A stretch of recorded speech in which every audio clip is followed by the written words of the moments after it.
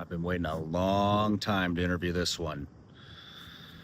Father Chad Ripperger, probably the most premier exorcist in the world right now, and extremely knowledgeable on spiritual warfare.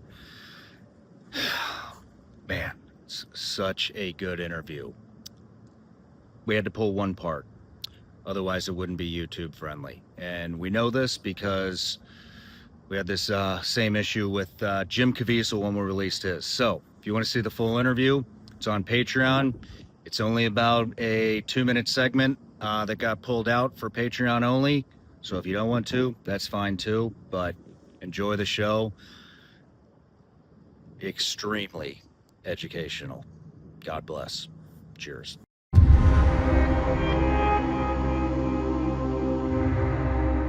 Father Chad Ripperger, Nice to finally meet you. welcome to the show. Thank you. It's nice to finally meet you. We've been trying to get you on for over a year and finally made it happen. So thank you for coming. It's an honor to have you. Well, likewise.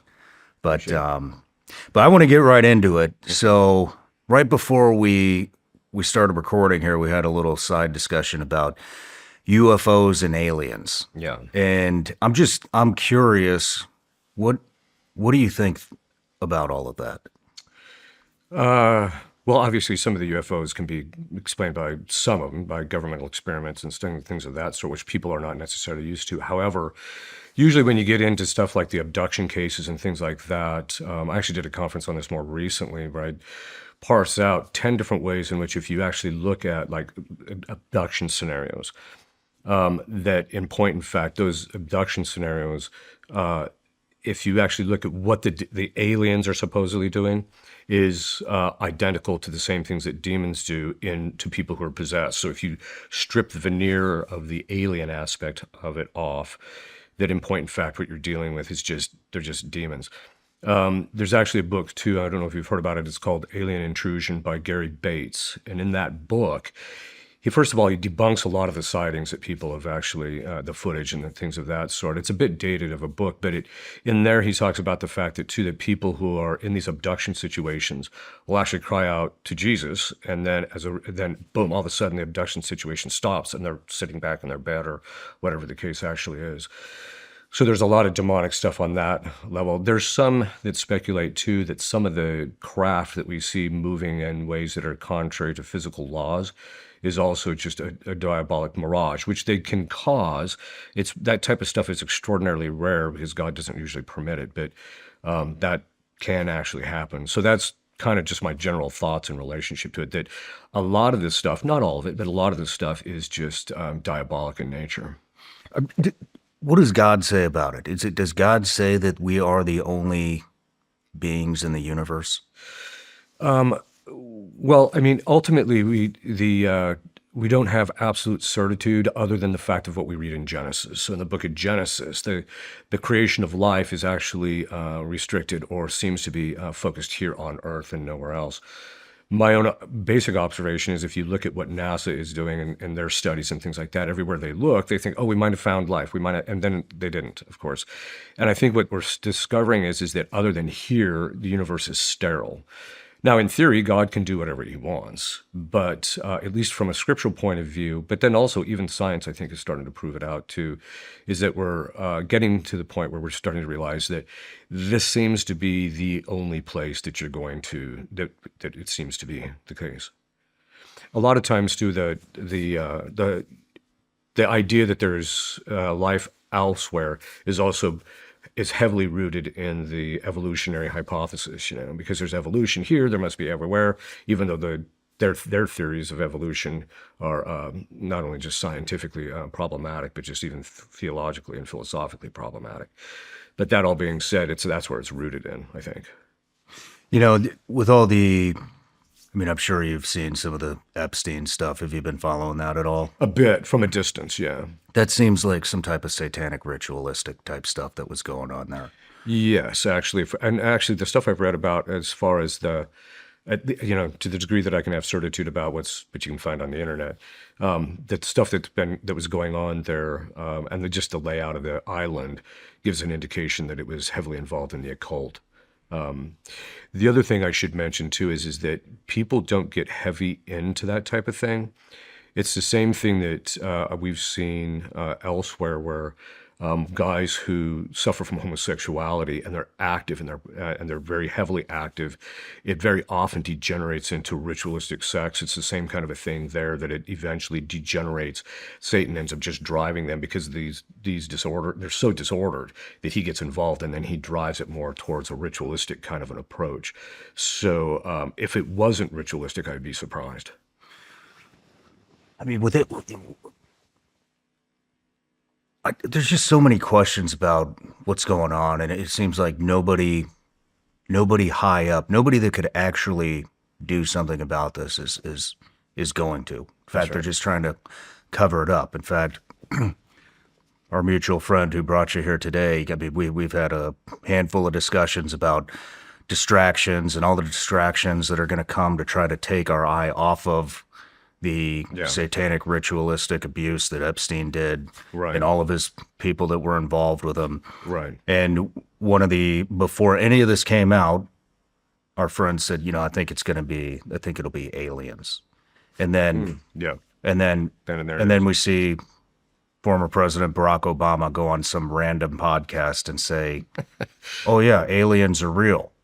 And I brought this up. I've been really angry about this stuff, and I went up to our oak tree and did a little rant about it, and said, you think this is a coincidence that they're all of a sudden a former president goes on a random podcast that nobody's ever heard of and says that aliens are real, right in the middle of the biggest, most elite pedophile ring in the entire world, while that's being blown up. unfolded. Right.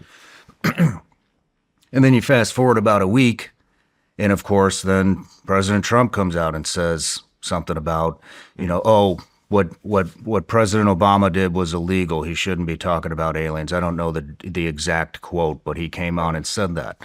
And then I have former guests that have been on the show, some of them that I've been trying to get on the show that haven't come, that are in the alien UFO anomalous activity, realm, and they're saying, oh, look at this. Oh, look, maybe the Epstein stuff is a distraction from the alien UFO.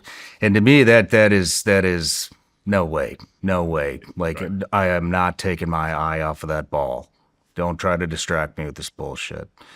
And I mean, what do you think about that? I totally agree with you. Actually, for this particular reason, there's kind of a bit of a backstory. So one of the tactics that the demons always use and very often use, is they rarely do a frontal assault on a particular individual. What they'll do is, and this is a diversionary tactic, which being a military man, you would be able to appreciate this. You're over here, you just lob bombs over here, so the people's focus goes over here.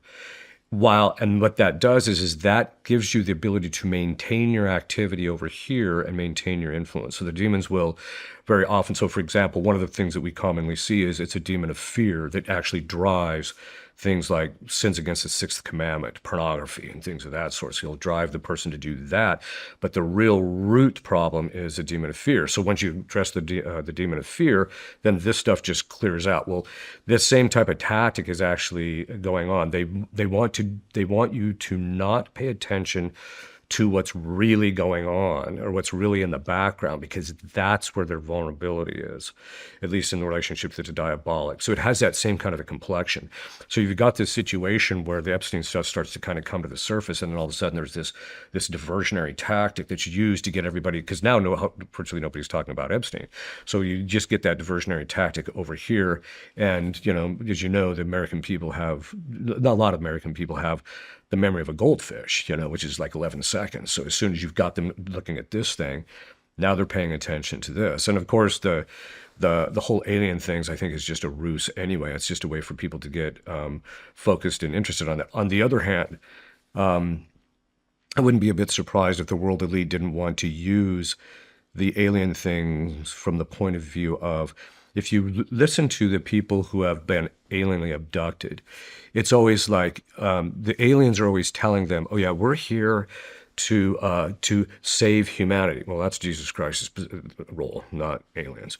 We're here because human beings can't save themselves, and we're here to basically usher in a new era. Yeah, that's because the elites want to get away from or at least the demons want to get away from Christianity as the ruling ethos that affects, the world cultures, etc. So the very same things that the demons actually want is the same type of stuff that you hear the aliens actually talking about and going into. So for me, it just looks like a diabolic diversionary tactic, not necessarily in the sense that the people that are doing this diversionary tactic, the human beings doing this, are thinking that they're thinking in terms of diabolic necessarily in doing this.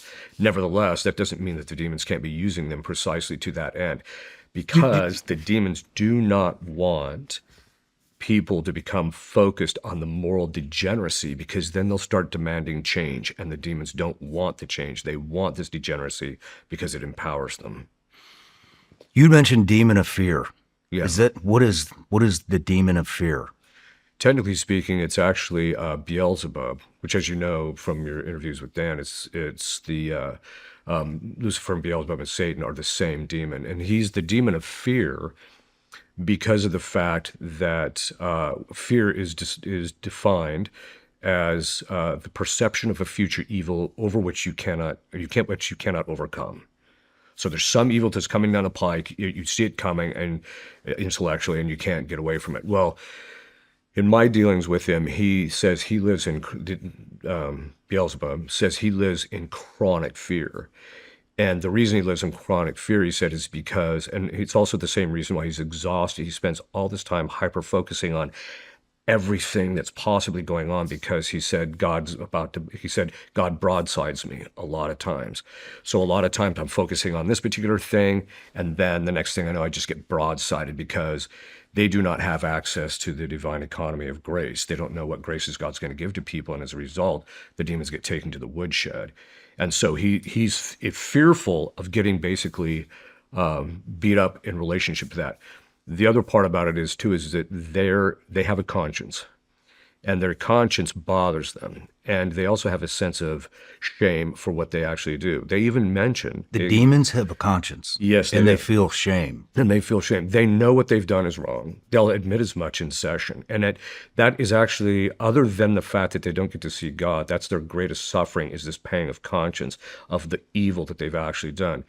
Beelzebub's even admitted to me in session that every time he gets someone to fall, he gets a sadistic delight out of it, but it increases his shame in knowing that he's that much lower of an individual for having done that.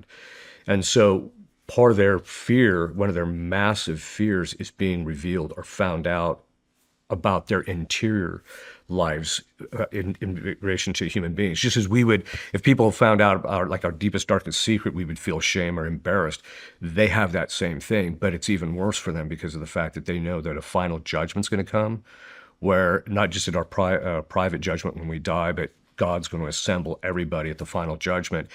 And every evil thing they've ever done will be known by everybody. So they have a tremendous amount of fear. Shame is defined as fear of being perceived as lowly. That's interesting that they feel shame. So would it be possible for a demon to come to Christ and to No.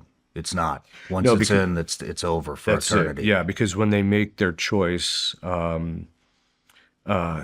well, I should say this, none of their sorrow or even their fear, but none of their sorrow is to a purpose of amendment. They have no intention of getting their act together.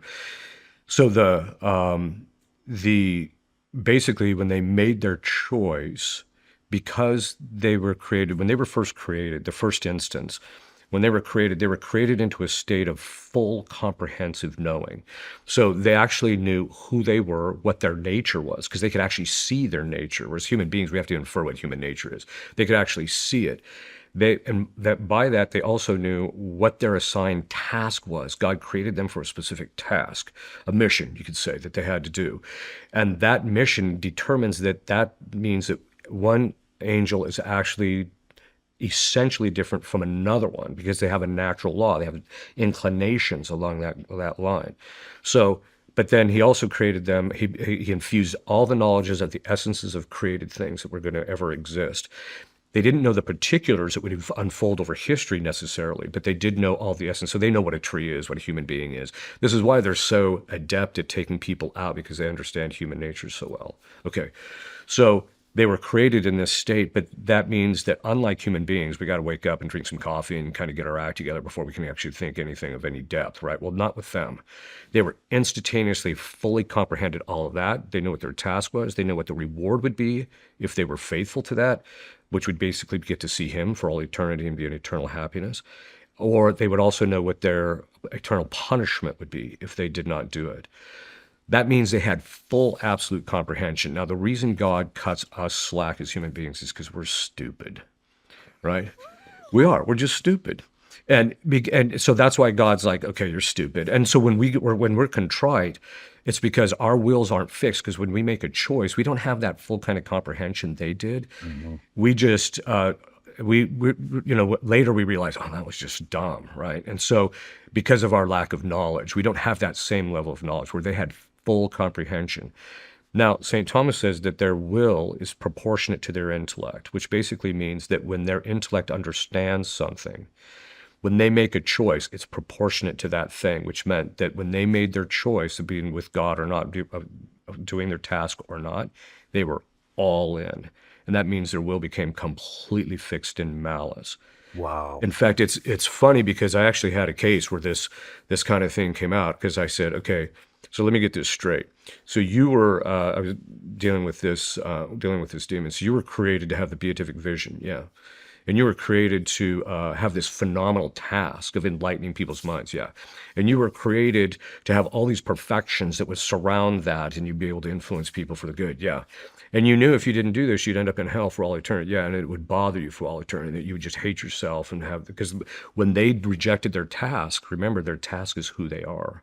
And that means, but they made their choice. It was perfect self-hatred, and you knew you'd hate yourself for all eternity, yeah. And I said, and you'd do it again? He said, yeah, I would.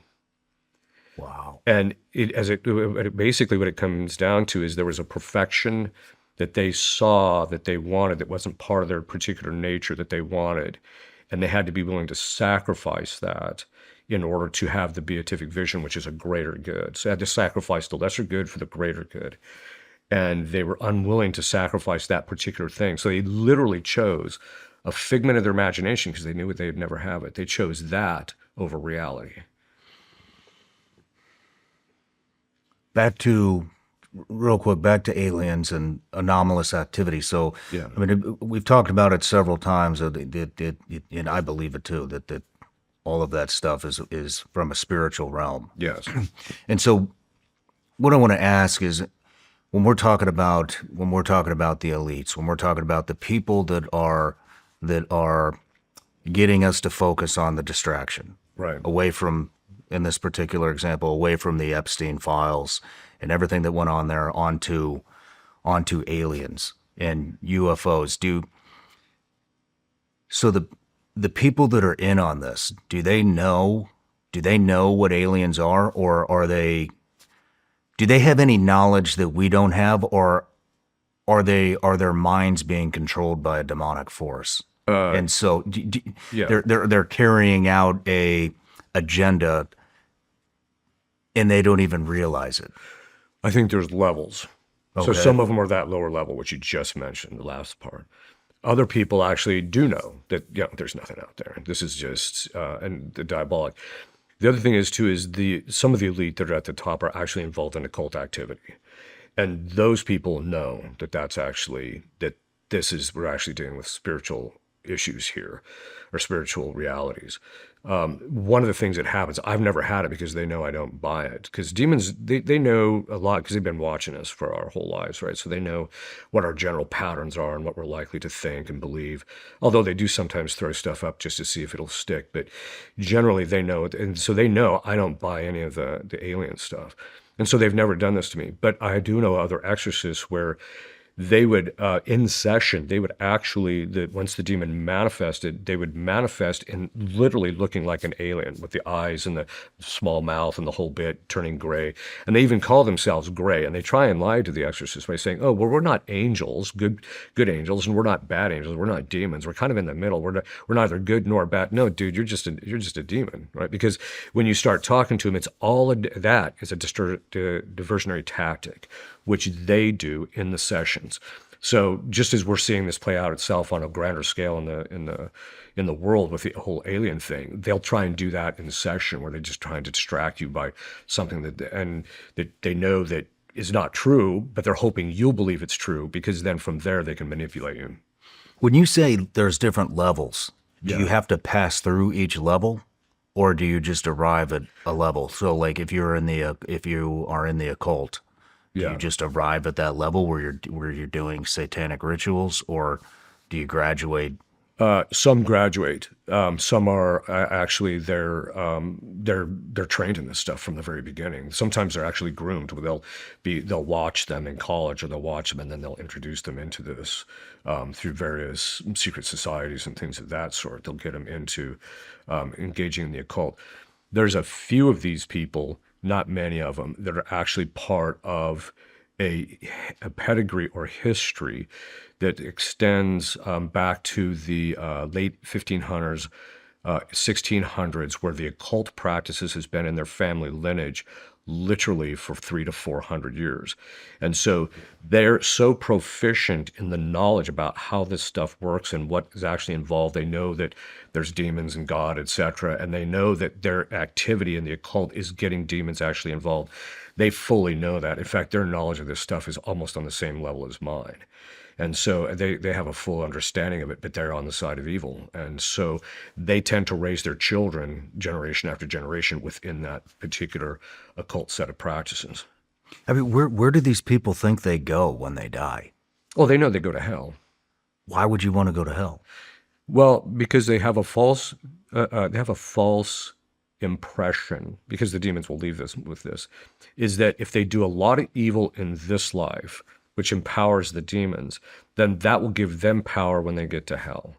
And so when they have that, and they actually believe the exercise of their power in hell will be something that they can then have a kind of a comfortable hell, or it's not going to be as bad because I have all this power. And part of it is that they just have an aversion towards things that are good anyway, and so they don't want to go that route. But they so I'm going to end up in hell, so I might as well get as far as I can. And that's one of the things we're seeing among some of the Satanists now, is that that's why they engage in things like child sacrifice and things of that sort, because they're thinking that once they get to hell, they're going to have all this power. But what they don't realize is that something which Satan himself actually once said to me, because I was noticing something in his behavior, because I wrote 3 books in psychology. So one of the things I just started doing is watching patterns of behavior of these guys, and both as individuals and as general, a lot of demons. And I said to him, I said, your exercise of power in hell is actually painful, isn't it? It's not pleasant. He says, no, I hate it. He says, I use it to keep, to try and protect myself, but I hate it. And so they don't seem to realize that even they might get a certain amount of delight in having all this power in this life, but even if they have it in the next, they'll be miserable. And they don't see it. They're miserable in this life too. They are miserable, but they think it's going to be like this life. Man. Thank you. It's gonna be a heavy interview. So everybody starts off with an introduction here. Okay. Father Chad Ripperger, Roman Catholic priest ordained in 1997, theologian, philosopher, and one of the most prominent exorcists in the world. Hold degrees in theology and philosophy from University of San Francisco, masters from University of St. Thomas and Holy Apostles, and a doctorate from did I say that correctly?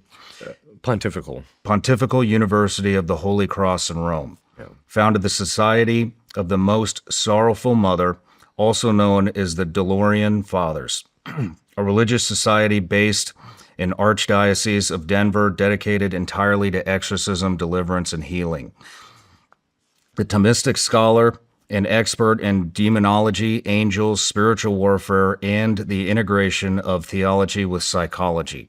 Author of books including Deliverance Prayers for Us by the Laity, Dominion, the Nature of Diabolic Warfare, and the Introduction to the Science of Mental Health. In your years as an exorcist, you've handled some of the worst cases of diabolic affliction, including full possession.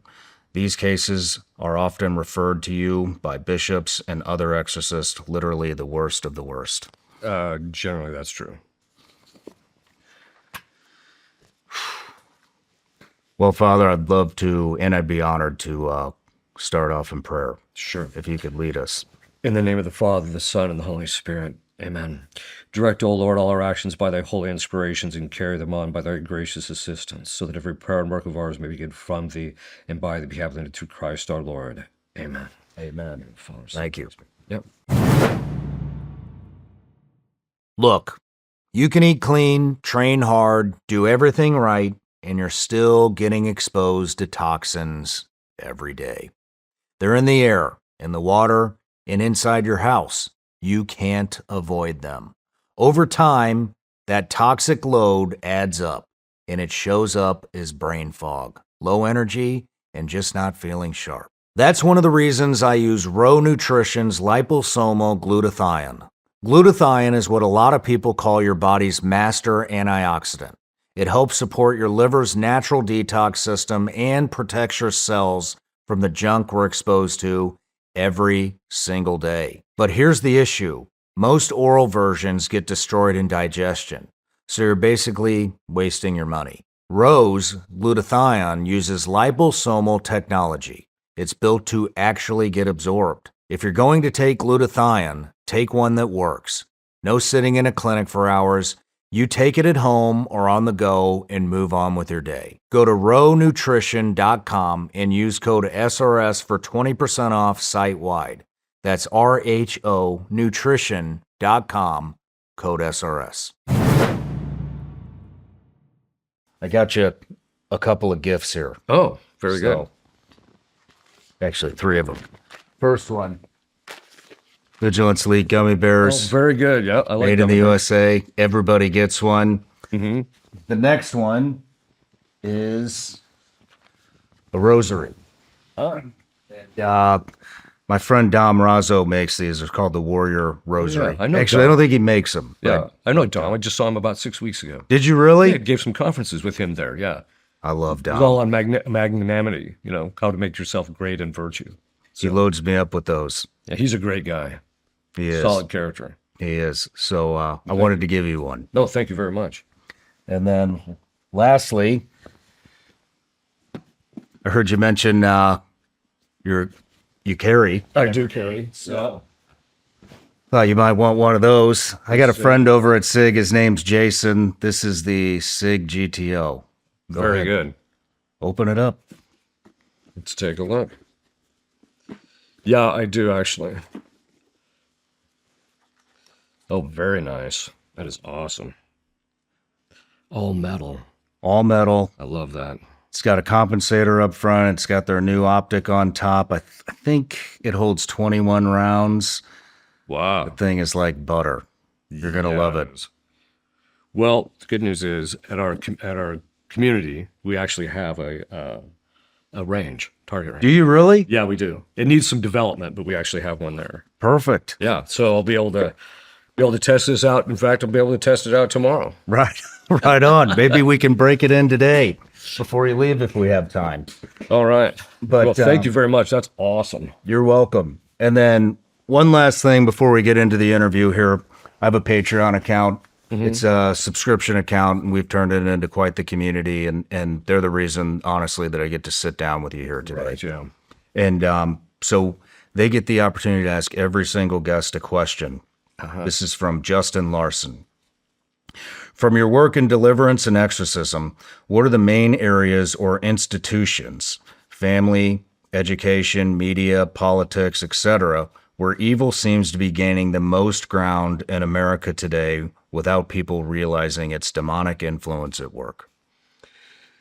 That's a good question. I mean, obviously, we're seeing just on the grand scale, like in politics and stuff like that, we're seeing the diabolic stuff pretty clearly. But the place that they're making the biggest headway is, I should say, if we're talking about a shift that we started noticing about 2 to 3 years ago, where the demons used to not attack and now they're doing a full blown attack, is on good families.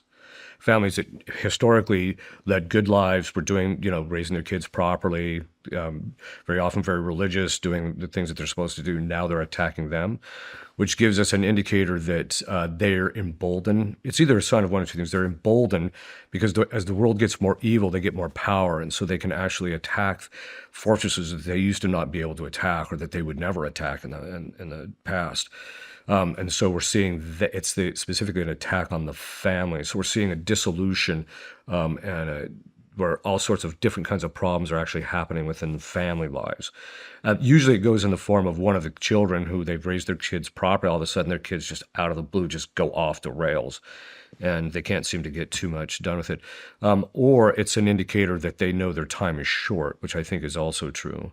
The demons? Yeah, they know their time is short. They know that God will only tolerate this level of evil that we're seeing in the world for only a certain amount of time.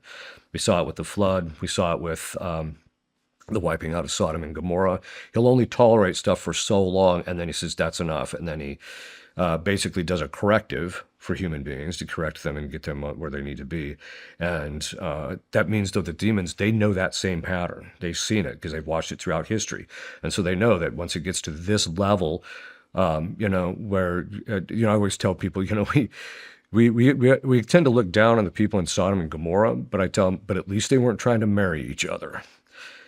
Which makes us worse, frankly, as far as that goes. And the fact that, generally good people just tolerate that stuff and think it's actually okay, because the majority of the public think it's okay for two men to get married, which I think is just an indicator of our insanity.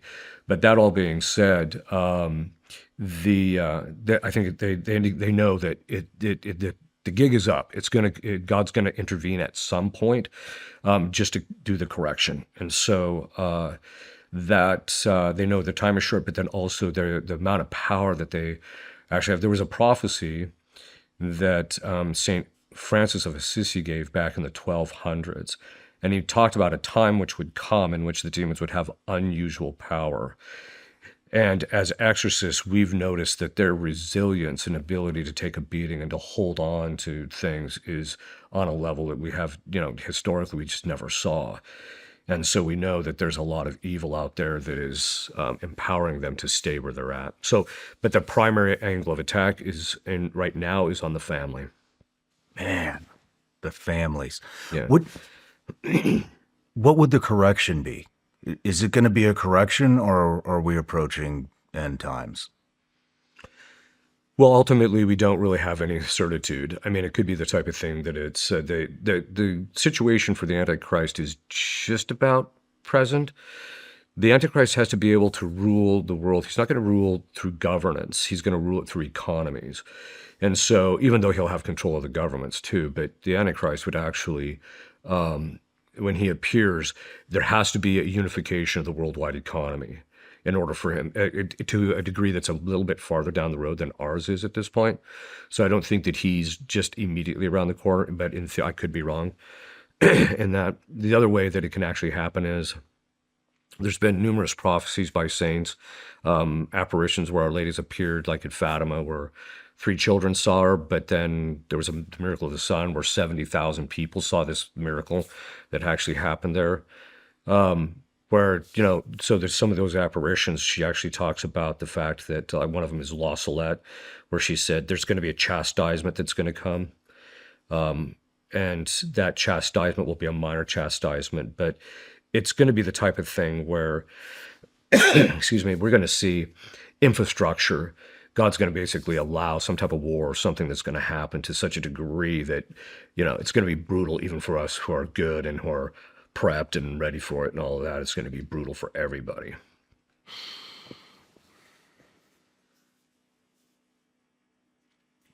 When you say, I can't remember how you said it, but you said it sounded like you were saying the stage is kind of set. Yeah. Almost everything that's happened needs to happen. What has happened that needed to happen, and what still needs to happen? Well, before the Antichrist comes, one of the things that we know from the fathers of the church is that there will be a worldwide implosion of people's morality. So, which we've seen, right? So that's happened since the 1950s. There's been an implosion where people just aren't following the laws of God or the natural law in any sense of the term. So we have that. The other part of it is, again, is the unification of the worldwide economies, because he has to be able to basically control people en masse. The other thing is too is it has to be something that the people that are alive, that in order to survive, you have to be able to plug into that economy in some fashion. That's why they talk about the mark of the beast. Well, we're almost there, where they could literally just decide, look, unless you're going to sign off on certain things, you're not going to have access to the digital currency that we're going to enact worldwide, and therefore, because that's how he could rule it. At least that's my opinion. I think that's one of the ways how he's going to control people is through digital currencies, and he's going to just shut people off, and that's how they'll be able to basically starve people out if they're unwilling to sign off on the Antichrist's rules. So it's going to be those kinds of things have, as I mentioned, have come into play. So we're talking like social credit score. Yeah, that's right, among other things. The other thing is, too, is we also know that the Catholic Church specifically will have to be at a state where it would have to have gone through a prior weakening crisis, and then it will resurge, and then right before the Antichrist comes, the morals of people will implode, they say, in such a rapid fashion to where this last 50 years will make our heads spin. It'll be that much more rapid. So there's some prophecies that have been fulfilled and some of them that haven't quite been. When you say good people, I mean, is that everybody? Everybody will be under the influence? Well, they say that the Antichrist will be so charismatic, and it will be that unless a person has specific graces from God, you're going to easily get sucked into into what he teaches and what he professes, which of course is going to be a rejection of Christ, and he will set himself up as the Messiah, but it'll be a political type of a thing. The other thing that has to happen too once he shows up, of course, the two prophets that are in heaven, Elijah and Enoch have to return. They're put to death. So because they actually return and preach against him. So those types of things have to happen before Christ actually returns and finally puts him to death. Do we know what names they'll use? We don't. You mean as Elijah and Enoch? It'll be clear who they are. What about the temple? According to the fathers of the church, at least the ones that I've read, they said the temple will never be rebuilt. And It will never be rebuilt. And the reason being is because, first of all, Julian the Apostate tried to rebuild it, and it was destroyed in the process.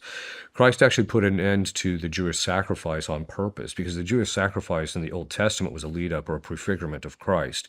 And so he gave them one generation in order for them to convert to Christianity. And when they didn't, he put an end to their sacrifice. So technically speaking, there hasn't been practicing Jews in 2,000 years because the temple hasn't been around. They haven't been able to offer sacrifice. Doesn't mean that they don't pray and things of that sort, but they haven't been able to enact their primary religious duties, which is to offer sacrifice.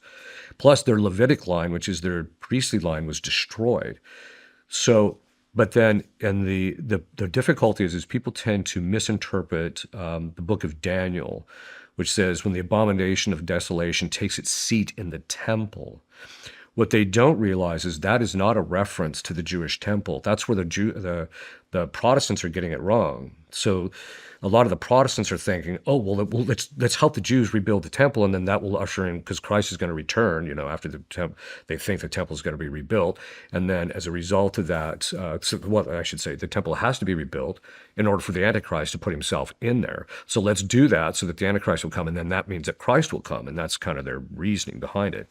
Well, first of all, just getting through the years of the Antichrist is going to be brutal, so I wouldn't be pushing that.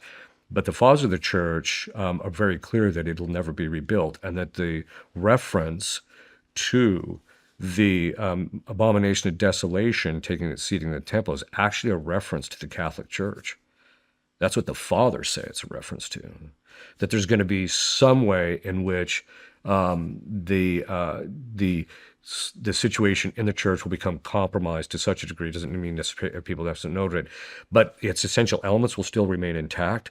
but that the Catholic Church itself would become compromised in that process. Jeez. When we're talking about the social critics, Credit but source. the ruling through the economy, Yeah. and you had mentioned the mark of the beast. It's just in the past 6 years, I've heard lots of different things that could be the mark of the beast. The first one being the COVID shot. Yeah. The next one I've always heard is digital currency. Another one could be Neuralink. Yeah. And so what I want to ask is, I mean, this is what are people supposed to do?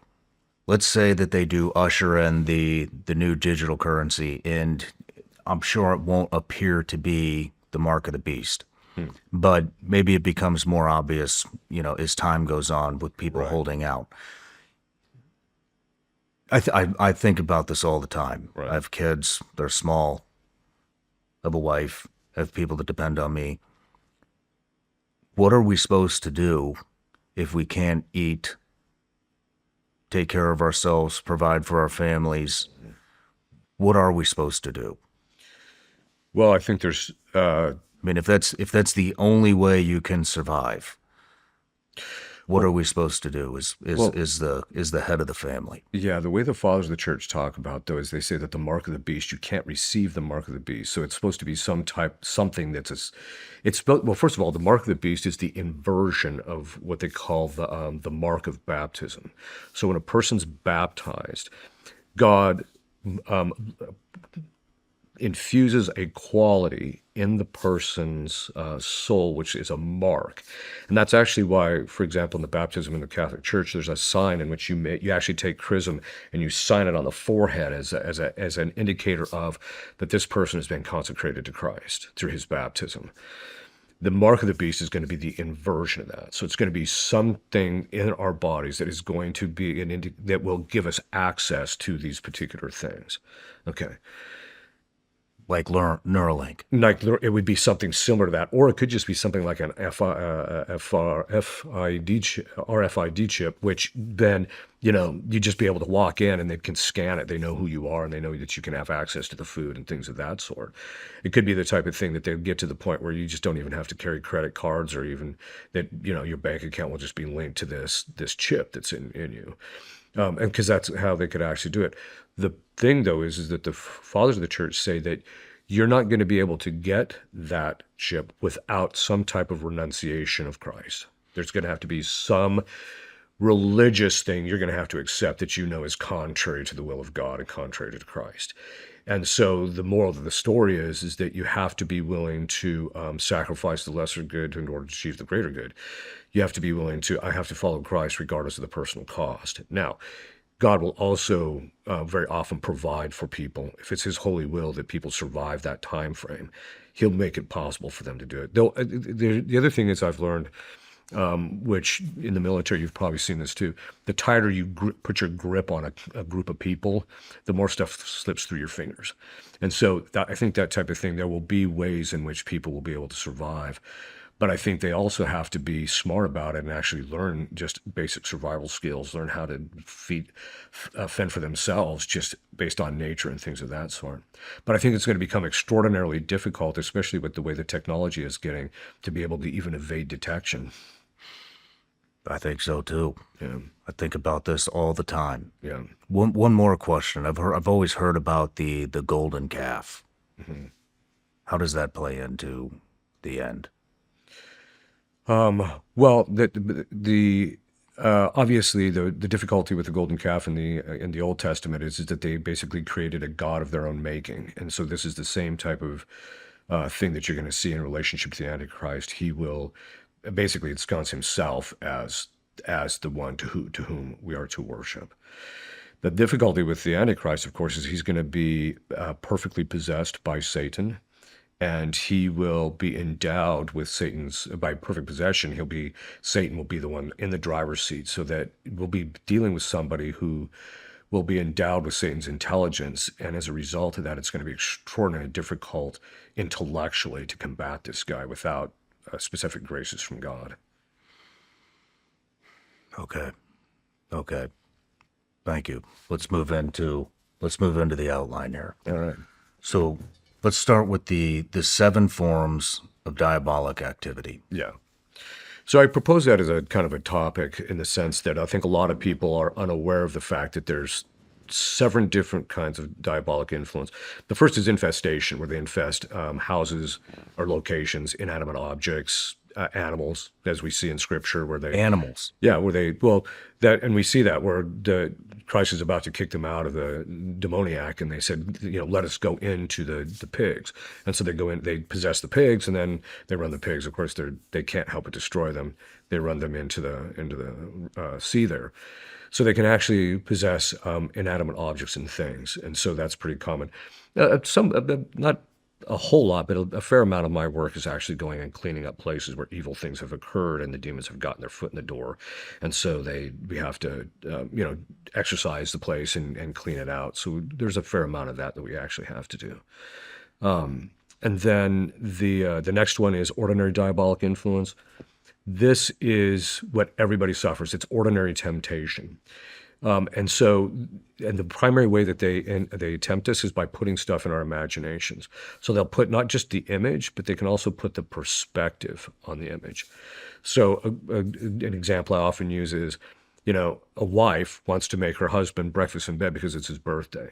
And so she comes in, he's laying in bed, it's 7:00 in the morning. She comes in and says, "Dear, what time are you going to get up?" Because she's trying to time it in order to get this. And then what the demons do is once he hears that, what time are you going to get up, the demons can then they can skew the perspective on the thing. They can jade our perceptions of people and of things, and they do that. And then what he hears or thinks he hears, what he judges in that situation by their skewing his perceptions is she just thinks you're lazy. Right. Rather than, and this is how they can actually destroy relationships. This is how and that in fact, in marriage, this is one of the ways that we're seeing as we're talking about families. That's always their first attack. They have to separate people psychologically first before they're ever going to get them to divorce. They have to separate them psychologically. And the way they do that is by skewing their perceptions. And then they can also move our emotions too. So they can kind of increase our emotional responses to things or cause emotions. And then as a result, it affects our judgment. So that's ordinary temptation. Just go back to diabolic infestation. I mean, we talked about demonic influence on animals and humans. What about houses and buildings? Yeah, houses. So I do a fair amount of exorcism of buildings. A lot of office buildings more recently, especially buildings where charitable activities are being done. People are just getting hammered. So like places that are working against abortion or like there's one that I've been working with from time to time. They're actually trying to do a Catholic version of hospice where they're just not offing people, that overdosing and killing them to get rid of them. They're actually letting them go through a normal process of death. They're getting attacked. So, but houses too, usually there's, evil that's occurred in the location or in the house itself, which has resulted in the demons getting into the house. And then that's when you start seeing, stuff moving around and things like that in the house. So the opening for a demon to enter a human, a building, a house, an animal, maybe not an animal, is sin. Correct? That's correct.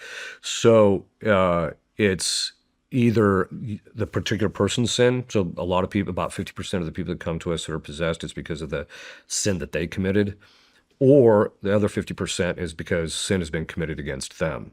In locations, it's because somebody has done something particularly evil in a location, and as a result, the demons have gotten their foot in the door there. And so you have to go in. Sometimes finding out the history of the house can be very helpful, but you'll have to exorcise the place in order to get the demons out. What are the most common sins they enter through?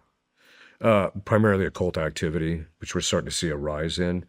People engaging in witchcraft and Satanism and things of that in a particular location.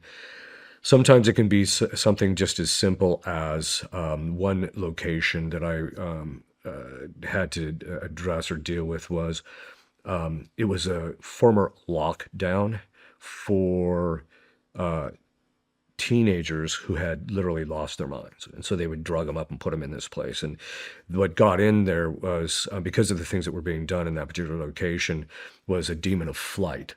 So you would walk in there and you'd get attacked like, I got to get out of here, was what people would explain. I just got to get out of here.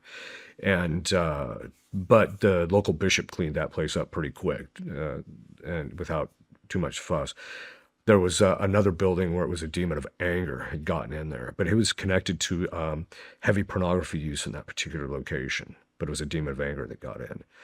And so that took a little bit. And actually, that case was the first time I ran across what we call temporary possession, where the demon, the infestation in the location was so at such a level that he could actually attack people and actually quasi-manifest through individuals.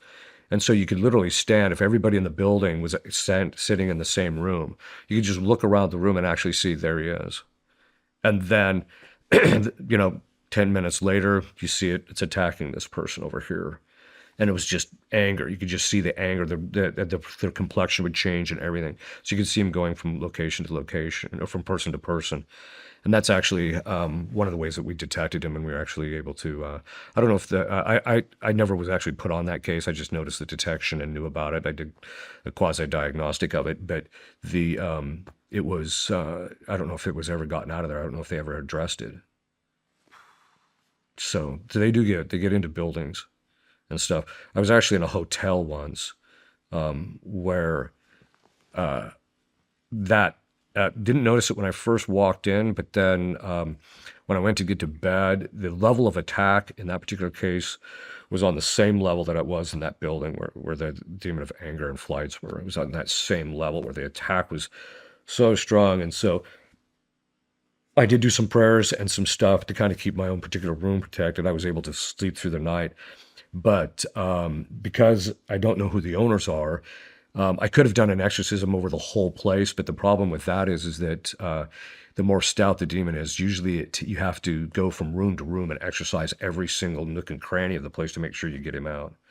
So, which I've also had to do even in rectories, where bad things have happened in the rectories, and so you have to go in and clean it out. Are there any specific sins you see them go through more than others? The demons? Demons. Well, the sins they like to gravitate towards the most, because they're the easiest to get human beings to fall into, are the sins against the sixth commandment, like fornication, masturbation, pornography, those types of things. Those are the ones that they tend to like to use because they're so easy to get us to fall into. And then from there, they'll graduate people to other sins and get them into stuff that's even more disorder. What about lies? I mean, I see people that lie. I've lied. Mm-hmm. I think everybody's lied at some point. Yeah. But I always wind up coming clean, and I always feel better when Right. I mean, I do it right here on my show. I'll tell people all kinds of ridiculous, horrible shit that I've done, but to me it feels like a confession. Yeah. In some ways, it feels better than confession because nobody can hold that against me because I've already confessed. That's the way I feel, at least. Yeah. I've confessed publicly. Yeah. I did this. I'm fucked up, and now I feel better. Right. I see people who maybe I'm not necessarily friends with, but I know I'm associated with, who are living a lie. Mm-hmm. And some of these people have enormous audiences, just huge audiences. Lots of people know them, and they just continue to live the lie. Right. And you can feel the misery. Yes. You can see it. You can feel it. You know that their entire life is miserable. Yep, that's right. Yeah, demons do actually drive that type of thing.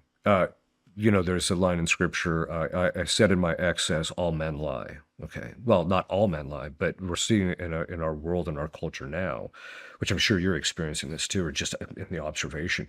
You can't watch 5 minutes of the mainstream news media without knowing I'm being lied to here, right? I mean, in fact, I've told people that the mainstream news media lies so habitually, you can't even trust literally anything they say, good, bad, or ugly. And so, when they report on something, okay, maybe something's happening there, but it may not be the way they're reporting it, et cetera.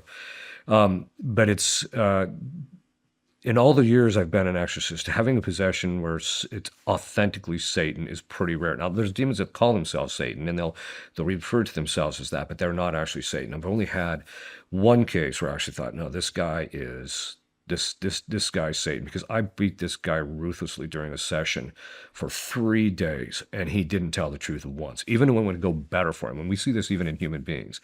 They'll lie even when the truth sounds better, right? So you just tell the truth.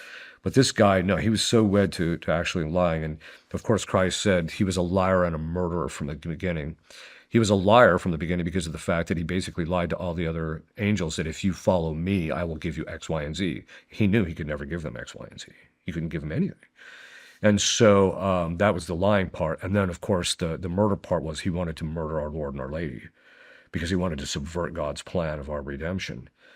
So, but you're seeing as the world becomes more diabolic, you see people becoming more mendacious. They're just lying on a consistent basis. I think we see that type of thing too with, we see it like with stolen valor and things like that, where guys claiming they've had this, that, or that experience when they haven't.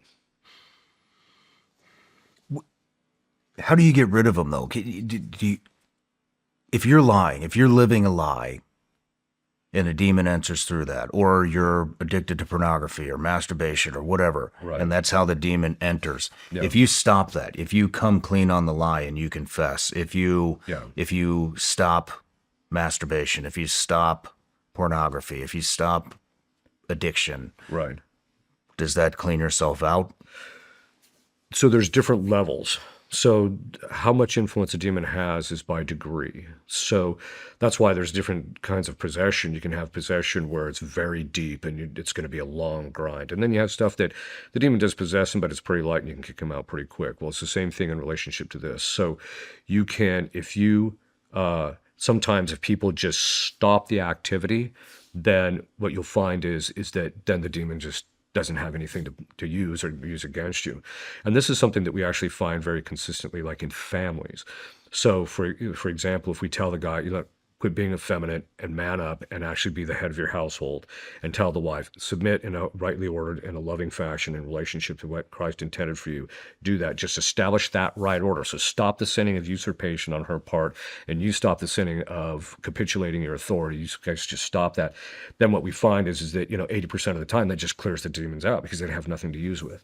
It's the same thing in our own personal lives. So in relationship to things like lying and that type, if you just stop, that's going to help.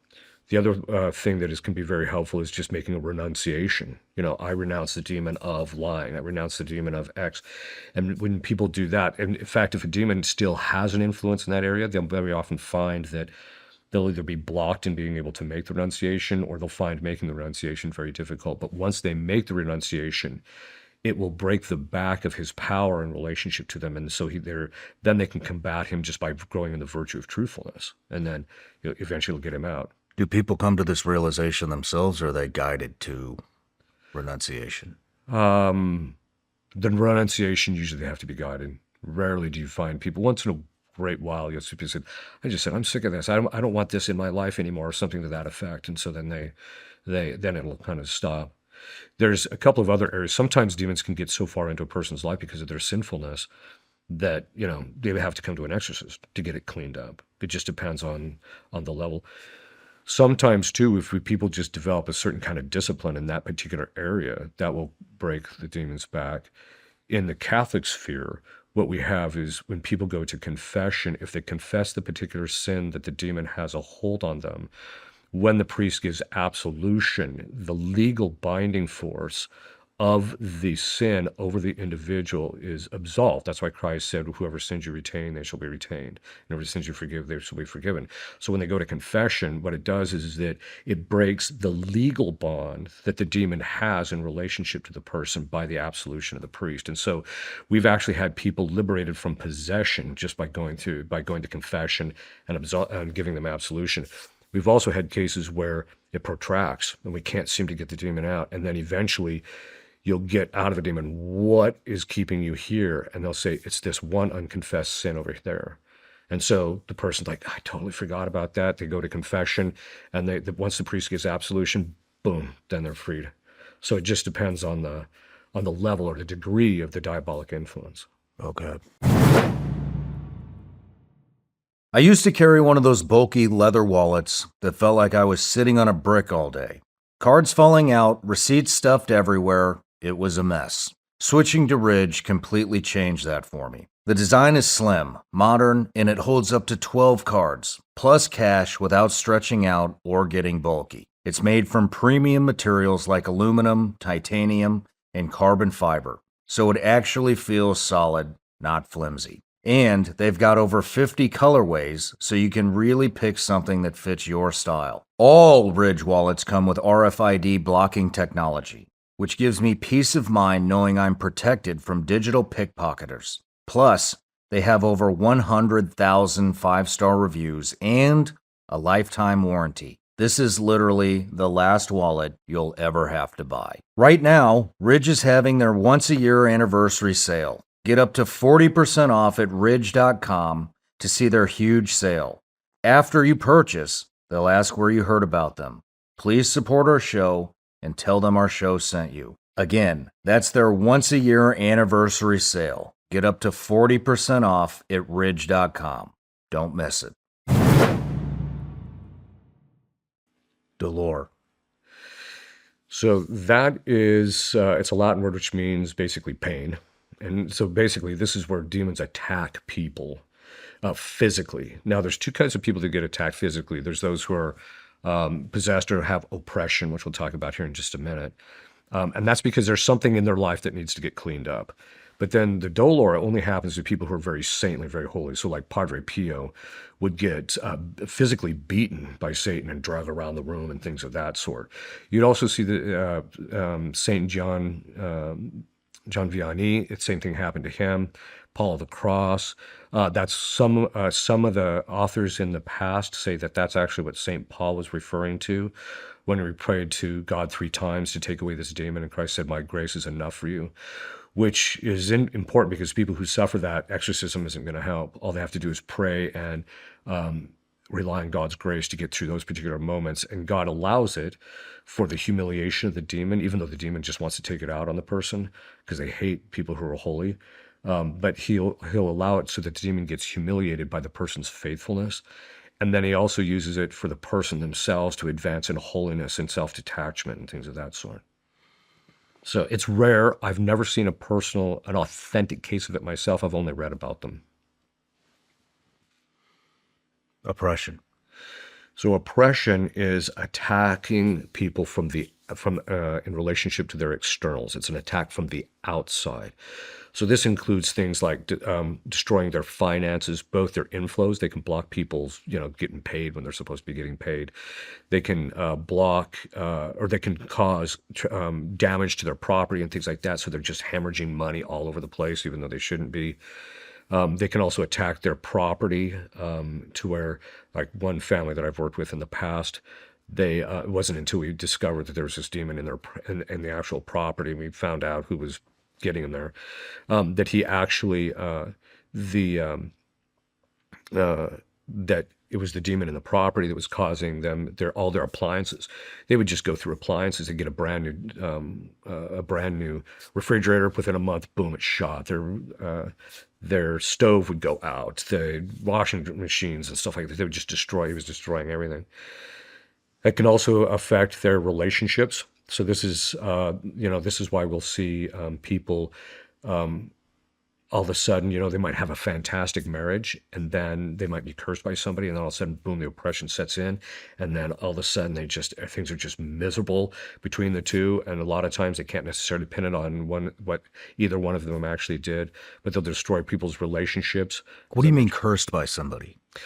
So somebody can actually do a ritual, which is like basically an offering to Satan, or do something to empower the demons to come and afflict a particular individual. A human being can do that? Yes, they can. Is that common? It's common enough to where I see it about 3 or 4 times a year where people have been cursed.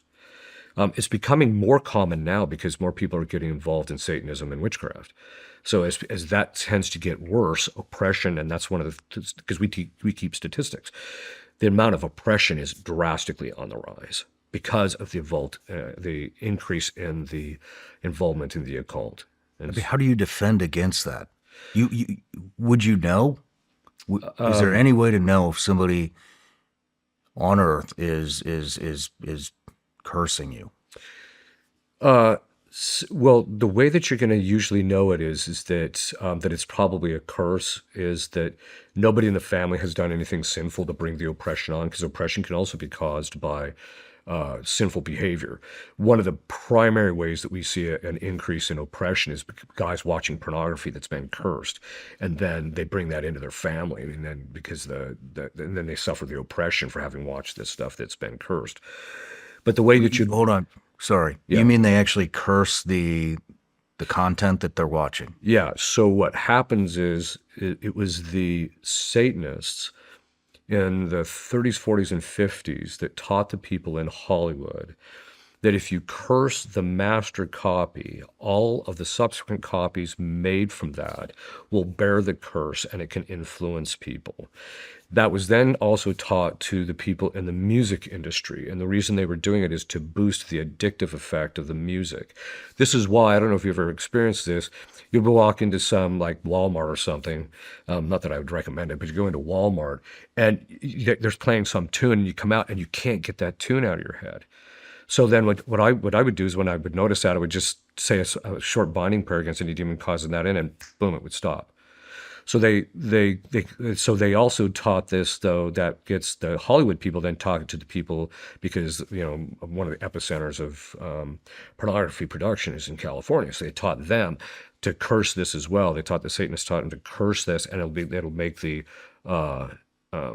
pornography more addictive. And so that's why you see that's one of the reasons why it's more, there's an uptick in it.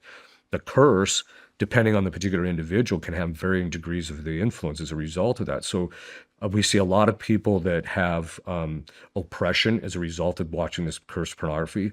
We're also seeing obsession, which we'll talk about here in a minute.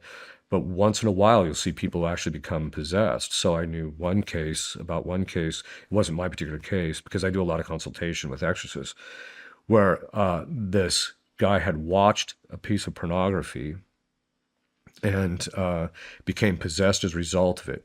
When this exorcist got him into the session and got the demon to tell him what was the cause of the possession, he said pornography. So then he asked the guy, did you watch pornography? He said, yeah, I did. And he said, well, what happened? He said, I don't know. I said, all I know is that once I watched that piece of pornography, I became completely obsessed with the woman that was in the pornography. And so I spent all my time trying to find her in all the other forms of pornography that I could find where she had acted in it. And so, and he'd become possessed as a result of it. So the curse can actually have its effect. Now, the way curses normally work is there has to be a vulnerability on our part for the curse to actually take place. And that can be anything from, you're committing some seriously sinful act and that's your opening door and the demon gets in from the curse. Or it can also be some minor defect that we particularly have, like, or some failing that we did. I actually, speaking of curses, I actually had one of the exorcists that trained me asked me to take a look at this one case, and he said she's possessed. So I said, okay, well, I'll go talk to her, because he said he couldn't get to her. So I went, and when I saw her, I said, yeah, she's possessed. It's pretty clear. She's getting occult knowledge but she likes it. So I told her, look, I can't help you unless you're willing to cut bait with these demons. I can't help you. So she says, no, I still want him. So I said, okay, well, if you change your mind, I'll be willing to help. Well, I left. The next day I came down with the worst case of gout I've ever come down with in my entire life. I could not. A week later, usually if I got gout when I was younger, I would just cut out dairy and then boom, it would go away. Well, there was no change in this thing. I even took those pills that take out the uric acid, no change. Then it just dawned on me, I wonder if this woman, a week later, if this woman didn't curse me. So I did a minor exorcism over myself and boom, it was gone. So I called the exorcist that had trained me, and he didn't answer. 2 weeks later, he calls me. He says, oh, I would have gotten back to you, but I have had the worst case of gout I've ever had in my entire life. I said, let me guess. Right foot, big toe. He says, yeah, how did you know? I said, dude, you were cursed. And so What was the vulnerability? The vulnerability is anytime I do this work, I always make sure that there's a prayer of protection I say before I do that. And I had failed to do that when I went in to talk to this lady. And that left me unprotected when I walked in. I just walked in thinking, well, I can talk to her and size this up without having to depend on Christ for my protection. Not that that was consciously going on, but that was the upshot of it. A year later, another priest called me and says, I think she's had a change of mind. Would you talk to her? I said, yeah, I'll talk to her. But this time when I went in, I said a prayer of protection. I asked St. Michael to protect me. And then I said a prayer which was taught to me by an exorcist, which was, Jesus, if this person tries to curse me, I ask you that if it's your holy will, it be sent back from whence it came. But in either case, keep me protected. So I said that prayer. Walk in, talk to her. She still wants the occult knowledge that she was getting. I gave her the same story. Can't help you. If you change your mind, let me know. I left. A week later, nothing had happened. And then I called up the priest and said, well, what happened? And he said, well, just after you left, she ended up in the hospital. Which tells you two things. This is one of the reasons why people who are very high up in the occult arts, generally speaking, do not like getting involved in cursing other people because they know they can become subject to the curse that they do. The second part of it is that that Christ hears our prayer. He honored that prayer. When you say the occult, is there a difference between the occult and Satanism? Well, cult is more of the genus. The species would be like specific kinds of witchcraft or specific kinds of Satanism.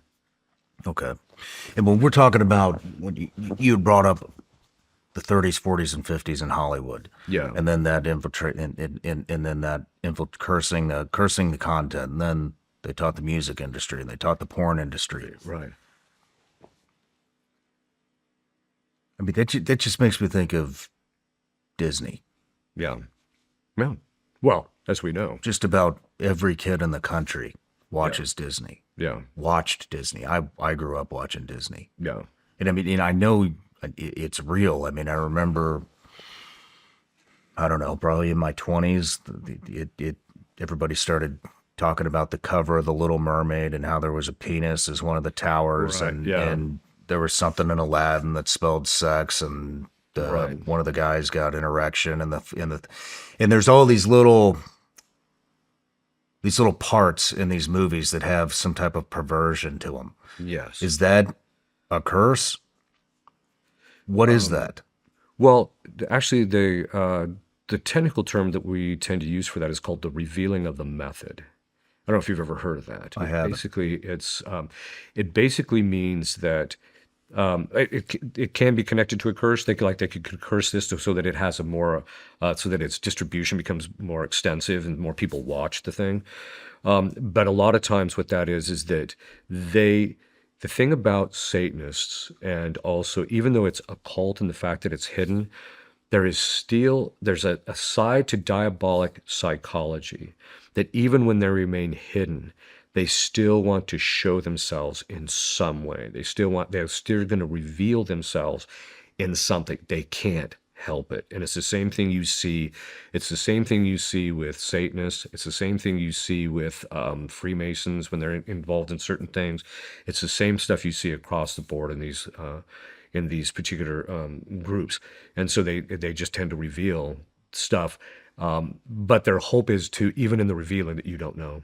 There's a sadistic delight they get out of basically putting it to you without you even knowing it. How much of the country or the world, I mean, is this affecting? So many people watch. Oh yeah, I think it's listen. Yeah, I think it's affecting just large percentages of the population. Somebody once asked me, what percentage of the adult population is diabolically obsessed, and I had to think about it a little bit. And then the number that came to me was about 25% of the adult population in this country, at least, is diabolically obsessed. So I asked several other exorcists without giving them my number, and they all came up with the same number. About 25% of the adult population is diabolically obsessed in our culture. So it's having a huge impact. Part of the other difficulty is that most people don't realize is that if something's been cursed, or if there is something evil in a particular movie, or in a video or something of that sort, or even in an audio, each time it's played, it's offensive to God. And as a result, the demons gain empowerment through it. So if you have a sex scene in a movie, if it's replicated on a million screens, God's offended every single time that thing appears on any screen. And so that really does gain the demon's power. And this is one of the reasons why the demons will do everything they can to maintain immorality in certain areas, usually in the areas of the Sixth Commandment, or as we were talking about pedophilia, which is really empowering to the demons, especially when the pedophilia involves killing a child in ritualistic sacrifice. The demons they really gain a certain amount of power of that. And then they also gain power just out of our sinfulness and things of that sort. But this is how they become empowered through those particular things. You had mentioned the woman that you were talking about earlier. She had occult knowledge. Yeah. That the way you made it sound, it just appeared in her mind. Yeah, that's right. Like a download or something. Right. What is that? What is occult knowledge? It's basically demons can feed people two kinds of information. So occult knowledge is of two kinds. The first is they can just put an image in your imagination about what's happening in another location. If a demon is putting a thought in someone's head, they can actually put the thought in someone else's head and tell this person, this is what this guy's thinking. So you see that somewhat commonly. So they can give us particular knowledge about things that are actually happening. Then this can be even through a person's history. So they can, you walk in and all of a sudden, if the person is possessed, they can start, the demons will just, if they're manifested, they'll start telling you about things that have happened in your history and you've never even met this person. So it deals with particular knowledge. The other kind is, Could that be the other side as well? in what sense? Could the good side, could God send somebody to read your mind? Yes, they can. It's called divine revelation. That can happen, but it's extraordinarily rare.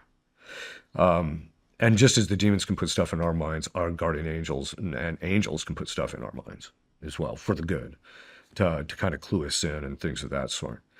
The other form is kind of a generalized knowledge of just like a science. So demons can actually teach people things about how like physical things work. I'm personally convinced that even though I'm kind of a fan of a lot of his work, is Tesla. When Tesla was coming up with all these ideas, I'm like, how would this guy come up? And he actually describes how his inventions would come into his mind all completely, the design all complete at once, instantaneously.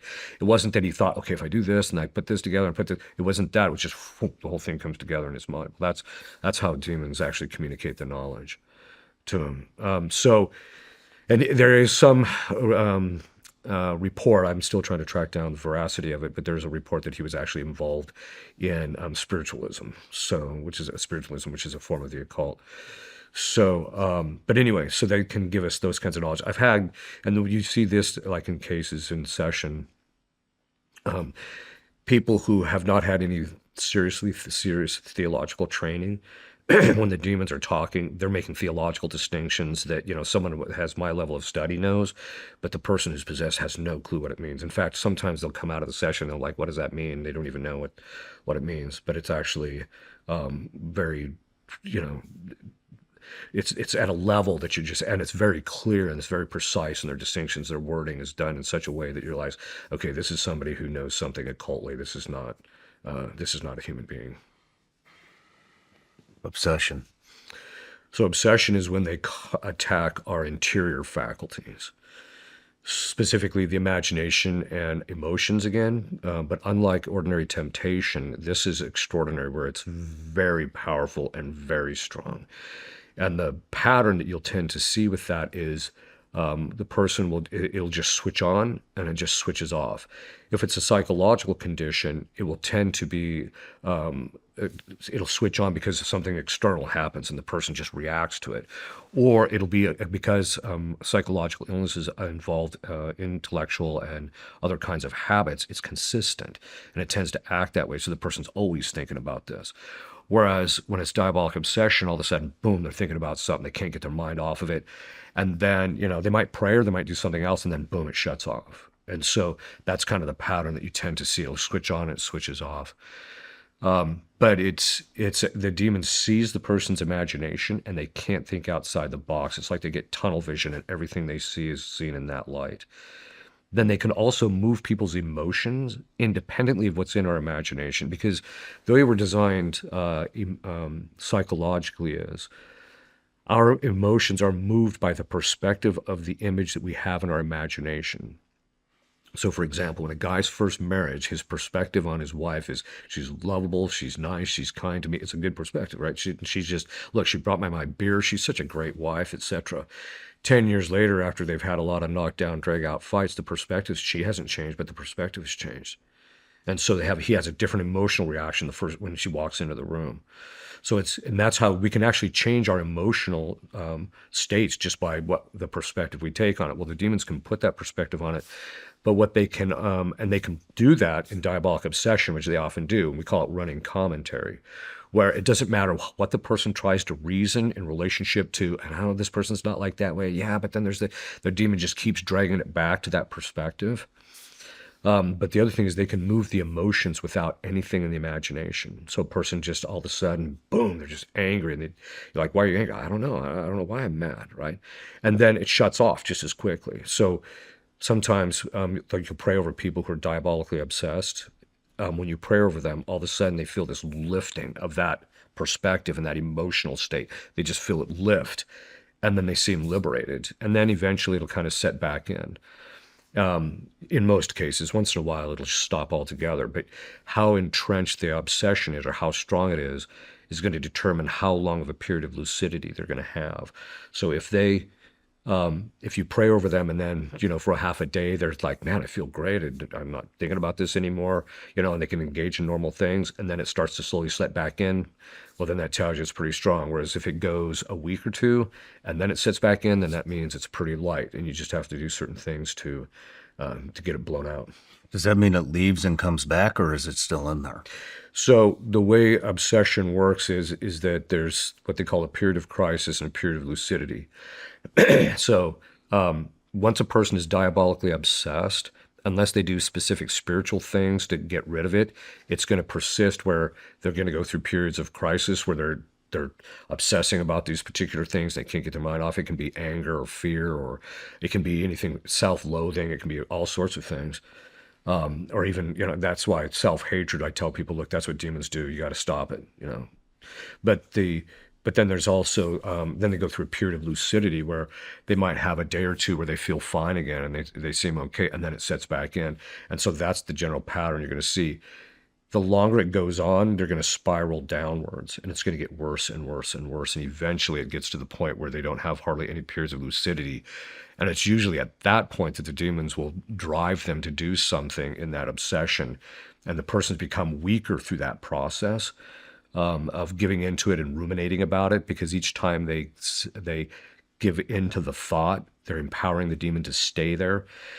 So over the course of time, it gets to the point where the person, excuse me, spirals downward, and then demons will convince them to do something that's gravely sinful, and that opens the door to possession, and that's their goal. Possession.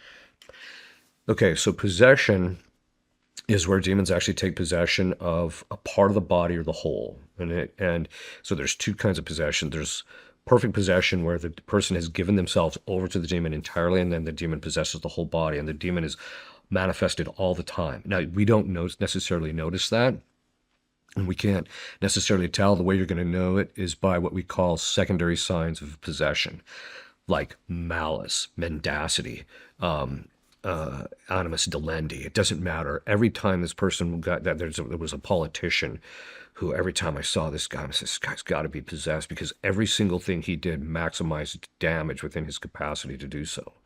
Right. And so you'll see those kinds of things, even though they don't preternaturally manifest, like they're not going to morph into something or show occult knowledge or any type of thing. Everywhere and in each situation they're in, they just cause damage or cause difficulties. Mendacity, just a variety. So there's a number of different secondary signs. But that's perfect possession, which is rare. And the exorcists never see those because those people are not interested in getting liberated because they actually like the possession because the demon's giving them something as a result of a little perk for it. So, so they realize they're possessed.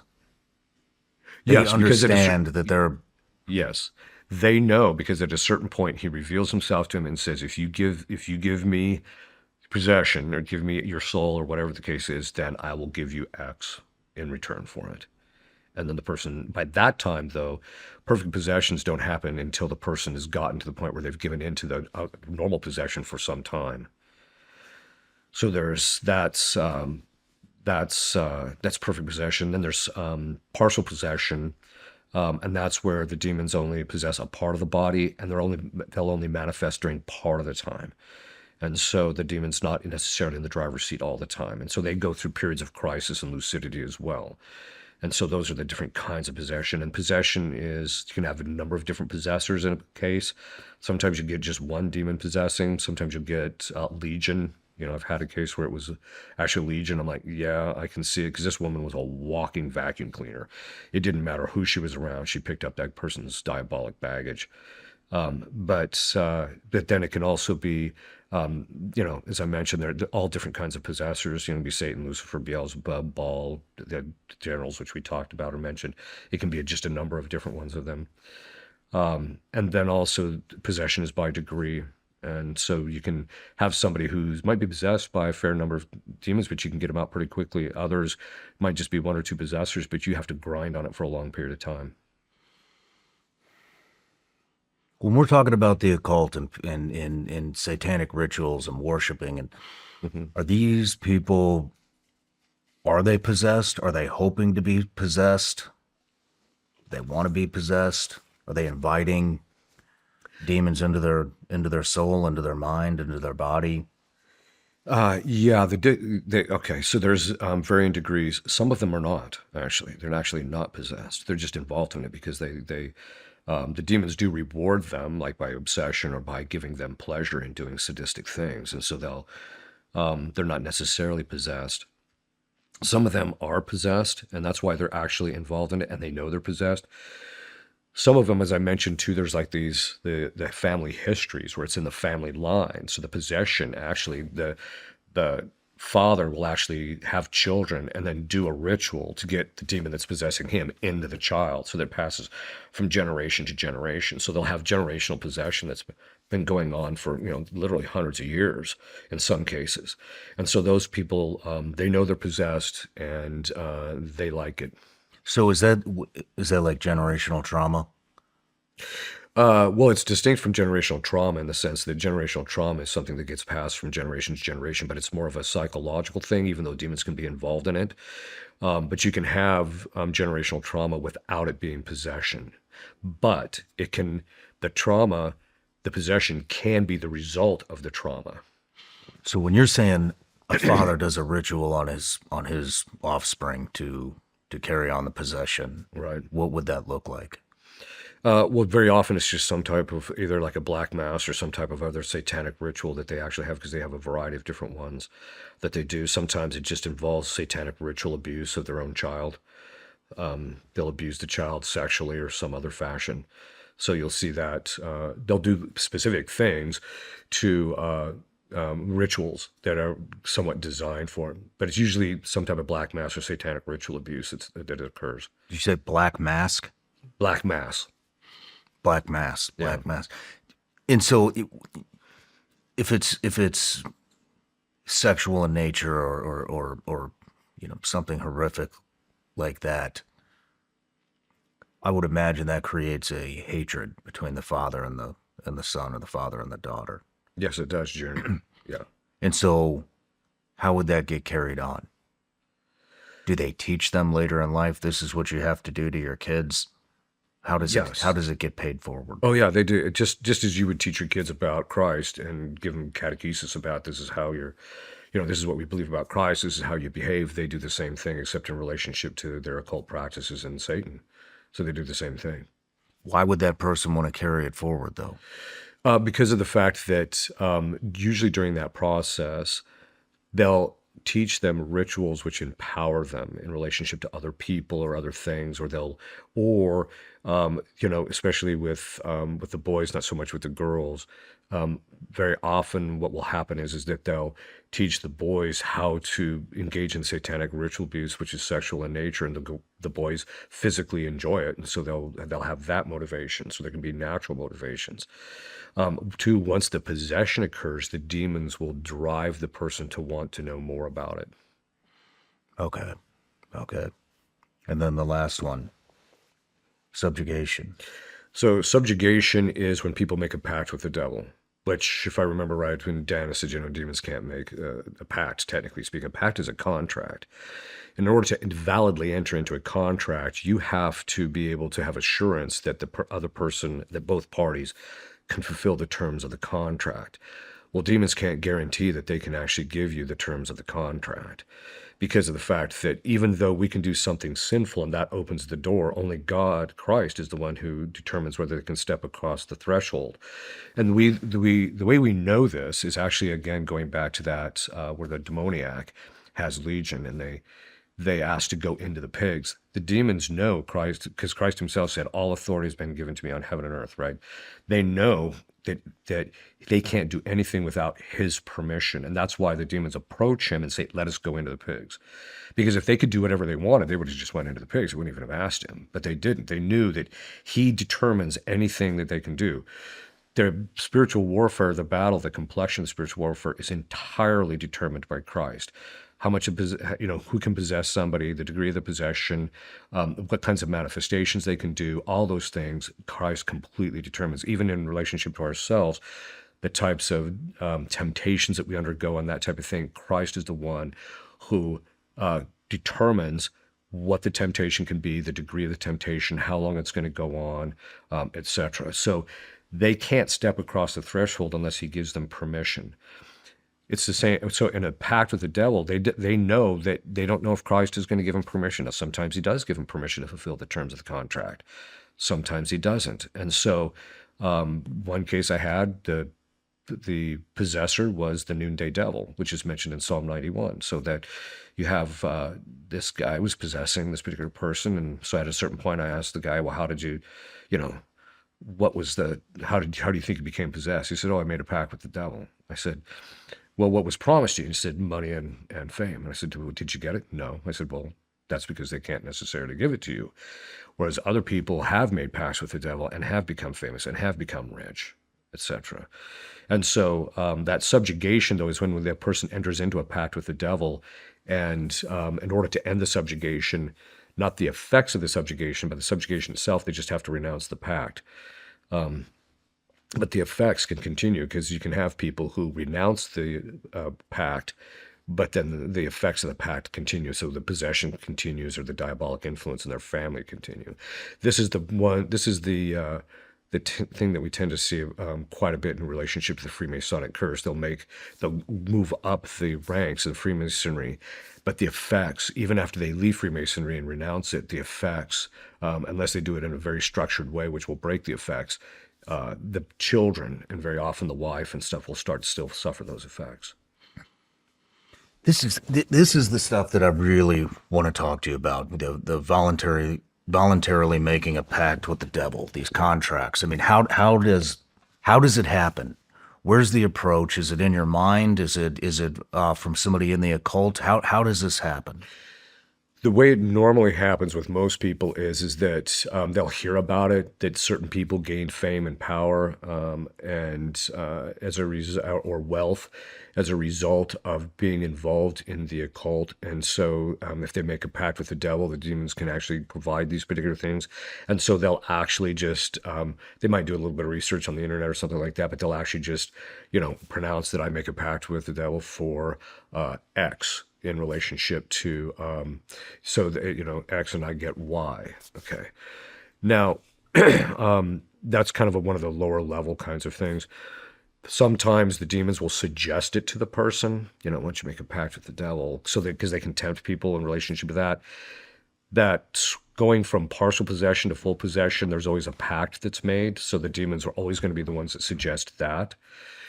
There are historical cases where the demons will actually even appear if the person's particularly bad, or if they really want this person and they've been working on him for a while to gain some type of psychological compatibility with the demons with the person. The demons themselves will actually appear to the person and suggest the pact.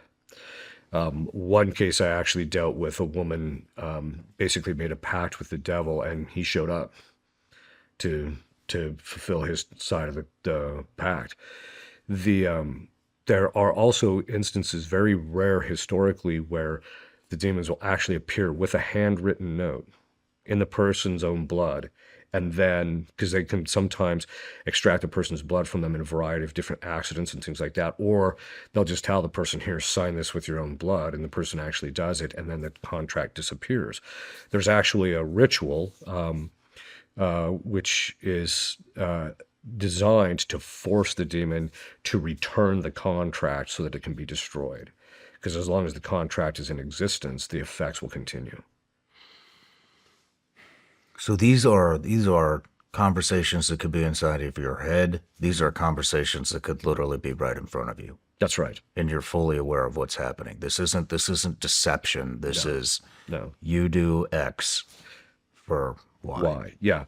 The reason they know is because they know the pact isn't binding legally in some fashion, even though technically speaking it's against the natural law, so it doesn't have any binding force. But they know it doesn't bind a person unless the person voluntarily knows what's going on and actually says yes. If they're ignorant about it in any degree whatsoever, the pact isn't fully binding. And so that's why they'll spend a lot of time massaging the person psychologically in their sin and in a variety of other ways to get them to the point where they're be open to, that's that psychological compatibility, open to the pact. They'll work on the person first before they do that. How many people do you think are doing this? I mean, we saw the P. Diddy stuff, the Epstein stuff is going crazy. It has been going crazy for years. I mean, you see politicians just consistently lying, Yeah. like knowingly lying.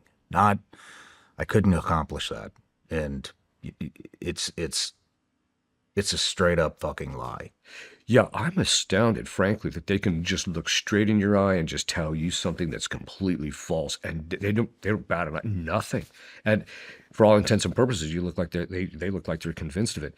As far as I think in some of the upper levels, I think there's a fair number of people that are doing that. Percentage wise, I would have no idea, but it's drastically on the rise. That's the thing that we've noticed, because when I first started doing this work 18 years ago, the number of people that had been involved in that was there was not a whole lot of people that were involved in that. But as time goes on, we're seeing more and more of that, where we're having to clean people up because of those kinds of things that are happening. And the occult activity among the youth, especially those under the age of 25, is drastically on the rise. And so I think we're seeing much more of that type of thing happen. What do you think about the stuff with for example, the latest Olympics opening ceremony, this big pentagram in the middle of it, or the one prior to that, also the Winter Olympics, the mockery of the Last Supper? I mean, Right. what is this? What is this? Well, did you ever see the ceremony for the opening of the tunnel in Switzerland? It was a full-blown ritual to Baphomet. So I think that's just part of the What revealing. tunnel in Switzerland? There's a tunnel that they had cut. I think it was like a 23-mile long tunnel that they cut. And when they did the opening ceremonies for it, it was supposed to cut down on this travel significantly for people in between countries. And you can actually find it online, but when you watch it, it's a full-blown ritual to Baphomet. And so I think that's all part of the revealing of the method, that the people that are at the top of these, the political elite, the financial elite, even people that are in charge of, stuff like the ceremonies that are the actual Olympics and that type of thing, these people that are at the very top of it. I don't know about specific individuals necessarily, but the people at the top, they're doing this stuff because they're revealing their belief. They're revealing the method. They just want everybody to see. They want us all to know that it's real. I mean, what is the point? The point is that demons are showmen, and so they get a certain amount of glory by their stuff being manifest in this life. And so that's why they like those two things being shown. But then also a lot of it is just to normalize people's exposure to it, so people have seen it enough to where they become comfortable with it, and then from there, then they can start opening up the avenue a lot more towards getting people to actually believe it. Once it becomes normalized and they've seen it enough, they're like, oh, okay, maybe I do believe that. Whereas if the first time you see something like that ritual to Baphomet, you're just like, that's just sick. That's just weird. Whereas if they just keep doing it, eventually it becomes normalized, and then people get used to it. Do you think pedophilia will become normalized? Massive display of that happening right now. Yeah, there is. I think what's happening, I don't think it's going to be normalized in the sense that your average guy on the street is going to be doing it, because it's against the natural law, right? We have natural inclinations, and God inclines us towards certain things. And if a guy has just natural virtue, he's going to find that stuff revulsive, right? So I think a vast percentage or majority of the people in their culture aren't going to ever do that type of thing.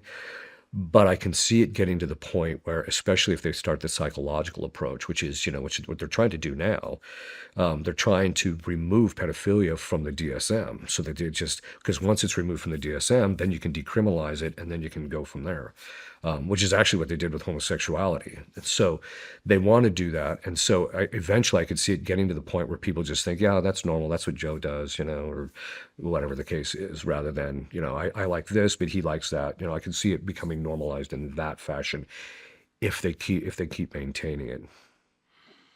Because right now the Epstein thing is to expose people to it in such a degree, and at the high level people being involved in it is done in such a manner that it gets people to realize that they want to give people the impression that it's more ubiquitous, that it's everywhere, everybody's doing it, or that people who reach this, it's normal for the people who get to the top to do this kind of a thing. Do you think that's why that was actually my next question? Why do you think this is all being revealed right now?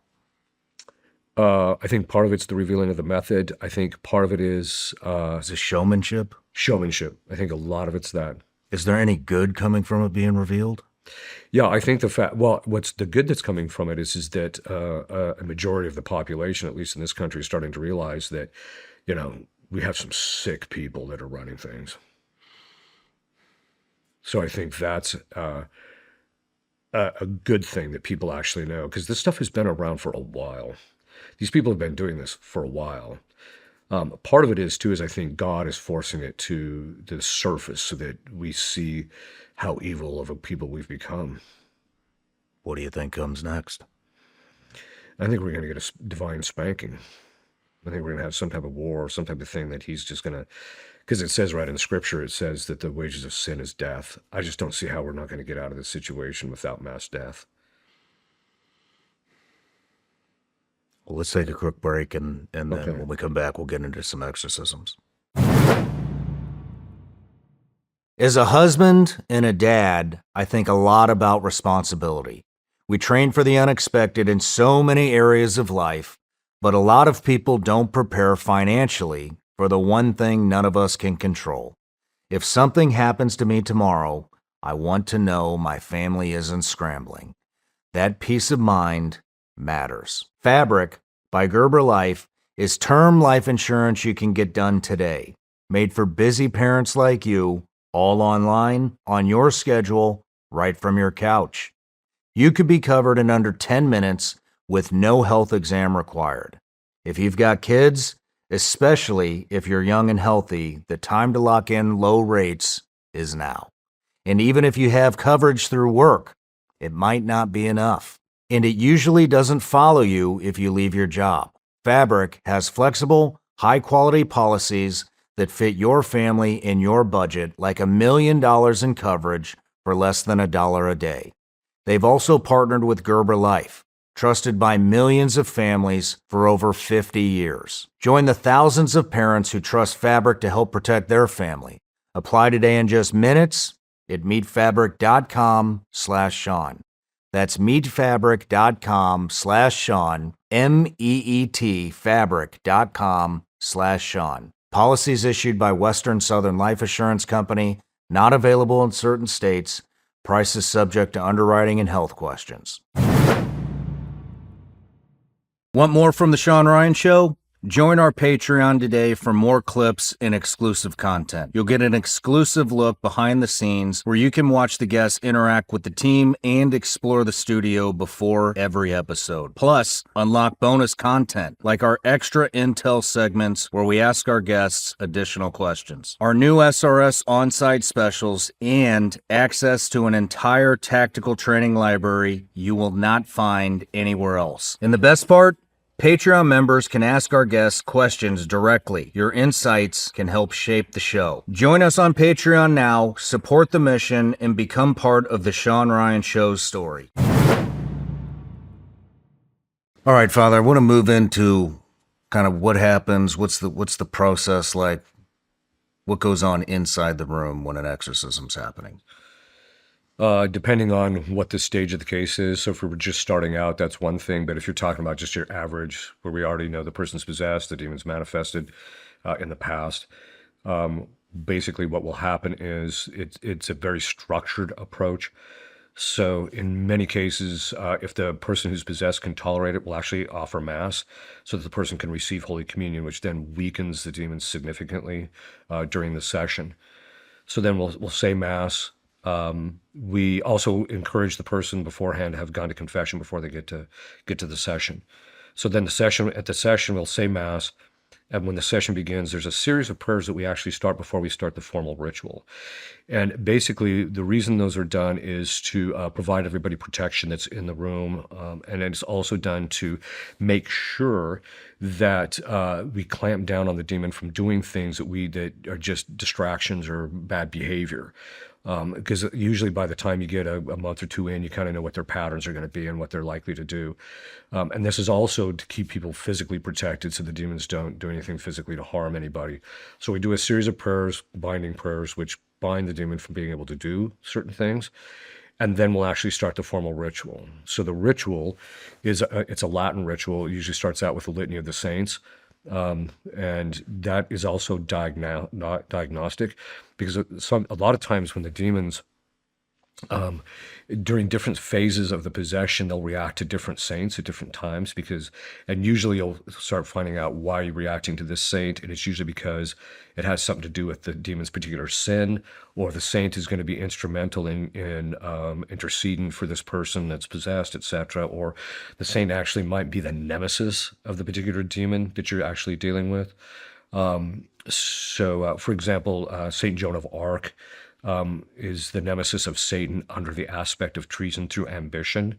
And so which was in a case where that was what was the reason for the possession cases, that we'd actually come to knowledge about certain things going on in the world and in the church, about how people were advancing themselves in political sphere and even in the church through by committing treason, and the ambition part was because they wanted positions of power and things of that sort. And the reason Joan of Arc was the nemesis in that particular case was because of the fact that she had been put to death by a bishop who was committing treason because he was siding with the English when he was French, so that he would get a bigger diocese. And so he was committing treason through ambition. And so she became the nemesis of Satan, who was driving that whole process. She became the nemesis of Satan under that particular aspect. So it's diagnostic, so you can actually find out and you afflict the demons by that process too. Just for them to hear the names of people who are faithful afflicts them. Then you actually go, it kind of alternates between what we call deprecatory and imprecatory prayers. So you say a prayer and asking Christ for specific things, and then you go into imprecatory prayers, which is a commanding of the demons. And then that's where the bulk of the ritual is done, where you're commanding the demons to consider specific things. Because the way the demons are weakened is they hear everything you say. Because I mentioned, their knowledge, they got this infused knowledge in the beginning. But all the particular things that happen as they occur is infused in the demon's intellect as it happens. And so as you're saying these things, he sees it in his intellect. And so what happens is, in that process, you're basically forcing him to consider truths which are painful to his will, because they only have intellect and will. And so it causes pain in their will. And over the course of time, their will, just like ours, when we become fatigued, it gets to the point where it can't sustain the pain anymore, and then it gives in. And so you keep forcing him to consider certain truths and do certain things. So and we're also, the prayer of the church is being applied to him to try and cast him out. We're commanding him to leave, because the demons know the authority structure perfectly. And so they know when the priest has received the faculties from the bishop that he has the authority to command him to leave. And so this is, we even saw this with Christ. So Christ said, he said, by my name you'll cast out demons. What he did not say is, by my name you'll cast out all demons. And how do we know that? Because he also says later to the apostles, these types of demons can only be cast out by prayer and fasting. Okay, you still use Christ's name, but there's other things. Well, the authority of the church, so when Christ said to the apostles, all authority has been given to me, go therefore and baptize all nations, he deputized the apostles and gave them an authority which then is passed on to us as exorcists when we're doing that. That's how the fathers talk about this lineage of authority being passed. That authority, then the demons know that you have that authority. And if you first start out, doing a diagnostic and you're praying over somebody, if the demon manifests, he might take your beating for a little while, but then at a certain point, he's just going to say, where's your authority? This is one of the reasons why Protestants have a certain degree of efficacy by using Christ's name, because it has a force of its own. And they might even do prayer and fasting and that type of thing. But there are certain kinds of possession or certain levels of possession where they end up on our doorstep because they can't seem to get them liberated. And so that's when, once a priest has jurisdiction, then the demons, they don't ask where your authority is because they already know where it's from, because it's been infused in their knowledge that the bishop told you that you could do this. So you do a series of prayers which causes them pain because they have to think about those particular things, and it's against their will, contrary to their will. So what's happening is the pain in their will is starting to build. That's the whole goal, is to get it to build to where they finally give you what you need to know in order to get them out. So you go between that and then praying and asking Christ for certain things and back into that. Once the ritual's done, if you know what the particular weaknesses are of the demon, then what you'll do is you'll switch to a set of prayers or make him pray. That's one of the things I'll do, is I'll force the demon, okay, this is what you're going to do. You're going to say, for example, one particular case, you're going to say the litany of the precious blood. And so he was forced to talk about the litany of the precious blood as a series of invocations to Christ through his precious blood about specific things like burning furnace of charity and things of that sort. So we forced him to say those particular prayers, or we'll force them to praise like Our Lady or something like that. And them having to do that, it causes them their pain to increase. And then once they get to a certain level of pain, then they're likely to give you the information. Once the session... What information? So the church tells you that there's essentially 5 things that you want to know. You need to know how many possessors there are, because you need to make sure that when the person's liberated, they're fully cleaned out. So there might be multiple demons. Yes, they have. Yeah. What's the most you've seen? Well, I said that this one had Legion, and I believe it was Legion. But outside that context, the one that I've seen the most is 27. 27 demons in one human? Yeah. And it was a pretty sad case. This guy was a hurting unit, man, from all that. So most of them, though, it's somewhere between 1 to 8, maybe, are the most that you tend to see as a general rule. I actually did see a case where I did one case where I got rid of one demon of fear. The woman went out and did something really stupid, and then when she came back, it was literally like scripture: 1 leaves and 7 come back, and that was literally, she had 7. So, so the number of possessors, the names. Because once you know the name, there's 2 aspects to the name. One, it gives you an identity. So, for example, when I had Loki in a case, once the demon revealed what his name was, then I was able to actually go and research historically Loki as a Norse god. Because it says right in scripture, all the gods of Gentiles are demons. And so you can actually just go and look at the worship that they used to give to Loki in the past, and to the Norse god of Loki, and what you'll find out in there is it was almost a complete description of his personality.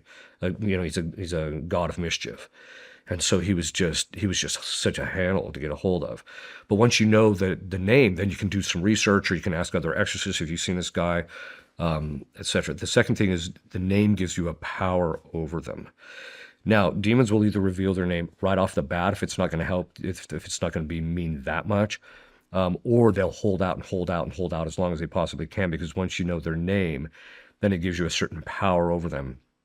We actually experience this as human beings. So if I call your name, hey, Sean, if you're standing over there and I say, hey, Sean, right? When it goes into your faculties and you hear it, it draws your attention. Well, it's the same thing with them. When you're using their name, it draws their attention and they can't get their mind off of the thing that you're telling them to do. And so it gives you a power actually over them. So the names, how they got in, because a lot of times how they got in is how they're going to get out. Plus times how they got in is very often like if it's because they were wounded very badly, like a woman was raped or something of that sort, then you maybe some psychological issues that have to be addressed first before she's going to get liberated. And then the time and date of departure when you're leaving. I don't ask that too often because they usually lie. Now, only about 10% of the time do they actually tell the truth, but they usually lie. They'll say, oh, I'm leaving tomorrow, and then tomorrow comes and goes and they don't leave. And the reason they're doing that is they're trying to discourage the person who's last piece of information is, what is it going to take to get you out? And usually it's something very simple. So in the last case that the woman was liberated that I was working with, it took us a long time to get out this piece of information. She had to go to a specific altar in a particular church, and I had to say a specific prayer over her, and she would leave, and he would leave. We did it. Boom, he was out. But it took us a long time to get him to that point. That piece of information is what they're going to hold out. And there's 6 stages of liberation. Stage 6 is liberation. Stage 5, that last piece of information is going to come out in stage 5. Wow.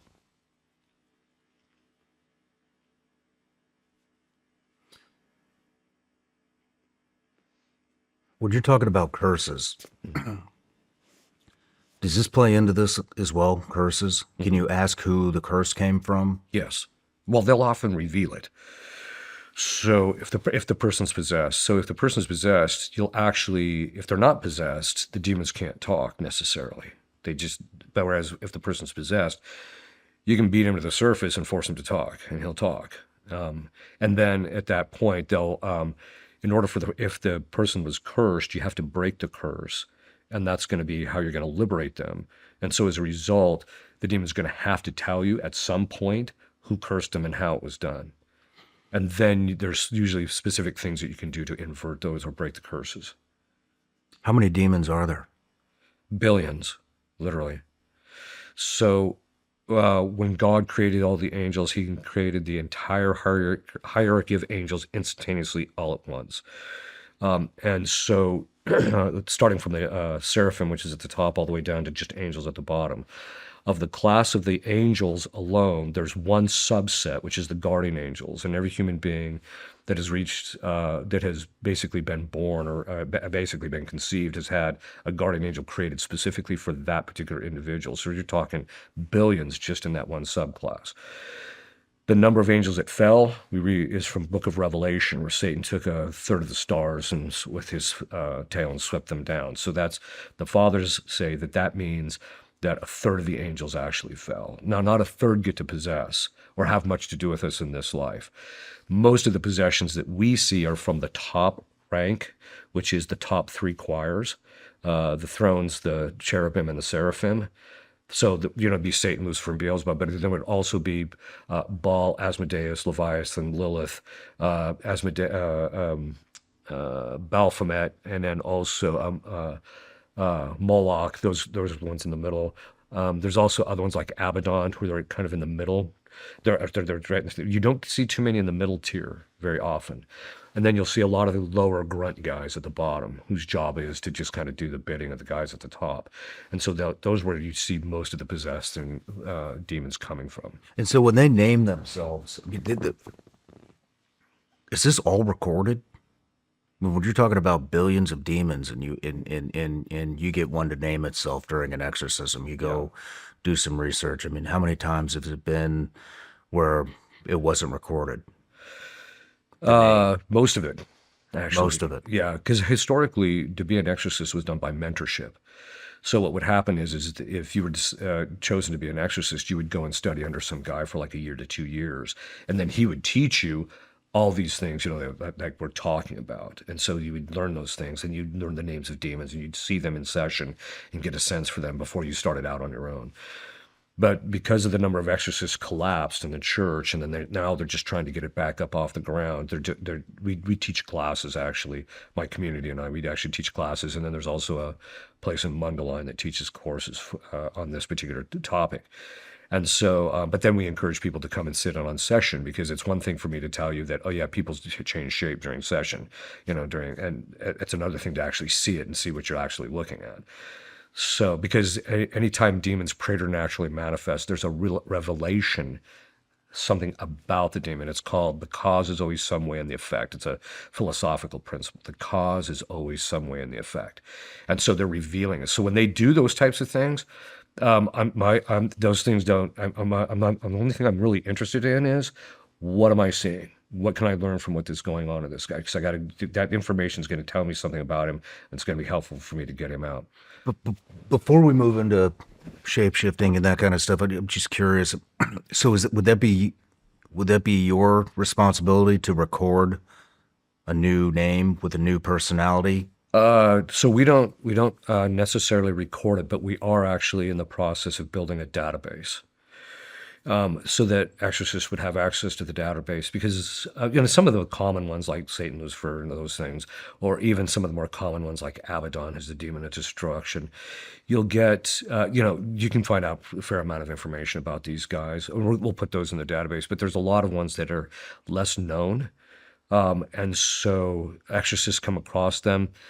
I've come across demons that other exorcists haven't. They've come across demons that I've never even heard of, or nobody's ever even heard of.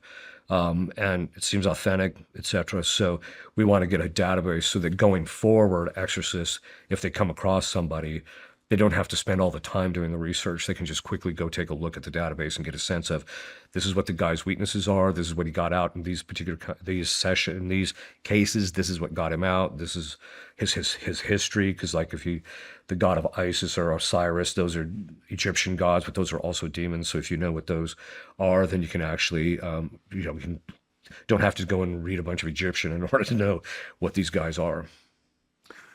Can a demon possess multiple people at one time? Yeah, you can. I actually had a case of that. Well, two cases, where the same possessor was possessing two sisters who were blood related. And so when we would do sessions with one, the other one would manifest from time to time outside of the session. Holy shit. So we had to do a lot of stuff to keep them, from what we call cross animation, which is where, when they're around each other, the demons are going to manifest. So you see that from time to time, where someone who's possessed, they'll get around someone else who's possessed, and whoever has the lower demons in them will be the one where the lowest demon will manifest in the presence of the bigger demon. But they can possess more than one. They generally can only act on one thing at a time. Okay. But Thomas Aquinas says that they can act on a number of different things at the same time if it all falls under the same conceptual idea. So, for example, someone can juggle where they're keeping several things in the air at once. Demons can act on, like, I'm going to act on these three people that I'm possessing because I'm, my access to them is the same. And so they can act on three people at the same time. But normally they don't do that. And it sounds like all of these demons were false gods at some point. You said a Norse god, Egyptian gods, Baal, Moloch. Yeah. Not Baphomet. Yeah, so all the gods of the Gentiles are demons, which is true. I mean, the only ones I haven't come across are ones like for the Romans. Like I haven't come across Mars or Jupiter or something like that. But the Egyptian gods come across, several of those. The Norse ones are taking them. They're rising up because of they're being introduced or being used in video games and things of that sort that the young men are doing. So you're starting to see more of those. But not all the demons made themselves out to be a god to someone else. So Satan never really did, even though he wants people to worship him. He doesn't have a specific religion. He wants his own. And they all fall under him. They do, yeah. What about Greek gods? Yeah, it's the same. Some I've seen exorcist scenes, some we haven't. So, I suspect at some point some exorcist has come across, Venus or whatever, but we just don't hear about it too often.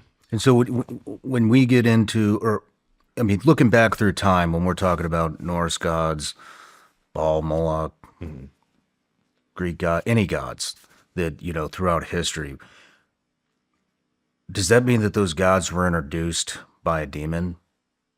Very often. So what will happen is, historically, either the demon will possess somebody in a particular culture, and then from there, the person kind of becomes like this oracle from which the rituals and the worship is designed, and the people are swayed into doing it. You're not going to have a case where they're actually going to appear as a general rule, although that has happened historically, where demons will appear as angels of light, and claim to be, from God, and then say this is what you're supposed to do, and getting the person to start their own religion. We've seen that happen a couple of times, actually. One in more modern history, and one year 600. So we've seen those particular things happen. What was the one in modern history? The Mormons. So, I mean, I'm sure there's a lot of the Mormons out there who are not going to be happy that I said that, but the angel that appeared to him, it actually gets to the line from St. Paul, which is actually on the outside of the cathedral in Salt Lake, if I'm not mistaken, but out in the outside, it's, even if an angel were to preach to you another gospel. So you have those particular things that are actually, and the other thing is that, at least in the relationship with the Mormons, I don't want to get too deep into it, but that it's actually, it's a modified form of Freemasonry anyway. I mean, that sounds like the ultimate deception. If they come to you in a light, to appear to be angelic, I mean, Yeah. how does that look in God's eyes? Fall into that deception. Well, God's allowing it, obviously, because they literally, like I said, the battlefield is completely determined by Christ. So Christ is allowing it. And I once asked this one colleague of mine, I said, well, what do you think is the reason for the Muslims? He said, to afflict the West. Right? So God will allow these particular things to afflict us in order for us to get our act together, but also to reveal to us that, look, if you start your own religion, it's just going to go bad, and it's just not going to be true. So I think in God's eyes, I think that's part of it. But I think on the side of the human beings, we're just easily deceived. Because demons they can present themselves in a very positive light. Everywhere from anything from actually appearing as an angel of light, when people actually see this bright figure appear in front of them, all the way down to giving people amorous feelings. To where so the person says, oh, it must be from God because, it's helping me to love people more. No, that's not necessarily the case. Will we be judged for that? I mean, that it just sounds like the ultimate deception, almost, and he allowed it. Yeah.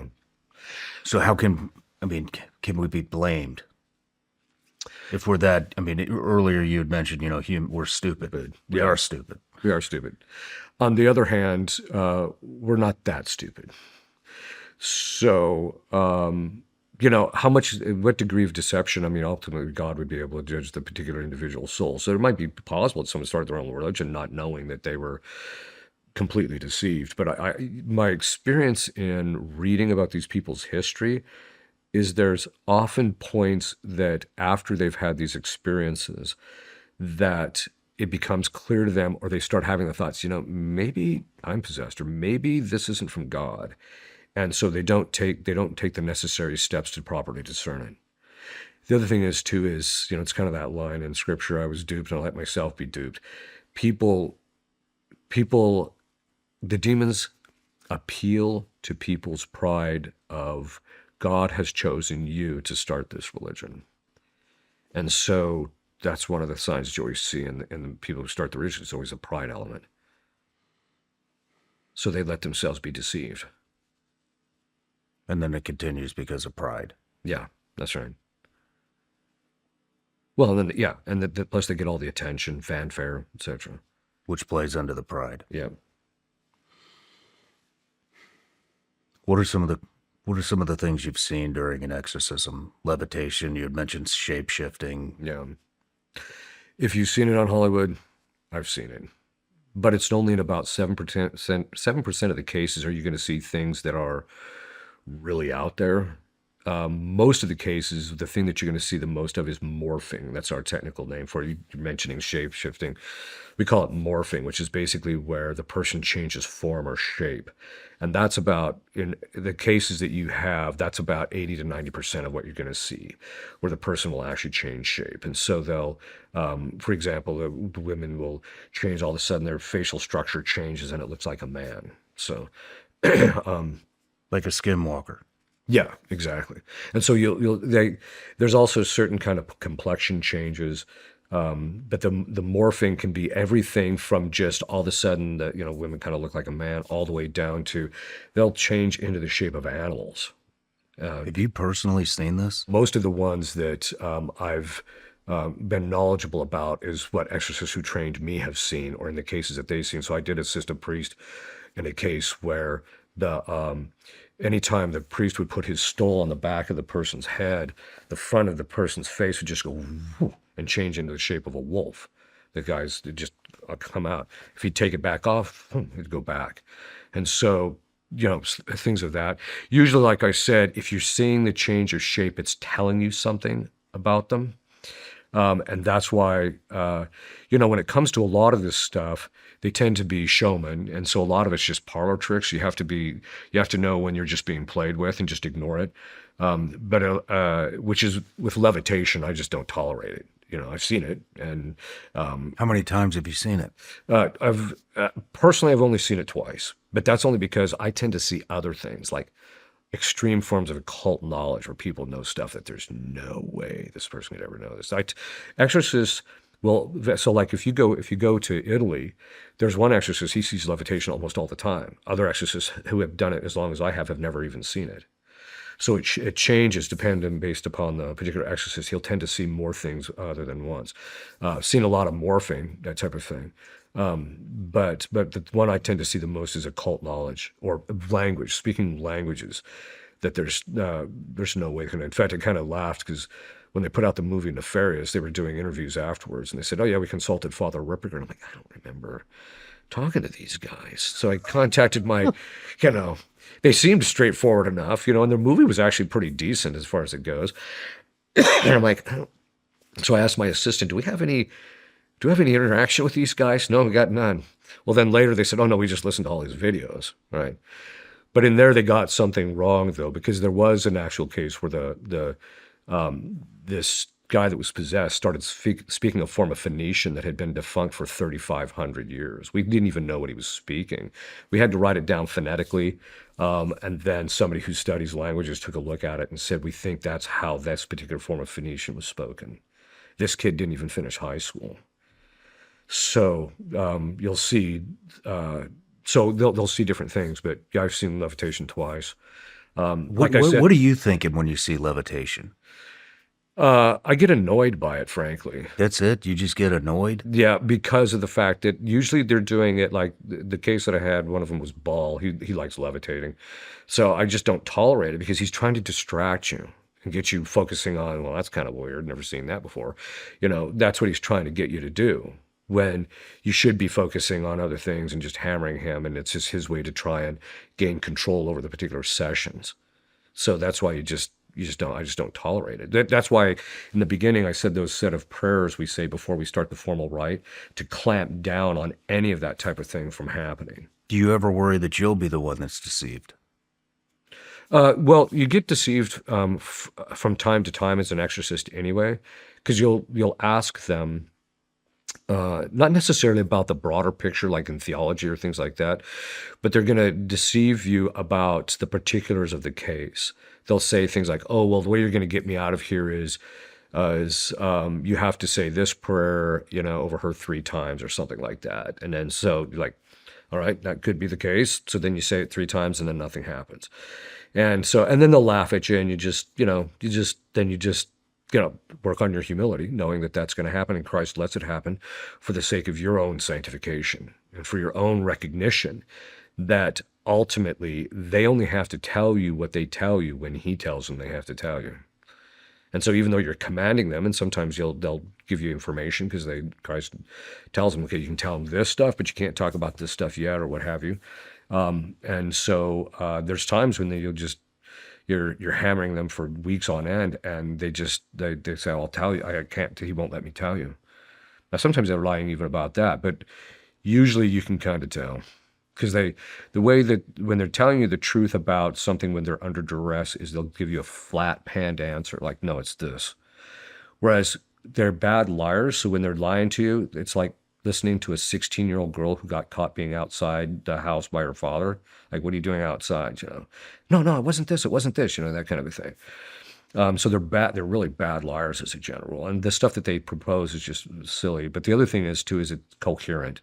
It's called the principle of coherence. It fits the possession case, or what theologically to be the case.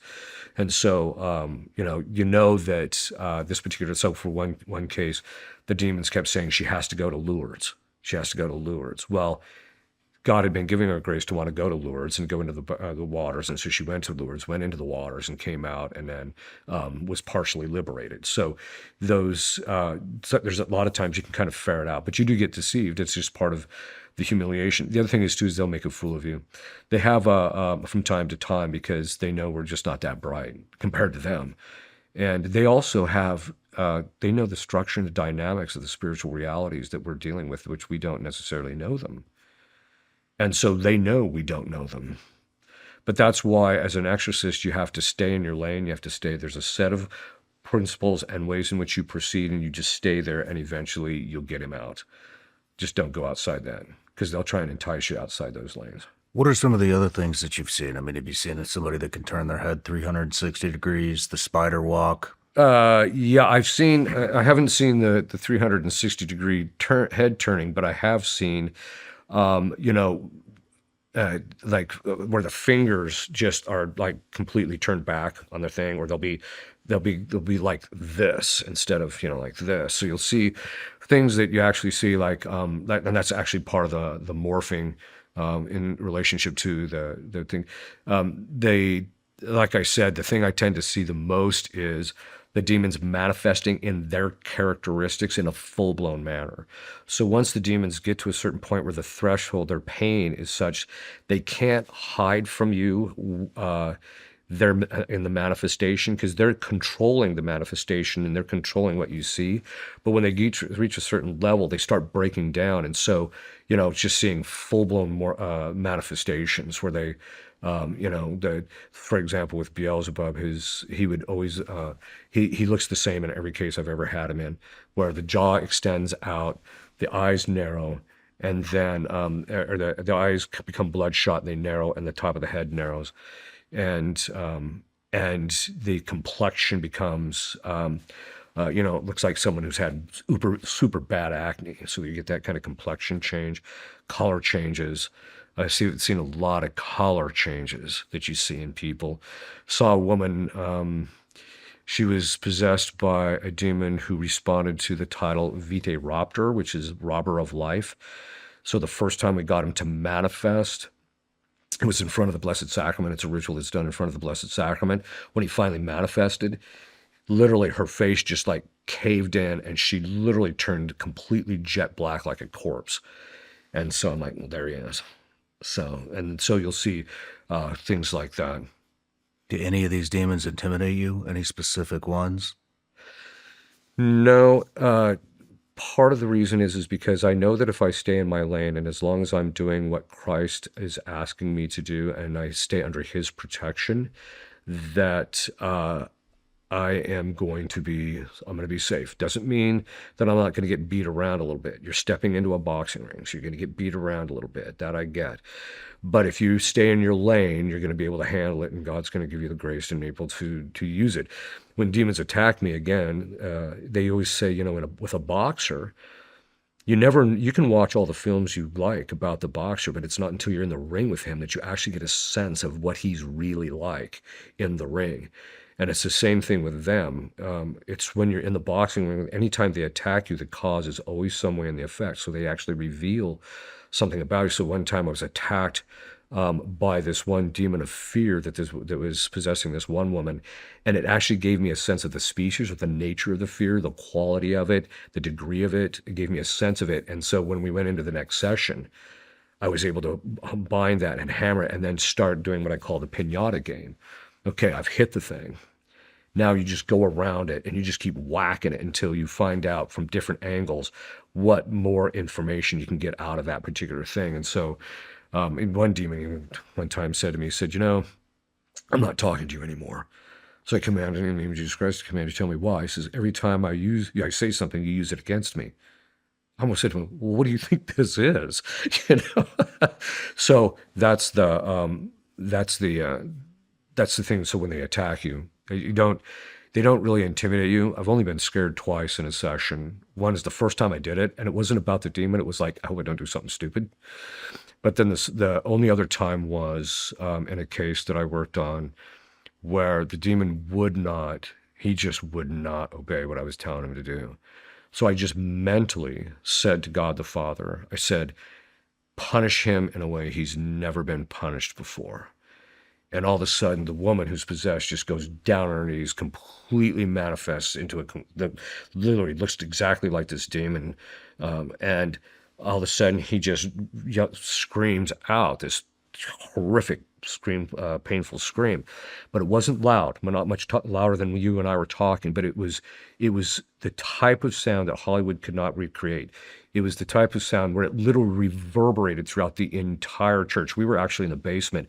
And my sacristan, who's all the way on the other side, heard it. It didn't shake the foundation of the church, but it was like just reverberated so strong that when he heard that, he went running out. And when I looked at his face when the demon was screaming, the thought that ran through my mind was, that's what hell looks like. This is what someone in hell looks like. And then the other thing that ran through my mind is the severity and exactitude of God's justice, that God will not be mocked. So people are going to, you have to pay for your sin. And he extracts it from the demons. They'll tell you that he sets them up very often to have to suffer some punishment so that the particular sin that they committed is avenged. Can you describe what that looks like? When you just talked about the demon manifesting itself in its true form, what did that look like? So basically, this was Beelzebub. So her face completely morphed. This woman turned into the facial structure of a man. The jaws literally extend out like this. Now the eyes go narrow. Because Beelzebub's the demon of impurity, the eyes go bloodshot, which is an indicator that people who suffer from lust don't see reality for what it is, but the eyes went completely bloodshot. The head narrowed. And then her complexion, as I mentioned, turns into that. But then there's a change in color to where it's a color that no human being can replicate. The authors refer to it as cherry wood color, which is this brown red color that looks like someone who is literally in the middle of a fire burning. So that's what you see. And then of course there is the burnt look around the various facial features, so that there's this darkness or blackness around the particular facial features. And then of course the body gets bulkier in size. When you talk about, the fingers becoming disjointed, and what's the recovery period look like? Strangely enough, there's only certain kinds of affliction that the demons, when they manifest, that the person actually has to recover from. Most of the things like that, the person doesn't feel anything, or they don't have to have any recovery. They come out feeling normal, and things turn back to their natural shape, and they don't have anything to recover from. Wow. You know, you had mentioned the thing that you see the most is occult knowledge. Yeah. And we chatted a little bit about this before the interview, but we spoke with some of your colleagues, and it sounds like the I don't know how to say it, the church, the hierarchy, somebody doesn't want you doing this. That's true. And so when you're talking about occult knowledge, this colleague of yours that told me this, he said that the demons are calling out sins of people very high up in the Catholic Church. Mm-hmm.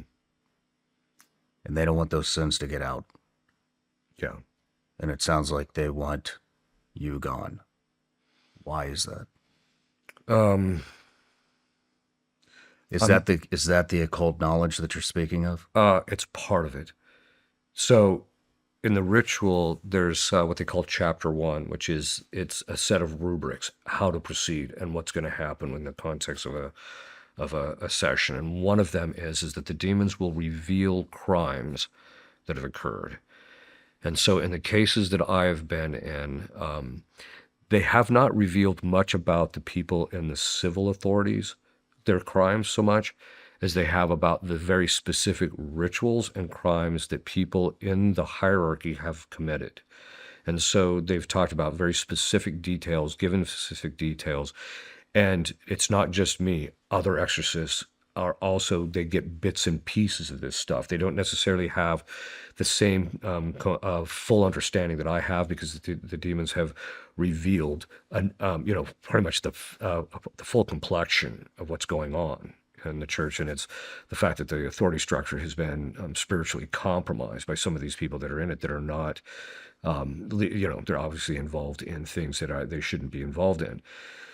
And so, but the other exorcists, even the names of the people involved, the demons have said to us, they've actually meant, not just to me, but to other exorcists, they'll actually say, yes, he mentioned this particular person and this particular person, etc. And so we do have a fairly good complexion. By the way, I'm not the first guy that this has happened to. The Father Amorth, who was the head exorcist in Rome for like 40 years, he complained about this very problem that had been going on since he was just starting being an exorcist. The head exorcist in Rome, one of the head exorcists in Rome, I'm not going to mention him because I don't want people calling him up and saying, who are these people, right? But he has also complained about this exact same set of problems, that we have people that are fairly high up. Now, I don't know how much they know me by name specifically. I suspect they know who I am, and they know this. I also know that some of those, I don't know the specific names, but there have been some people that work in the Vatican who just aren't pleased with some of the work that I'm doing, and how could you not be pleased with casting demons out of society? Well, if you're involved in particular sins that are particularly egregious, you're not going to want someone like me who is out there trying to teach people about the faith and helping them fight the good fight and become more knowledgeable about their faith. You're not going to want that. And that's the problem that we're actually seeing. We also get a sense too of like how these guys get inducted to that type of stuff. It starts to come out, in the sessions. The demons have talked about how and it's not stuff that I've ever asked. It's the demons are compelled sometimes by our Lord to talk about this stuff. So there's times like this one case that I'm working on right now. When I'm saying Mass, which we start the sessions with, very often what will happen is during the Mass, the demon will manifest. And that tells me that God has told him he's had to tell me something. And so during the session, something will come out, and very often it revolves around this stuff that's happened. But I've had more than one case talk about this stuff that's going on in the church, that it's spiritual, that it's leadership, not all of it, but some of its leadership is very morally compromised, and some of it is involved in stuff that's very dark.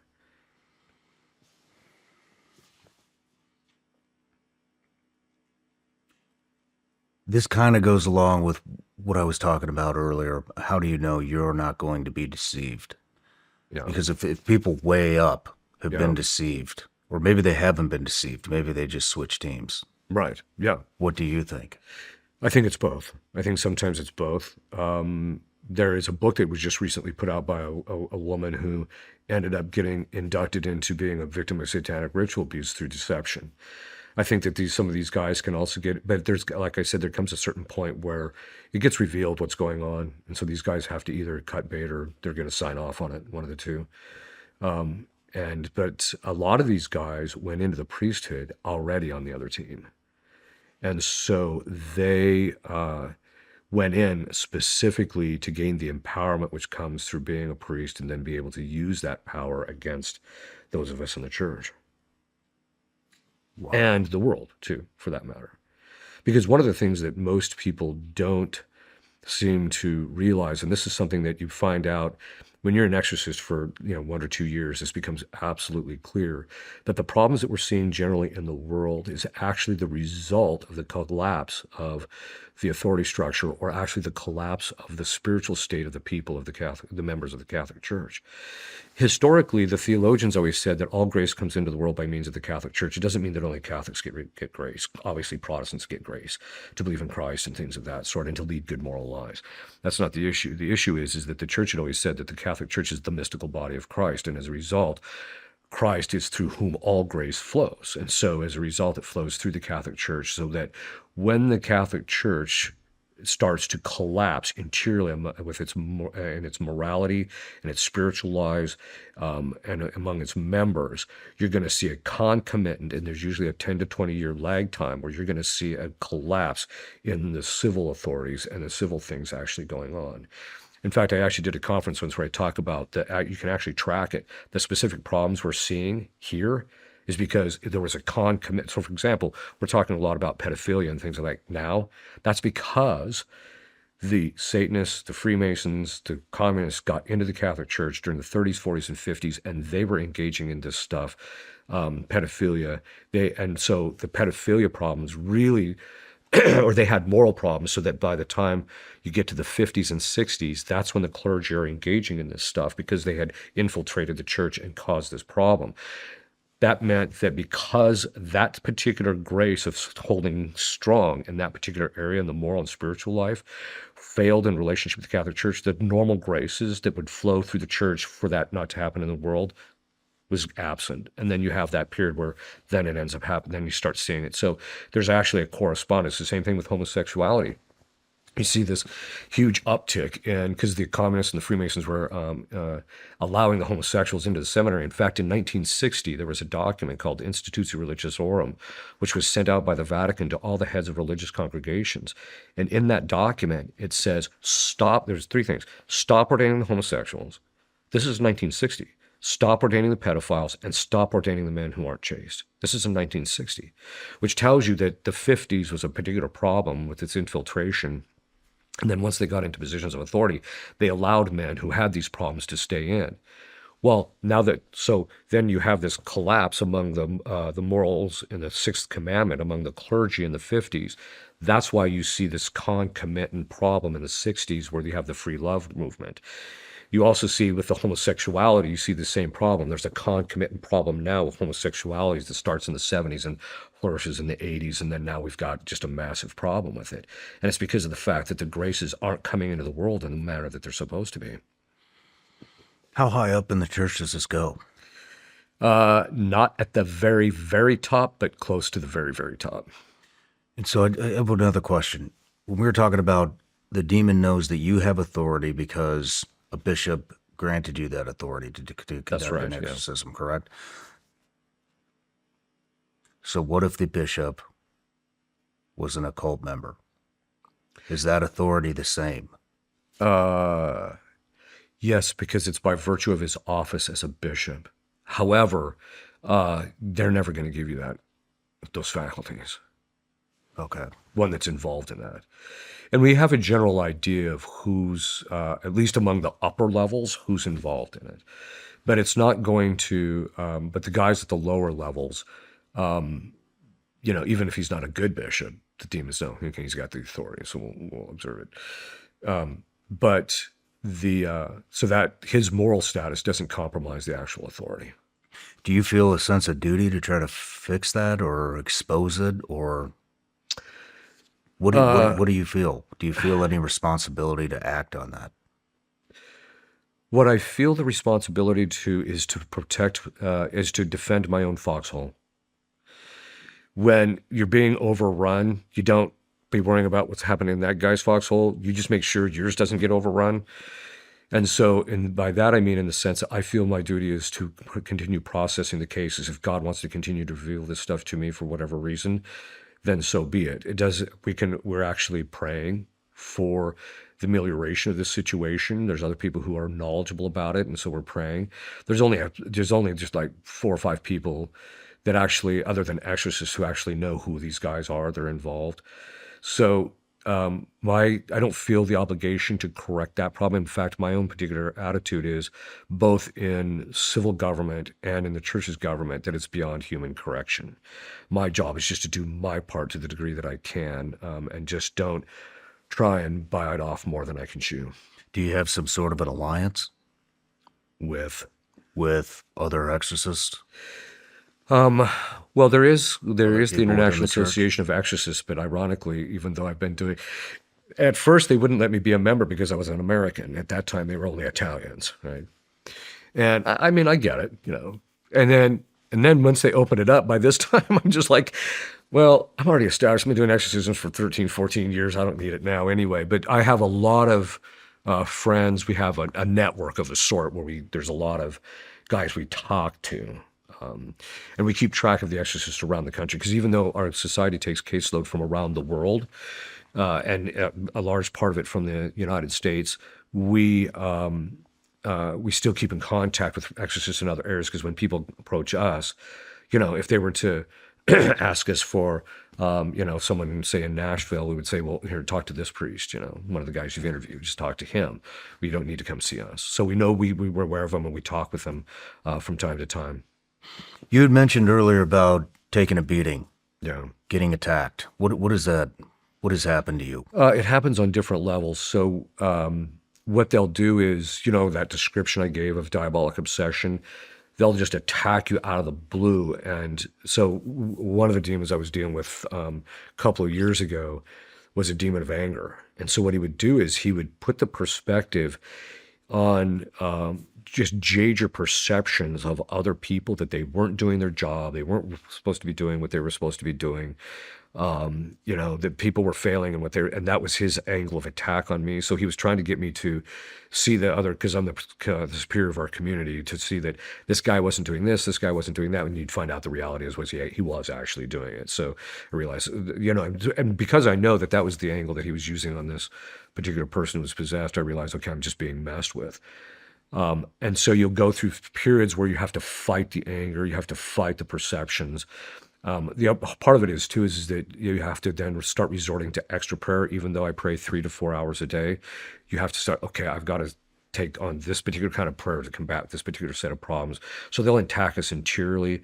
They'll also attack us by trying to get us to think that, you're not doing a good job, this is that, obviously if you were a better exorcist, this person would have been liberated, those kinds of things. And you just have to clear those thoughts out. So you'll get attacked on that level. You'll also get attacked on your externals. So if they can't get to you, I think I might have mentioned this, but they have a general principle, which is, if you can't get to the person you want to get to, move laterally. That is, get to the people around them. This is one of the reasons why we see lay people who get a bit too involved in this area, where they're trying to liberate people who are possessed and that type of thing. They may not come under attack because God may be protecting them, but then you just ask them, what's your family life like? And their families are just decimated. But what they'll do is they'll move laterally. So like in my particular case, they'll cause problems with people accusing me of stuff that I don't even know these people. Right? I never even met them.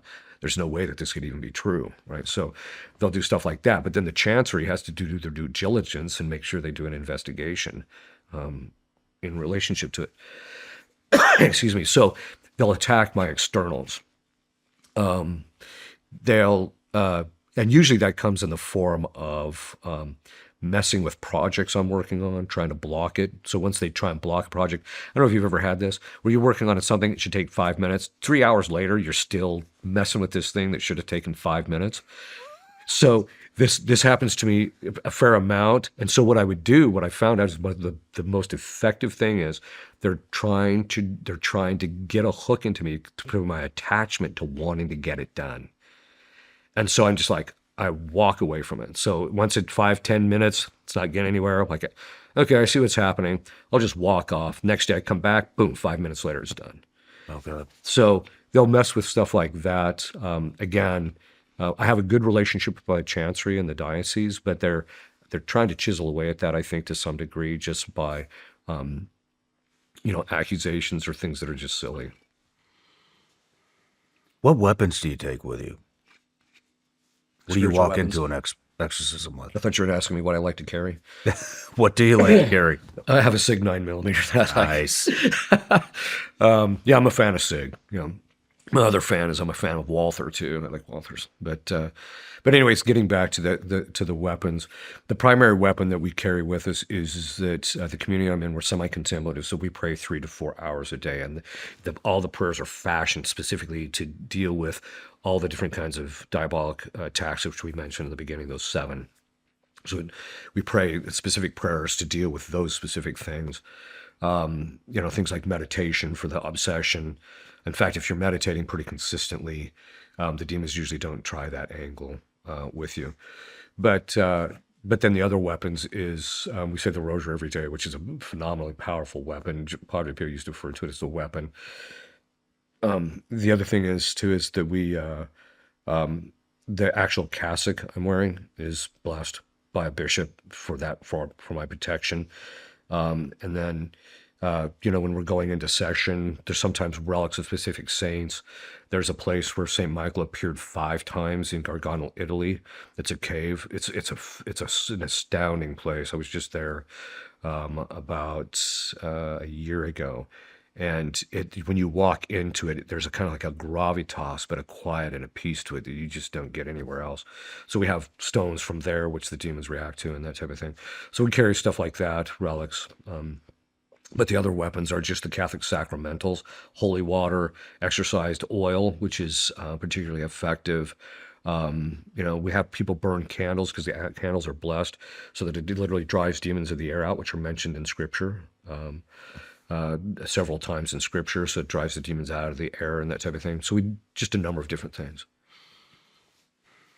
When it comes to, I can't stop thinking about the hierarchy and the occult within the church. Is there anything else you want people to know about that? Well, I think the main thing to do is there's 2 parts to it. The first is we need to pray and pray for the church's protection and pray so that God will give us holy leaders, a holy magisterium. We need to pray for it. The second component is you get the leaders you deserve. And I say that by virtue of the fact that a vast majority of the Catholics in the church are leading habitual lives of grave sin. And they've got to stop it, because until we stop that, you can't expect this to get cleaned up. And so really the primary way that we're going to ameliorate that problem, other than God stepping in and correcting the problem, because he'll only tolerate stuff for so long, as I mentioned. But we have to pray and pray and become holy ourselves so that we merit having leaders that we're worthy of. You want to pray for that right now? Yeah, the primary prayer that I would probably pray for that is the Hail Mary, because Our Lady, because she's the one that's going to, I think, convert them in the end. So, in the name of the Father, Son, and Holy Spirit, amen. Hail Mary, full of grace, the Lord is with thee. Blessed art thou amongst women, and blessed is the fruit of thy womb, Jesus. Holy Mary, Mother of God, pray for us sinners now and at the hour of our death. Amen. Mother of divine grace, pray for us. In the name of the Father, Son, and Holy Spirit. Amen. Well, hopefully we just got a couple million prayers right there. Hopefully. Yeah, exactly. You want to take a break? Yeah, sure. Let's take a break. We don't bring on new partners often, but sleep is too important to ignore. When you're not sleeping well, everything suffers. Best of all, Beam is an American company that makes clean, science-backed products designed to help people perform at their best. Dream is their sleep formula, and it's loaded with ingredients your body actually needs to recover. Reishi, magnesium, L-theanine, apigenin, and melatonin, but dosed intelligently. Not to mention, it tastes incredible. My favorite flavor is the brownie batter, but they've got plenty of options. I mix it up and drink it about 30 minutes before bed for optimal results. Like I said, it tastes great, it's smooth, and it actually feels like part of my nightly routine now. And for a limited time, I've got my listeners an exclusive discount of up to 50%. Go to shopbeam.com/SRS. Use my code SRS to get up to 50% off. This is the best discount Beam gives out, so tell your friends too. Even if they don't listen to the show, if they want to fix their sleep, they've got to try Beam. So remember, go to shopbeam.com/SRS and use code SRS. With my code SRS, you can grab Dream for 50% off. Try it today. Hi, I'm Sarah Adams, the host of Vigilance Elite's The Watch Floor, where we highlight what matters. It became a permissive state, explain to you why it matters, and then aim to leave you feeling better informed than you were before you hit play. Terrorists, hostile intelligence agencies, organized crime, not everything is urgent. But this show will focus on what is need to know, not just what is nice to know.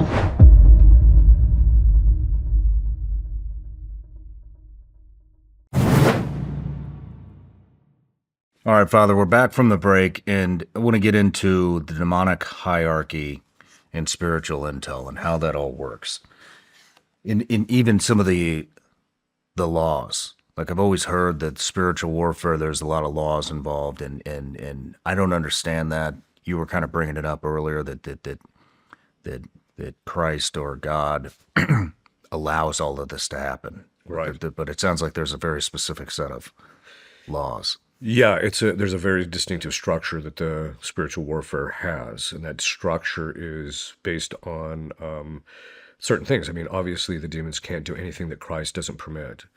The second component means that anything that God is going to do in relationship to us as human beings in this life is going to revolve around whether it's going to be good or bad for us spiritually. So he's, generally speaking, the demon's involvement in us, if we respond properly to God's grace, then Christ will use them as instruments of our sanctification and purification. He'll use them to make us more virtuous and things of that sort. So that's kind of the finality or the end goal. It also means, though, that they can't roam or maraud as they please. It does mention in Peter's epistle, it says, he's going around seeking someone to devour. What that means is that they spend all their time thinking about us and looking at different things and trying to figure that things out. But their ability to actually influence us is completely controlled by Christ, and so demons, as far as the mechanics of it, are actually controlled then by a few things. Christ's will ultimately determines everything. The second thing is their own nature. They can't act outside their own nature, so they're going to be inclined to do specific things that pertain to their own nature. But because they've made their choice, it means that then they're also, the second thing is they're going to be inclined to do things that are opposite of that nature. So very often, so for example, if you take the demon Isis, who was actually originally created for, according to the exorcisms that he's been beaten out of, that he was actually created to encourage people to place themselves under the mercy of Christ. Well, because he rejected that task, now he's one of the most cruel and vicious demons to deal with in session. So they're going to be controlled by their will, what they fixed their will in. Once they made that choice, now they're fixed. And it's not just in evil, it's in, which is generally true, but it's also about specific kinds of evil. So certain demons are going to get involved in certain kinds of things. They also, so there's that. Plus then there's the fact that God also meters what they can and cannot do based upon our good, but that has to do with our own levels of toleration and ability to sustain them. He's never going to test us beyond our abilities. So those particular things is what kind of fixes it and determines it and has some of the mechanics. Demons operate under certain principles. So, for example, the overarching principle that every demon functions by is anything but God. And that basically means that you can believe anything you want. You can do anything you want as long as it doesn't lead you to God, or it's not, as long as it's not about God. Because and that's why when they get into positions of power, which you've seen this, when they get into positions of power, such as in the civil authorities, you can talk about anything but God in civil context, right? You can't, if you're on the floor of the Congress, they're not going to be talking about God. At least maybe they have started more recently, but historically you just couldn't do it. So that when they gain access, you're not going to be able to talk about God. So anything but God. And that's why they'll even get people involved in, doing all sorts of good things as long as it's detracting them from the relationship with Christ or God.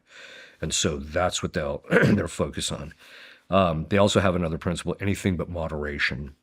So one of the exorcists that trained me, he had a particular fondness for Mountain Dew, which I get. I like Mountain Dew. And so he had this particular fondness for Mountain Dew, and the demons knew it. And so at a certain point, in this 5 stages of liberation, there's what we call the bargaining phase, which is the second part of the 5th phase.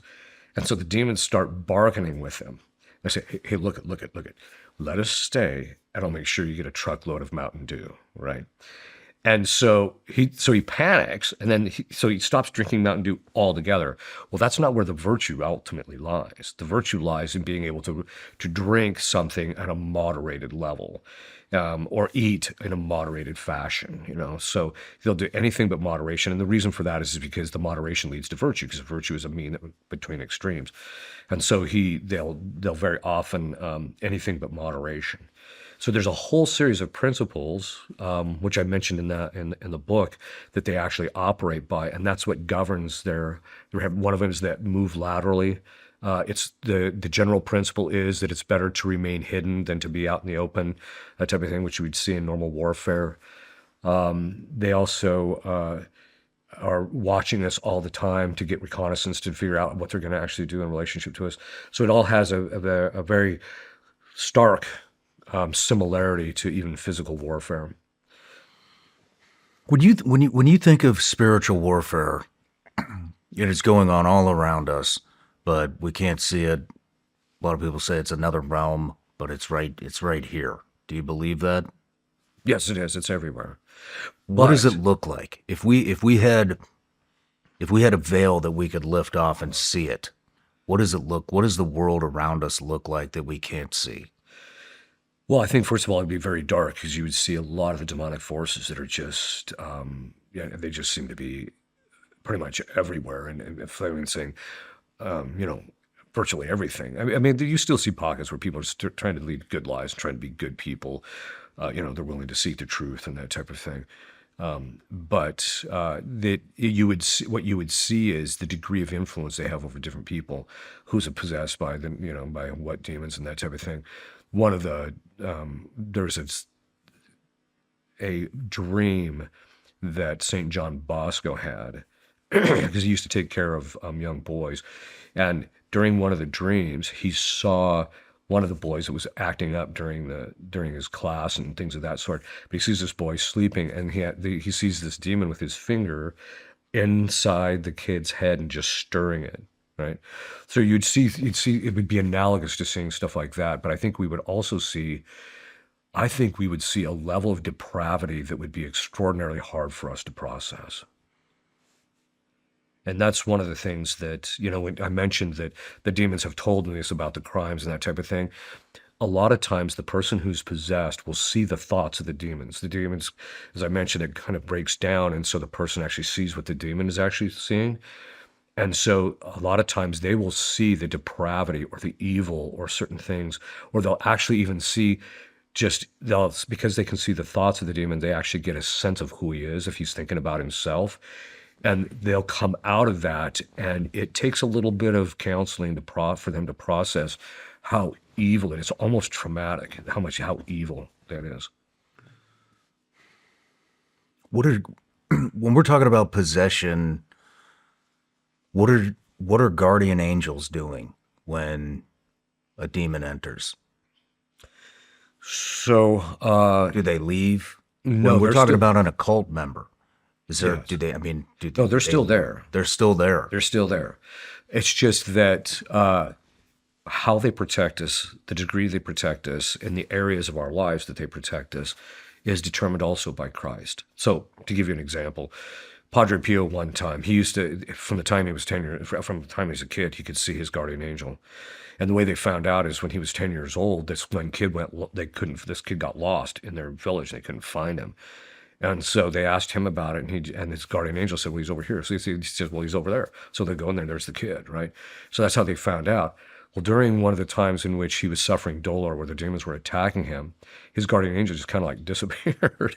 And then when he comes back, Padre Pio's a little miffed and chews him out, of course. But but basically, what the angel communicates to him is that, look at, if God wants something, we're not permitted, because we have to be perfectly obedient to him, and we see his holy will in allowing these things. And so they basically, their causation or activity on us, they retract. With demons, the way that we know that they're there is there's something unnatural happening. It's either beyond nature, or it's just not normal, or what have you. Whereas when the guardian angels are doing their thing, we function normally, because their goal is to guard us so that we can actually function according to the way our nature was designed by God.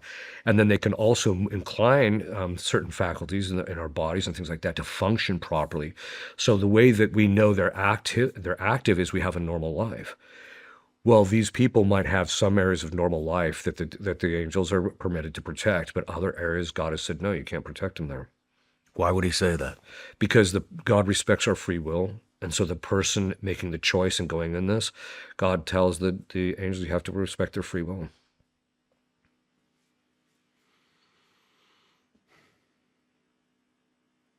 Is there anything else in the realm we would see? Angels, demons? Yeah, you'd see the angels too. You'd see them both. You'd see a pretty intense battle, I think. Much more than you'd say would in times past. You'd see a pretty intense battle. What does the battle look like? It would just look like demons actually attached to people and attacking people. You'd actually see the nature of the demons and what the specific demon is that's attacking people. You'd get a sense of that, because each one is its own species, its own nature. So if you could see them, you'd actually see, okay, this guy's getting attacked by impurity. This guy's getting attacked by, anger or fear. This guy's getting attacked by that. You just actually see how they're actually getting attacked.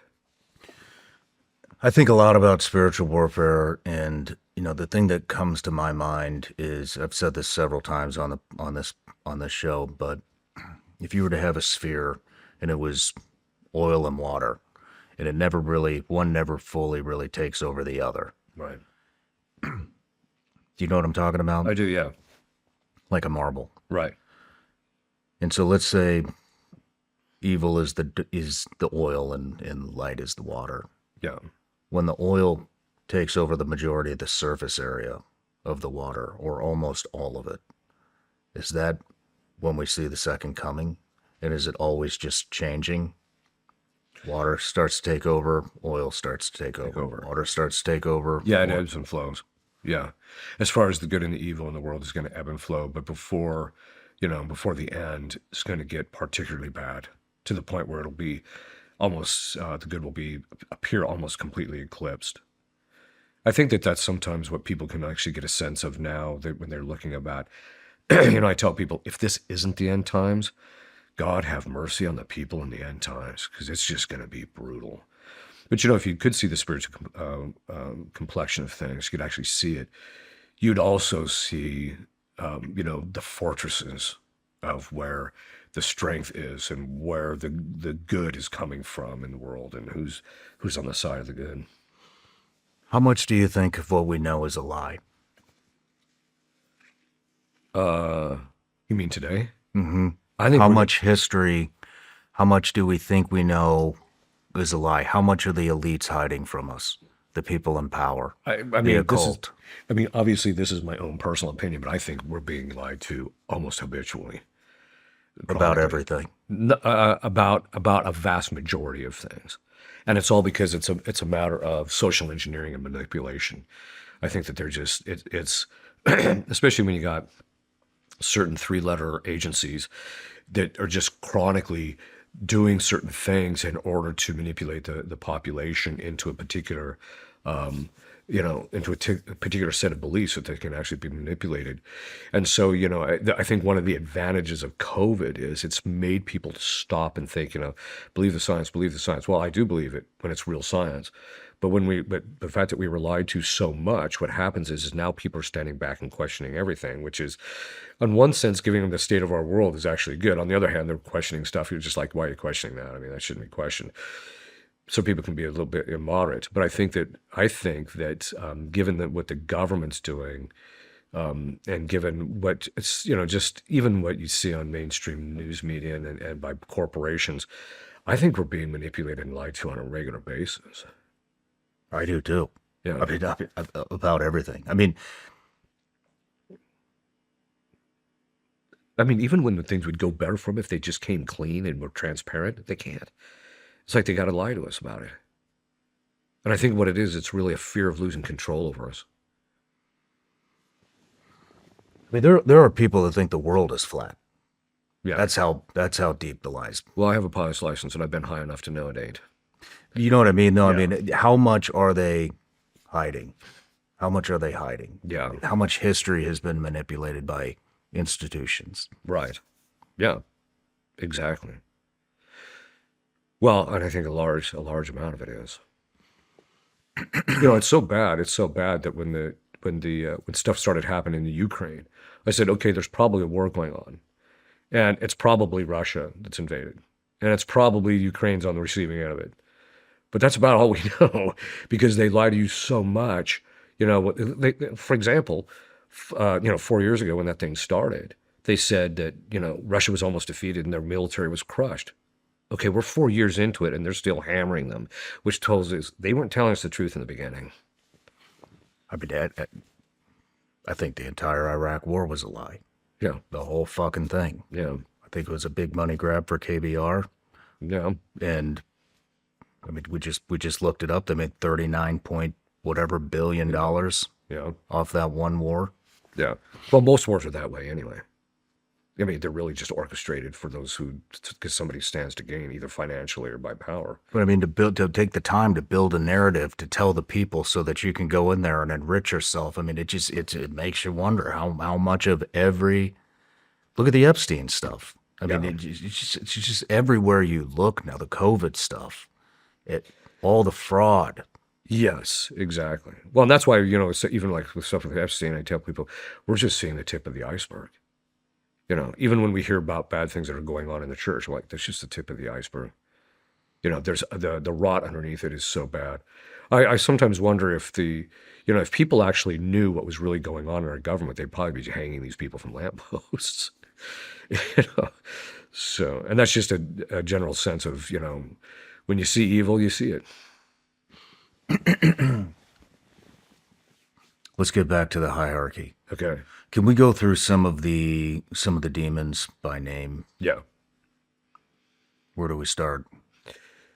Well, at the very top, which I think, and Dan had mentioned to you, but basically, in one of my cases, it came out that it basically started like this. So I had a session. It was Beelzebub was the possessor, and he said, at one point, just out of the blue, he says, "I'm the mockery of the Holy Ghost," and then he just checks out. I can't get him back to the surface. And then I'm like, what does that even mean? And then, but I knew that the fathers of the church had said that there's, based upon the interpretation of that passage from Scripture where they accused Christ of casting out demons by the power of Beelzebub, he turns it and he says, well, how can Satan cast out Satan? Well, the fathers of the church say that's because Satan, Lucifer, and Beelzebub are the same guy. And I think to myself, well, if they're the same guy, why does an exorcist, even myself, or the other exorcists who dealt with all three, the way they manifest is different. Each one of those is different. So I started asking Our Lady, reveal to me, what is it that's going on here? And then it dawned on me that, I don't know if it was a grace or just whatever it was, it's like, because I deal with people who are highly traumatized. We deal with people who have what used to be called multiple personality disorder, but it is dissociative identity disorder. We deal with a lot of those people. And I'm realized looks like that this is a trifurcated personality. So when in the next session, when he was there, I referred to him as the third personality of Satan, and he just stopped and looked at me. And it was like 5 things at once on his face. It was like, how did you ever figure that out? And then the other one was, okay, the gloves are coming off. And then the other one was like, oh, this is really bad. So there's various things that were going on in his face at the same time. And it's one of those things, again, you see it and you're just like, yeah, Hollywood can never reproduce that. But so then I commanded to tell him, so Lucifer is the inversion of Christ, isn't he? Light from, because Lucifer is light bearer and Christ is light from light, yes. And then Satan is the father of lies, who's the inversion of God the Father. He said, yes. So then I asked him, was this trifurcation of your personality the punishment for wanting to be God? And then he said, it took me a little bit of beating him. He said, yeah, it is. And then he said something interesting. He said that he's in chronic pain from it. So people who have dissociative identity disorder are in chronic emotional pain. And so he has that. He's in chronic pain from this, his personality being split. Later, we found out that it had to do because in his fall, there were specific sins that he wanted to commit, and they pertain to those particular 3. So, as I mentioned, I've had all 3. I've had Lucifer in about 5 cases, Beelzebub. I've had in 3, but I've got 1 case is protracted, and that's why I tend to have so much knowledge about him. And then I've had Satan. Underneath him, which is kind of interesting, because if you ask people, if you had to choose which person of the Blessed Trinity you have the most affinity for, people will usually tell you, for me, it's God the Father. Most people say, well, it's Jesus. Some people say it's the Holy Spirit, right? So you have people, well, that same kind of a thing is, and it's the inversion of what you see in the diabolic realm. So underneath this trifurcated personality are all the other demons fall underneath one of those personalities. So underneath that, though, underneath Satan or the top dog, is then what they call the 5 generals. And the 5 generals are, the first one is Baal, who's a demon of impurity. So the first thing he does, he drives impurity in a culture. And once the culture gives into that, then the thing from St. Paul, what St. Paul mentions, God, they basically gave themselves to unbridled lust, so God gave them over to that, and then now men are sleeping with men. So then after that, you have homosexuality, which arises. And then, so the first one is Asmodeus, which is the demon of Have you seen the Iranians burning statues of Baal? Not burning them, no, I haven't seen it. They are burning statues of Baal, saying that Israel in the West is under a demonic influence. Well, if you consider the fact that at least in the United States, we actually shot down the fornication laws and we allow people pornography and everything else, then in a certain sense, I think that's true. I think we are under his... the Supreme Court basically delivered our country over to the 5 generals by all the by the adjudication that they did. So Baal being one of them, which is the shooting down, again, the fornication laws. And I think that's generally true. I think that in the West, there's a serious problem with impurity, just generally. The demon of homosexuality in men is Asmodeus. So if you got a guy who's possessed and he's had any homosexual past, if he's possessed, it's sure bet Asmodeus is one of the possessors. With women, there's 2. There is Lilith, which is the demon of homosexuality of the passive kind, more feminine. You look at these women, you're like, why are you gay? You seem pretty normal as a woman, right? But then there's the one that's the Leviathan, which is the demon of homosexuality in women of the more masculine or more aggressive kind. These are the women, I call them, they're heavy on the heels, right? So this is those women, that's homosexuality in women with them. And then the last one is... whether it's Moloch or Baphomet, and in my experience, it tends to be Baphomet, but that doesn't mean that it, because I've had him, but it doesn't mean necessarily that it's not Moloch too, which is the demon of child sacrifice. So if you look at the progression in a culture, and this is actually true of almost every culture that has gone, that their morals have collapsed, it starts with problems with impurity, that is, Baal gets in. Then you get a rise of homosexuality, and then you'll end up with child sacrifice, which is what abortion basically is. So you have that progression. So that's underneath them.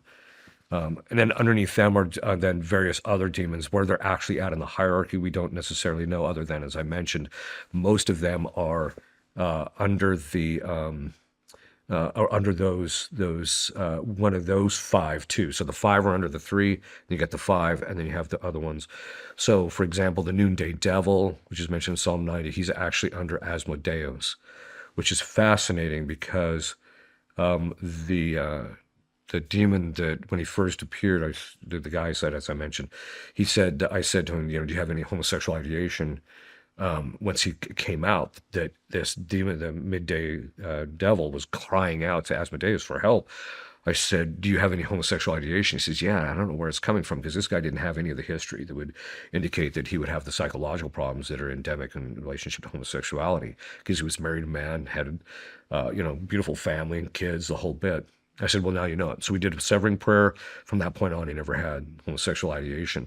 But I found it interesting that the demon of sloth is under the demon of homosexuality, because every homosexual I've ever met, they're soft.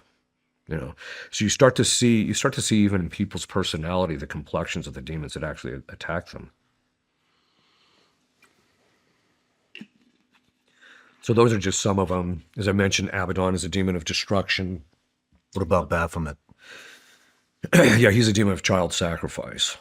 And so that's why you see him. That's actually why you see the Satanists trying to erect statues of him in various locations. And the statue is, of course, the horned head and all that. But then it's also surrounded by children. And so that's part of it. And usually the reason they're trying to get Baphomet ensconced in a location is because they're trying to get pro-abortion legislation passed or maintained. What is it with child sacrifice that they want? Well, there's several parts to it, actually. The first is it's the killing of an innocent, and the demons get empowered by that. But the other part, which is actually something which historically was known in the Catholic Church, which wasn't really talked about too much, was elsewhere, which is actually one of the reasons why in the Catholic Church, if you procure abortion or help someone procure abortion, it's actually an excommunicable offense. And the reason people say, oh, it's because you're killing someone innocent, but that's not true.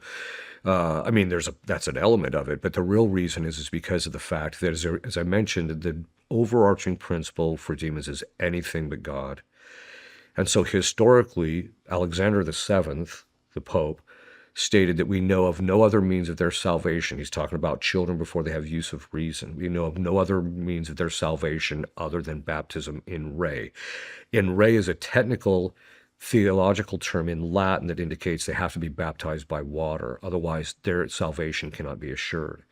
And so historically, the church always considered abortion to be such a heinous crime because it permanently robbed a person of the possibility of the beatific vision. This is why the church considered it so evil, that that basically the demons are creating a situation, and the reason they're so wed to it is because it keeps, they just want to keep even the children from ever seeing God. Jeez. That's why they're so wed to it.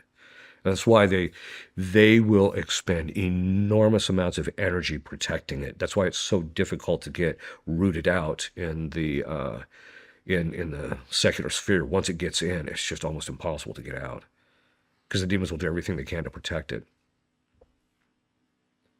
How about the angels' hierarchy? So the hierarchies are, well, technically speaking, they're the same, because the fallen angels come from the hierarchy that God created, that whole hierarchy, which has the 9 choirs. And so that they're from, the fallen angels are from that, but the other ones, so the seraphim, which are at the top, and then you have the cherubim and the thrones, etc. But then, and it goes to principalities and powers and all that, all the way down to archangels and angels. But that hierarchy is still there, and it's still intact. So the top rank, which is the top 3, their primary function deals with, their primary tasks deal specifically with God. So the seraphim's job, God gave them, in their nature, a strong inclination to love him. So their primary predominance is on the side of the will, is to love. On the side of the cherubim, their primary predominance is on the side of knowledge. So they have knowledge about God that he communicates to them, and their natures are such that they are able to grasp it because they're more intelligent in that regard. And then the throne's job is to take the information that's communicated to them by God or from the seraphim to the cherubim, and begin the propagation of God's commands down through the hierarchy. So the middle rank is basically administrative, where they basically oversee and govern the process of the spiritual warfare on our side, but then also just the governance of the universe and how God wants things done, and they're enlightening our minds, etc. And then the lower guys, their job is to actually do the grunt work with us, and they get involved with us. So it's generally, there's a bit of a debate about whether Satan was from the seraphim or from the cherubim. But as time went on, I used to think he was from the seraphim, because the way the other demons would even talk is that he was at the top of the heap. But when you watch his psychological patterns and you learn about what his assigned task was, it all revolves around knowledge. And so I tend to agree with St. Thomas Aquinas that he was the highest of the cherubim. So he would have been 8th in the hierarchy. Okay. How about Michael? So Michael, the general belief among the theologians and who have studied this and that type of thing is that he's actually one of the archangels. So he's from the second of the lowest ranks. So which is actually one of the reasons why it's so humiliating for Satan to get kicked out of heaven by him, is because it was humiliating.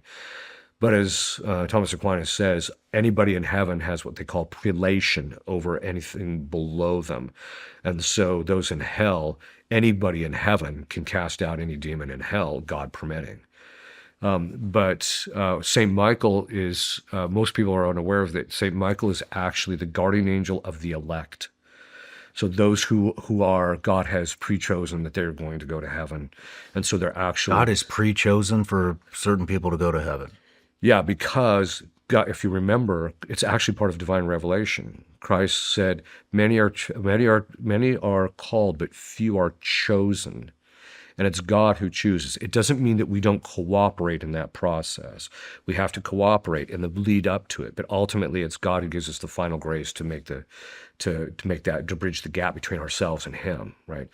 But so in the Catholic Church, we actually hold, we call it a non-mutual predestination. We believe that God chooses who gets to go to heaven, but and there's indications of what that. But if you end up in hell, that's your own fault, because you could have, if you would have cooperated with God, you could have made it to heaven, type of thing. Okay, so he's the guardian angel of the elect. So that meant that when that's why it was his job to kick out the demons from the company of the angels that remained faithful, who were the elect. And so he's the one that kicked him out of heaven. Because he's the guardian angel of the elect, that also means that he became the guardian angel of the Jews, the Jewish religion, in the beginning, because they were the chosen people. But once, according to the fathers of the church, they apostatized and rejected Christ. They ceased being the chosen religion and the chosen people. And now it's transferred to Christians who believe in Christ. They are now those who are he's the guardian angel of the elect of those of us who believe in Christ. And so that's actually also why historically the saints have talked about how when a person who is destined to go to heaven dies, it's Saint Michael who accompanies them into God's presence. So we're the chosen people now. Yes, Anybody who believes in Christ is chosen. That's right. Which is actually the big mistake that people make, is still thinking that they're the Jews are the chosen people. They were. But they rejected their inheritance. They refused to accept Christ, because even the Jewish religion was ultimately a lead up to and a partial revelation in relationship to Christ. So once he came, this is why Christ was so harsh on them. The first time I read this, I was stunned. St. Thomas Aquinas actually makes the observation. He said that the prophets and the patriarchs of the Jews actually knew that God was triune, and they knew he was going to become incarnate. They knew this because we see this in the book of Isaiah. It's revealed in the book of Isaiah, and it's revealed in various parts of Scripture so the Jews actually knew this. This is why Christ was so harsh harsh on the Jews that when he came, he said, you guys knew this. You're calling me that make myself equal to the Son of God. You knew that God was going to become incarnate is basically what's being taught there. So the point being is that the fact that they apostatized and rejected ultimately God in the end, which is why they ceased being the chosen people, which is why God gives them that, as I mentioned before, he gives them maybe I didn't mention it to you, but he gave them one generation. So after Christ dies in the year 70 AD, the Romans destroy Jerusalem, and that's why now none of the Jews are practicing their religion, because none of them are offering sacrifice. That doesn't mean that they're not living up according to certain parts of the Old Testament and things of that sort, but they're not actually performing the ceremonial laws. Interesting. And that's why they're so driven to rebuild the temple. Starting something new isn't just hard, it's terrifying. Before I launched the Sean Ryan Show, those what ifs were loud. What if nobody listens? What if this fails?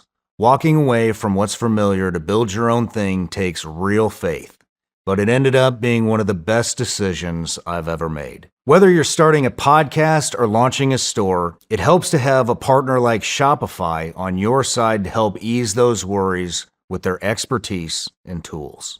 Shopify is the commerce platform behind millions of businesses around the world and 10% of all e-commerce in the US. From household names like Figs to brands that are just getting started today, one of the biggest hurdles is efficiency, and Shopify helps you accelerate that. Whether you're uploading new products or trying to improve existing ones, the platform is packed with helpful AI tools that can write your product descriptions, page headlines, and even enhance your product photography for you. They also allow you to tackle all your important tasks in one place, from inventory to payments to analytics. There's no need to juggle multiple websites.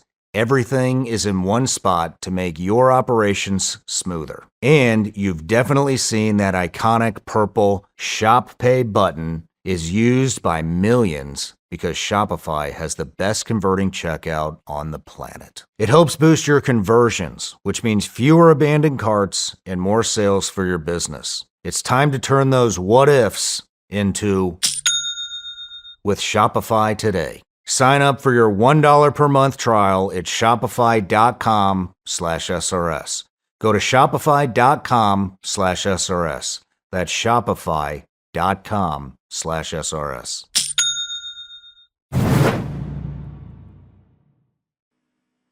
I've heard people say that they think that Michael is Christ himself. Is there any validity to that? No. No, nothing. So Christ, which we know from divine revelation, is God who assumed a human nature. Saint Michael is an angel, which is a different angel, a different nature altogether. Okay.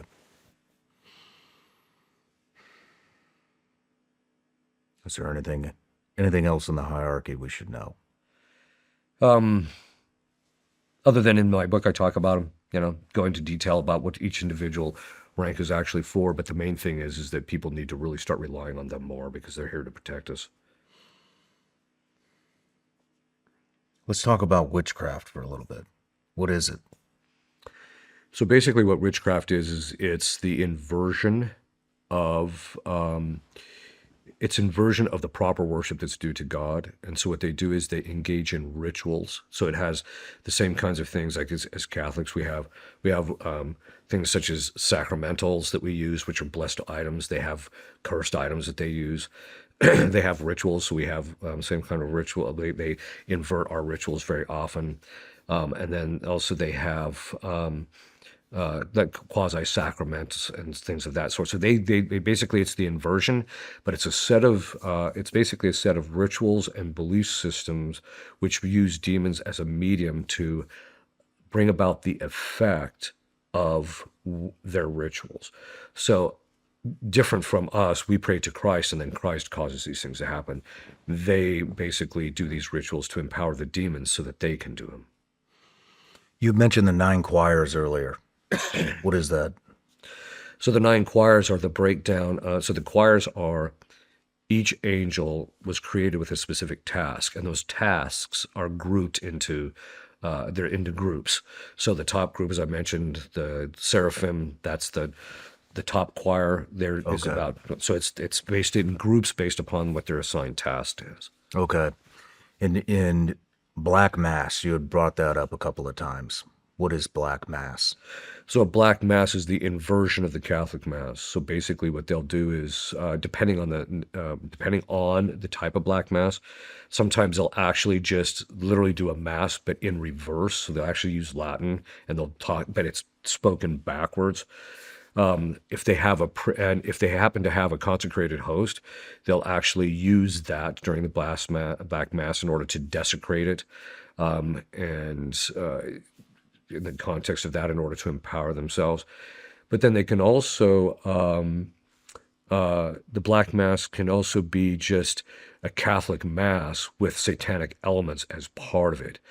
For example, one Black Mass, which is mentioned in a book called Windswept House by Malachi Martin, it's in the first two to three chapters, where a particular priest, I won't go into names, but a particular priest performs a black mass, but in the context of that, he desecrates a host by raping a young girl during the mass. So you have, the goal is to desecrate the body and blood of Christ. That's the real goal. Because then in that desecration, then it empowers the demons and it empowers the people. Where would this? I mean, do people attend this, or is this a one-man show? Well, there's usually a satanic priest who performs the mass.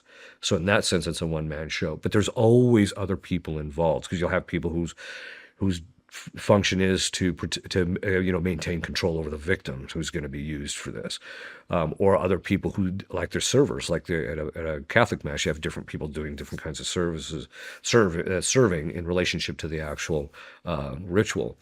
And then very often there's other people standing around who are chanting and doing other things.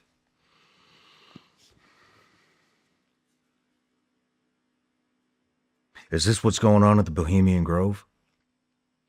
Well, my understanding at the Bohemian Grove is what, I mean, I studied it to the degree that a person can study it and have verifiable evidence of what's actually happening here. But it seems to me that it's at its root and core just basic Moloch worship, because they have the large statue of Moloch there. Okay, I want to move into elite darkness and satanic ritual abuse. Okay. What have you encountered? When I first started doing this work, the number of people that were we'd see satanic ritual abuse was fairly few. There just didn't see a whole lot of it, and the caseload was from the 1980s.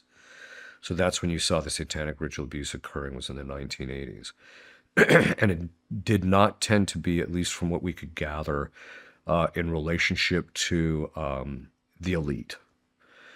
But then over the course of the 18 years as I've been doing this work, we kind of went through a time period where there wasn't just a whole lot of stuff, and then it started to really crop up again, where we started to see a significant rise in satanic ritual abuse, but it was across the board. It wasn't necessarily just the elite. It was also people in high positions, because it would come out, who was the satanic ritual abuser, and sometimes they were fairly high.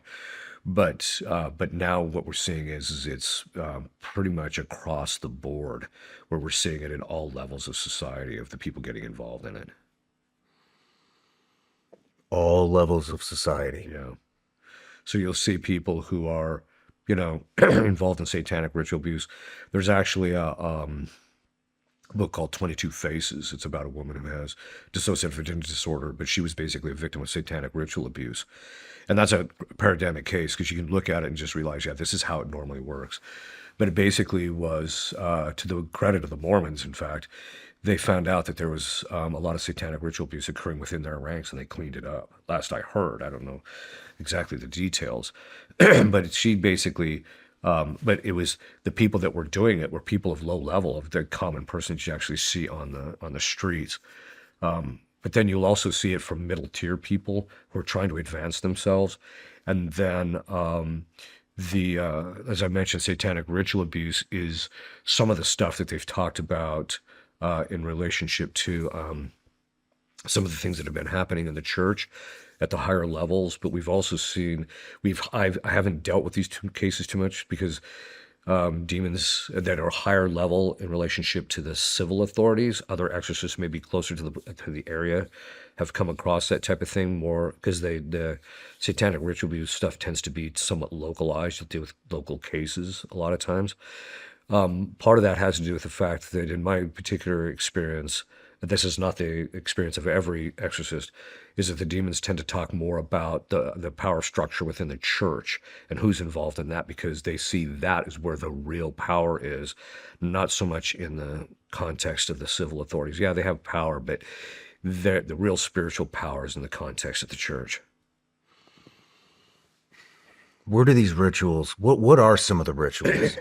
I know this could get very gruesome, but what are some of the rituals? How ancient are they? Well, they stem almost all the way back. In fact, some of the ritual abuses stem all the way back to the golden calf and some of the stuff even before that.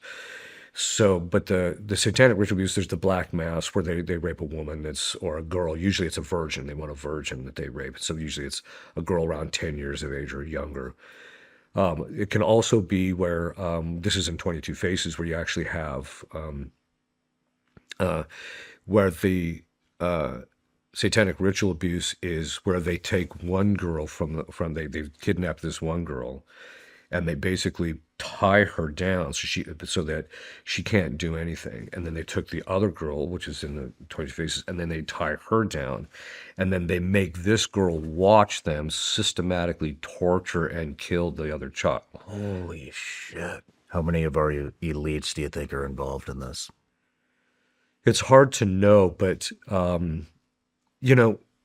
if you get a chance, you see this even when they have like the opening ceremonies to the Olympics. But when they did that opening ceremonies to that to that tunnel in Switzerland, it was amazing. They had high profile people there. Like, don't quote me on this, but it was like the Japanese prime minister. They had several people that were involved in the German government and Swiss government and stuff like that. Are you talking about CERN? No. Okay. This was an actual tunnel that they did. That when they opened the tunnel, they did this ritual to Baphomet. When those people were sitting there, these people that were at the top tier in their government, in their various governments, they were watching this like they had seen it 100 times before. There was no reaction. It was almost like, okay, when are we going to get this done?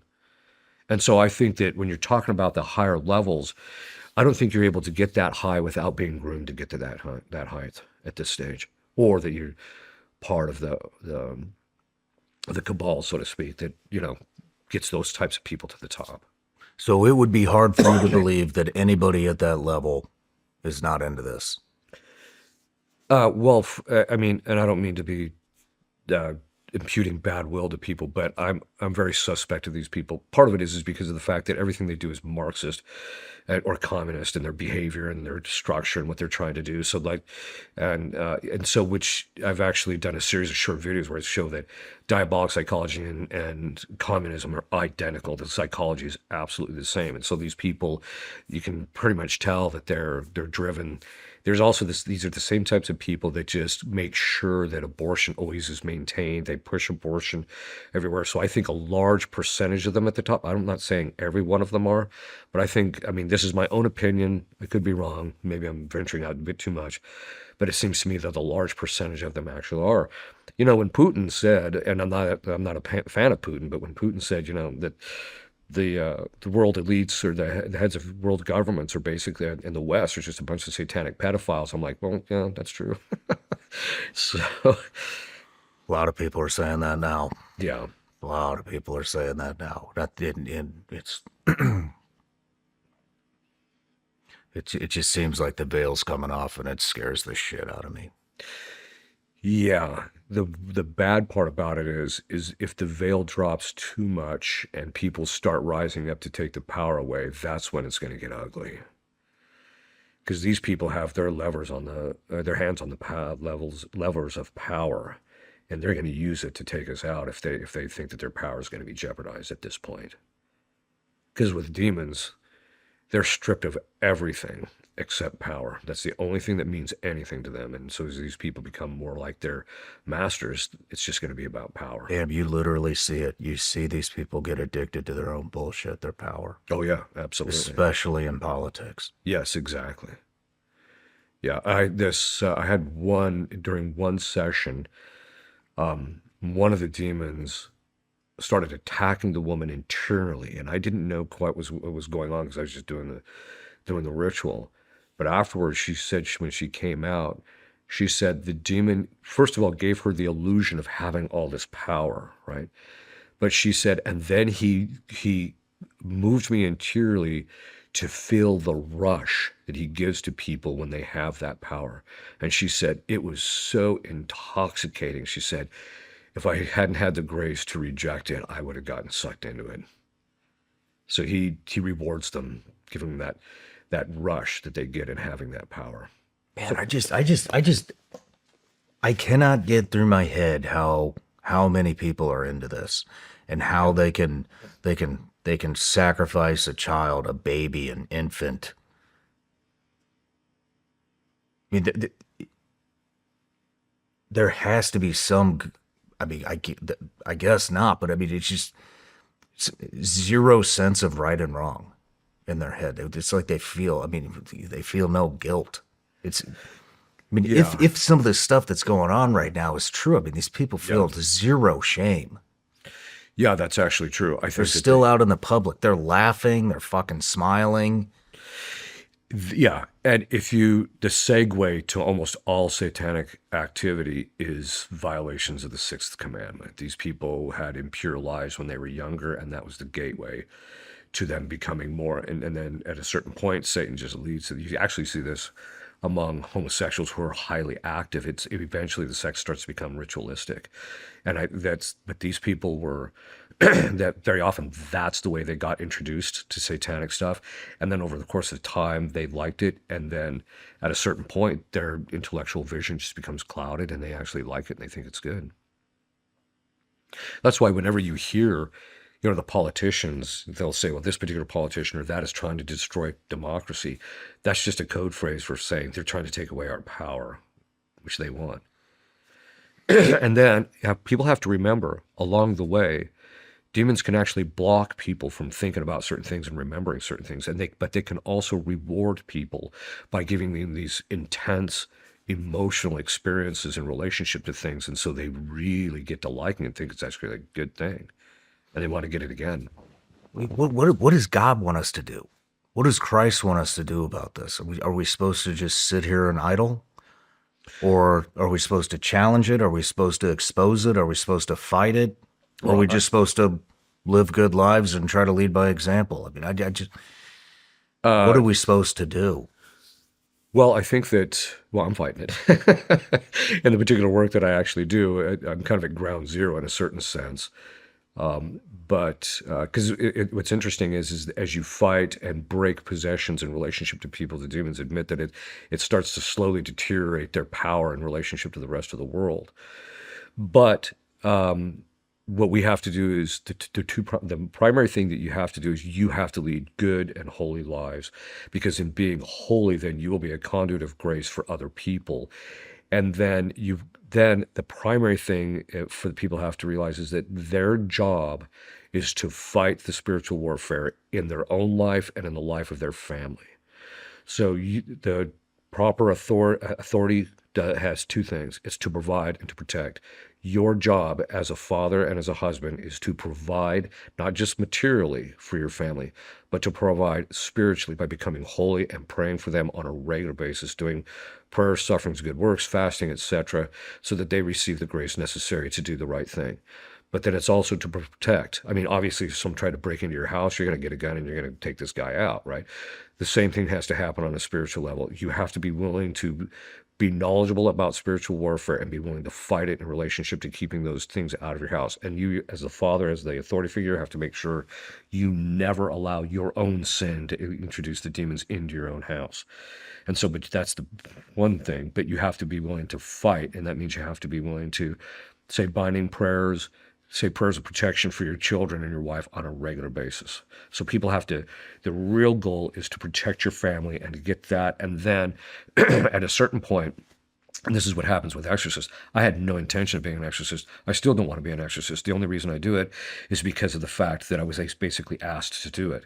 And so it's the same kind of a thing. If you get to that point where you're doing what you're supposed to be doing in the context of your family, God will start to bring you people that you can start giving them the instruction and start helping them to come up to speed. It's like training. It's like combat training. You have to make sure you're a good combat soldier first, and then you can help the other guys come up to speed. And it's the same thing in spiritual warfare. I mean, I'm going to be honest. I feel like I'm in the fight. At least I feel like I'm exposing stuff. I don't know how much good it's actually doing, but the shit doesn't come without a toll. That's correct. I feel like I take on all that negative energy every time I do an episode like some of the stuff we're talking about right now. Yeah. You know, I'm going to go home, I'm going to talk about it. We just did an episode on this Camp Kanakuk, the biggest Christian kids camp in the world. Yeah. I just saw that. I haven't had a chance to watch it, but yeah. You know, and I mean, they're talking about reading scripture over kids while they sexually abuse them and all kinds of really bad shit. And I take that on, but I don't. I mean, the evil just moves from. I talked about this before too, but I mean, the evil just moves from one institution to the next. Yeah. You know, and so yeah, that's great. We can all hate Camp Kanakuk and it's horrible and all this shit, but. And it was horrible what they did. It's an institution that's trying to protect itself from Right. the fucking sins that it's committed. But that evil's, you know, great, cool. We did an episode. It's got a lot of exposure. A lot of people never going to send their kids to that camp. But that evil is not. It doesn't end there. No, it just moves. No, to the next vertical. That's correct. But it's just like anything else in warfare. The first thing you need to know is knowledge of your enemy and reconnaissance. You need to know what they're doing, what they're at before you ever go barging in there. Well, that's exactly what this exposure does. This exposure gives other people the knowledge to know the truth and knowing this is what's actually going on, which we need. This is also one of the reasons why you have to keep yourself spiritually protected, because as you expose this stuff, the demons aren't going to be happy that you're drawing attention to these things, and they're going to go after you. And if you keep yourself protected, that's why you have to keep your family protected and also your staff, etc., because they'll move laterally, and if you're not careful. So the exposure is a necessary process in actually knowing the truth. And knowledge plays such a key role in spiritual warfare. As I mentioned, in possession, your goal is to get that one last piece of information that's going to get him out. Well, that also means that the knowledge, if people are armed with the knowledge of the stuff that you're revealing, at least they're not getting sucked into it, and they can keep their families from getting sucked into it.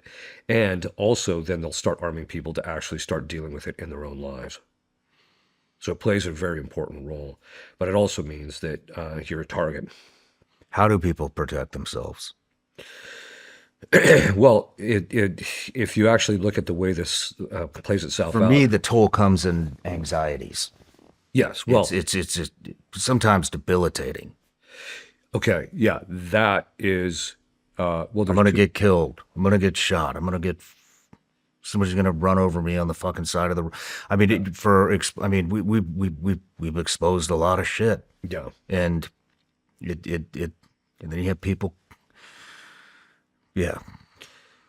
The first thing you have to do is make sure that you're always leading a habitual life of grace. And by that, I mean that you don't ever commit any grave sin that's offensive to the Lord. If you had, you got to get that off your soul. The second, and then you have to live that life consistently, because God will protect you to the degree that you maintain yourself under His protection. The second thing is then you have to start doing specific prayers to keep yourself protected. This is one of the reasons we started a group called Auxilium Christianorum, which is people just start praying for each other's protection. And there's literally millions of people saying these prayers. So if you plug into that protection. Then you have to start saying prayers for your own protection. And then you also have to, the specific prayers. So like if you're dealing with anxiety, then you need to start doing certain kinds of prayers, binding prayers specifically to bind any demon that's causing the anxiety. Start asking, it's like anything else. You have to ask, like our Lord, our Lady, reveal to me what is at the root of this anxiety. What's the attachment I have? Because all the emotions that we have are rooted in some kind of an attachment. So if you can find out what that is, then you can start letting loose of that interiorly, and the anxiety will begin to decline. Obviously, it has to do with making acts of faith, hope, and charity. Hope that God is, and that He's ultimately going to protect you. But in the end, one of the primary things is you have to start asking our Lord and our Lady to start protecting you every single day from this, from any kind of attacks. Now, that's a relationship to the diabolic, but as I mentioned, they can move laterally, so they can use other people to cause you harm, and so you have to watch your flank. You have to start asking our Lord and our Lady, keep me protected, keep me hidden from the people that would cause me harm or damage, so that because literally I've seen this actually happen where, and this is actually how demons are able to keep things occult for years and decades and generations sometimes, is because the demons can block people from reflecting on what they're seeing. I mean, we saw this in our own culture where there was just this massive evil going on. It's right in your face and people are just not processing it properly. So, but the opposite of that is actually the case. Start getting on your guardian angel and ask him to, to protect you, but then ask our Lord and our Lady, keep me hidden from these people so that they can't focus on me or reflect on the right things that would affect me or afflict me.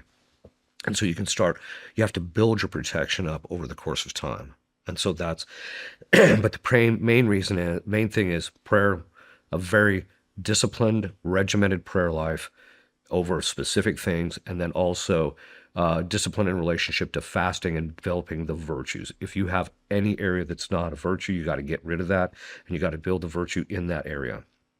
Get rid of the vice, so that you yourself can't get attacked. But then once you get yourself straightened out, then like I said, you can start protecting other people and those that you work with. What is so significant about fasting?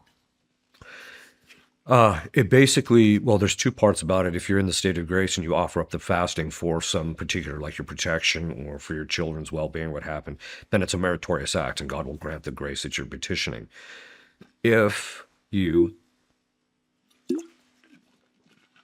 sorry about that, I'm a little dry, but but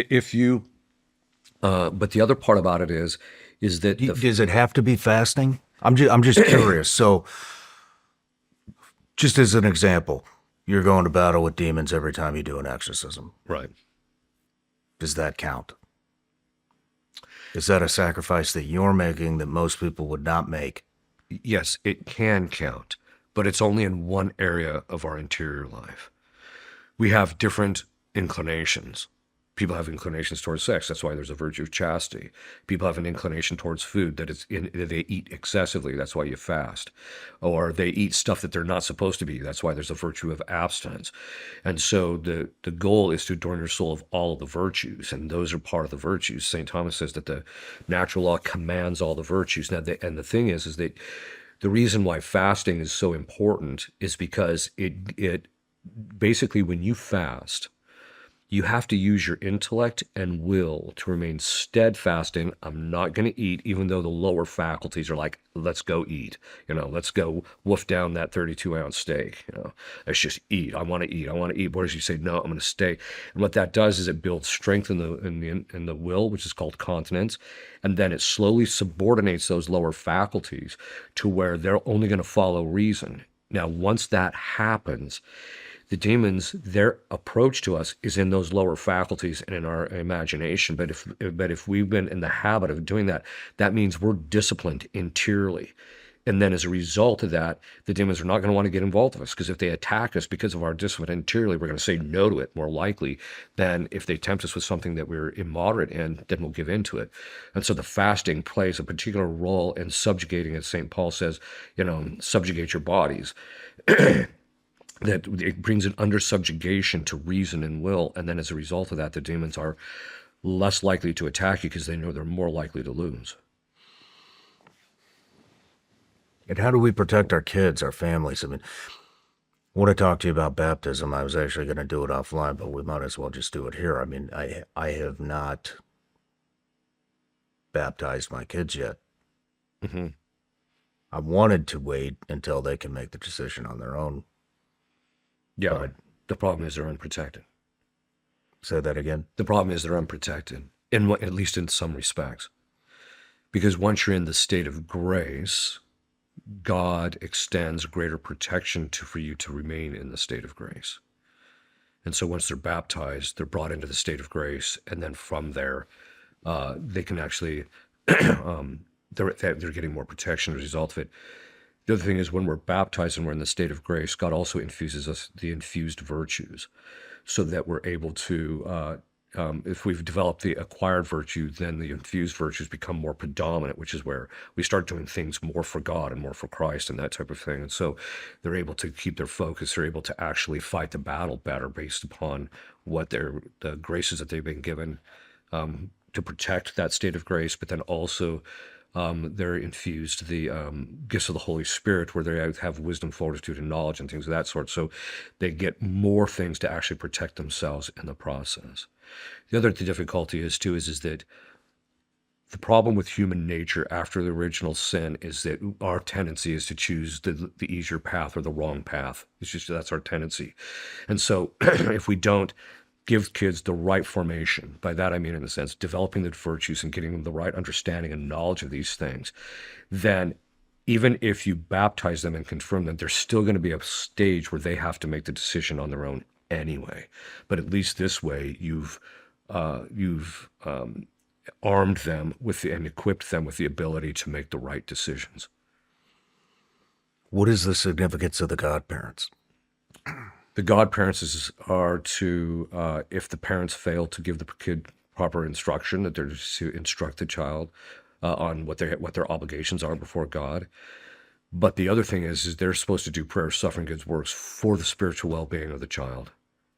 And so you want to make sure when you pick one, it's someone who's going to be praying for your kid for the rest of its life, the rest of their life, which is hard to find. Yeah. We're still looking.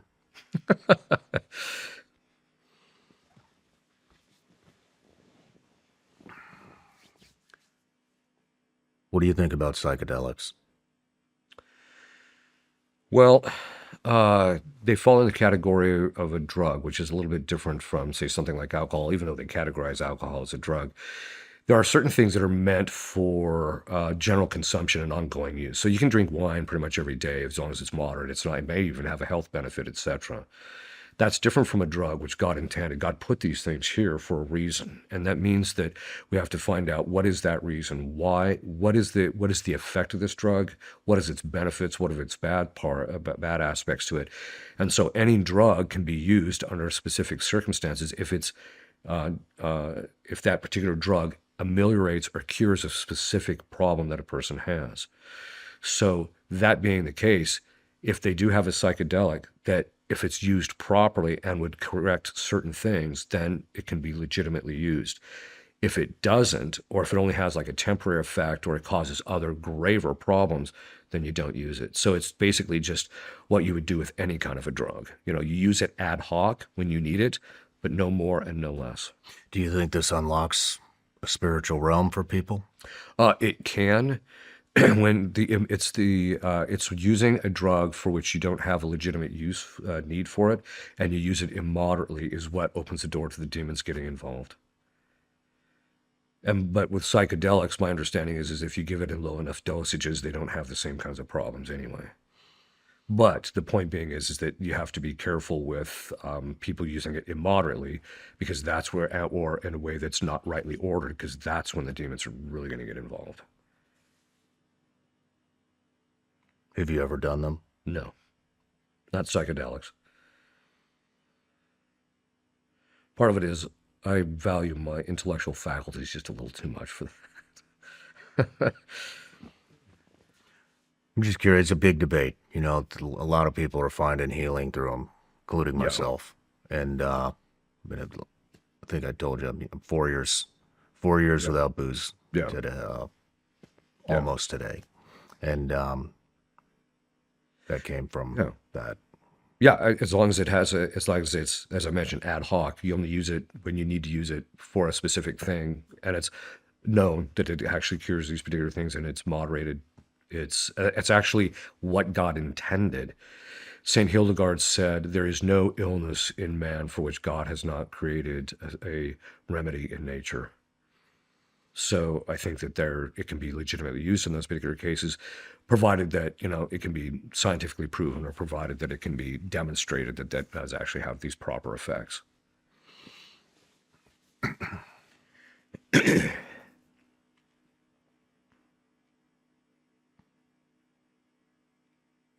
How about communion? Yeah. So I have a case that I'm working on right now where the woman has actually seen the precious blood after the mass was done. So we did a consecration, had to get special permission from the bishop to allow her to receive the precious blood, which is also part of communion. Because she saw what the demon would see, when she looked into the chalice, she actually saw blood. And that's because of the fact that the demons can see the humanity, or certain aspects of the humanity of Christ. They can't see his soul and they can't see his divinity. But when she looked into it, she saw blood. So the communion is one of those things, as the Catholics believe, it's the body, blood, soul, and divinity of Christ. And as a result of that, it does have a huge impact on demons. When a person who is receiving it on a regular basis, it tremendously weakens the demon's ability to influence. The other thing is, too, is demons will do everything they can to keep people from receiving it. Do you believe that the dead can contact us? Relatives, friends? So not under normal circumstances. They're basically, they can, in other words, they're not going to appear and start talking to you. There are historical cases, even with saints talking to people that have died and that type of thing. Those things have happened. But most of the time, in our experience, where it looks like, Uncle Joe appears or Uncle Joe's in the house and he's causing these problems, it's a demon that's actually doing that. And so as a general rule, we tell people not to have anything to do with them or communicate with them. So it does happen on occasion, but it's extraordinarily rare. Do you have any specific examples? How do you know when it's real and when it's not? The way you're actually going to know it's diabolic is the fact that there's going to be some bad effects that result from it, or it's going to be something that is beyond human capacity to actually end up doing. A lot of times, too, is it's usually involved with some type of occult activity like seances or things like that. You'll see those where the demons will actually show up and they'll actually do things. Whereas if it's on the side of the angels where it's actually good people appearing, that usually is for someone's sanctification or correction or rectitude in their spiritual life. So that doesn't happen too often. It's extraordinarily rare, but it has happened historically. In possession cases, because the person sees what the demon sees, very often the people who are possessed will actually see the angels and the saints that show up to the particular sessions, and so they'll actually see them. But I don't see them in relationship to that. There is a particular kind of a case which I've actually dealt with. Only one authentic case that I can think of, and that is when people who have died, but under circumstances where they were actually died in the graces of God, but the manner in which they died was disordered. So, usually the interpretation of that is that the person's in kind of a holding stasis, or they're in purgatory, as Catholics would call it, but they're in this stasis where they can't go to heaven, but they're not going to be damned yet until certain conditions obtain. So there was a house where this woman was appearing, a former owner was appearing in a particular location, and everybody in the house had seen her at different times in this location. But every time they saw her, she was just like looking into the distance. She didn't communicate anything to them, and that's a telltale sign that they're in this state. So What I did, I still exercised the house, but what I did is I offered mass for the repose of her soul, and then I actually gained what's called a plenary indulgence, which is the removal of all of the requirements that God would have in a person's case like that, so that they can go into heaven. And then after that, she stopped appearing. So those types of things do happen, but they're extraordinarily rare. Oh, God. You had brought up Padre Pio a couple of times during the interview. He is the one that has the marks on his Yes, that's hands, right, the stigmata. When did those appear? If I remember right, he was 27 when they appeared during a vision that he had had of Christ while he was praying in a chapel. So he had, and then they remained on his body until when he died. After he died, they disappeared. Why did that happen? Why'd they disappear? Why did he have it? We actually know there are historical cases where this has actually happened. It's right in St. Paul, because St. Paul says, "You know that I bear the marks of Christ on my body." So the tradition of the church is that St. Paul was the first one to have the stigmata. After that, there seems to be kind of a period where there's not too much happening, and then St. Francis of Assisi had them. It's usually done for instructional purposes for other people to draw their attention to the sufferings of Christ, but then also to draw their attention to the holiness of the particular individual. Because it's a tremendous suffering to have them physically, because they actually very often experience aspects of the passion in that process. So it's actually about the sanctification of the one who has them, but then also for our instruction and for our drawing our attention to what Christ went through.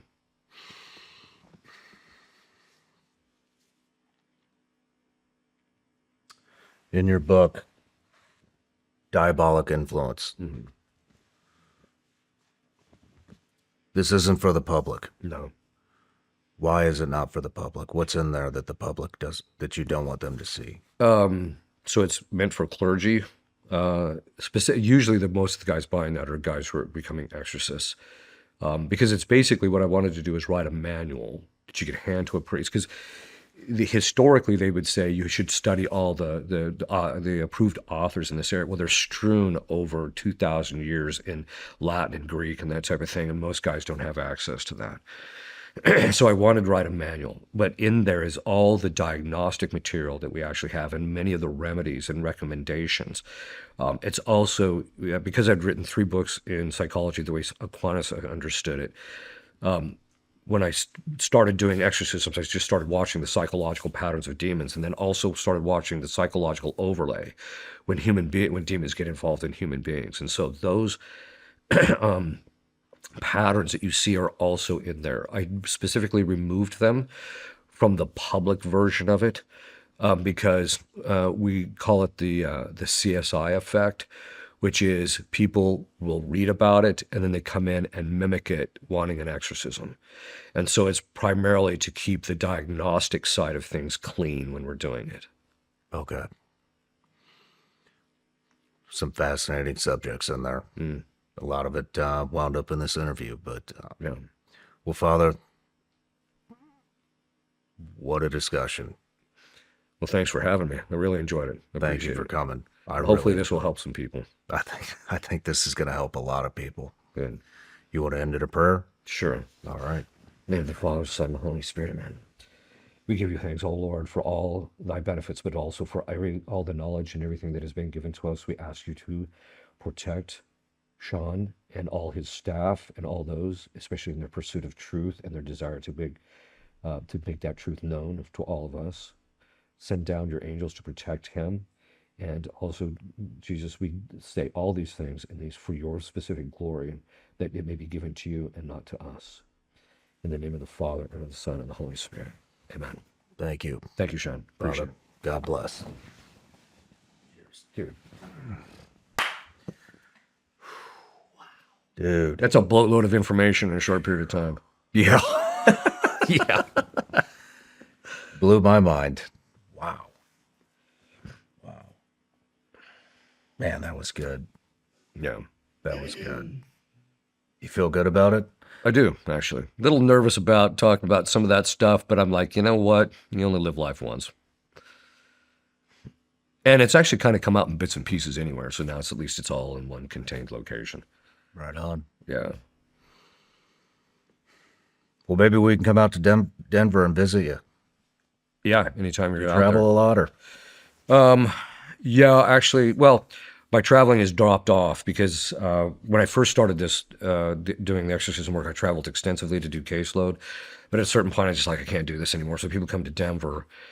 So now I only travel to maintain relationships with benefactors that provide all the money so that I can do this without having to try and raise the money. And then also I do conferences from time to time. So Dan and I are doing a conference out in California, for example. I'll do interviews like this once in a while. I'm pretty selective about who I'm willing to do interviews with, only because of the fact that it's, you know, people want to make a name off of it. You've already got one, so I don't have to worry about it. And I know that you're serious about it. So I don't travel that much anymore. I'm trying to cut down on it. I have had to do some tag team taking care of my mom with my sister, which is taking up some time. But outside of that, I still devote my time to the work. Trying to get this one case broken though. 15 years. It's close though. It's so close. 15 years. Yeah. He was so close to cracking. How old was he when it started? Well, the woman that's possessed, she became possessed because her father, who was a Freemason, gave her up to another Freemason so that he could advance in Freemason. So she was molested in the back seat of her parents' car with her parents sitting in the front seat. That's how she became possessed. And then she was possessed for a bulk of her life. And then I started working with her when she was in her like 45 or so, about that age. And it's been a brutal grind. But it's her case that all this stuff is being revealed, like who's involved and what's going on and everything like that. Holy shit. So she's a trooper. She gets beat around a lot, but it's been a brutal case. Yeah, I'll bet. So, but I'm just trying to, but he, like I said, he was so close to cracking. I did get out of him that he actually does know what's going to liberate her, and which is the first step.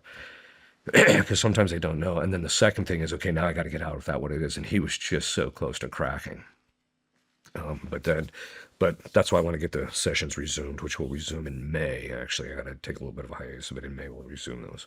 What is the Freemasonry stuff? It's basically, well, it's a secret society, but basically it's a form of Luciferianism where you become your own god. And it's a structured thing where that's slowly revealed to you until you get to the top.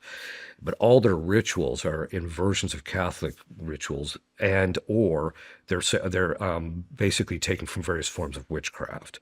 So did it stem out of the Catholic Church? Historically, it started, the reason they're called Freemasons is because the Masonry guilds in the early during the Middle Ages, the guys would started these guilds to protect the craft of their buildings and that type of thing, and it was originally designed to maintain standards and that type of thing. But then it slowly morphed into by the time you get to the late into the 1600s and then definitely into the 1700s, by the time it morphs into what we're seeing now.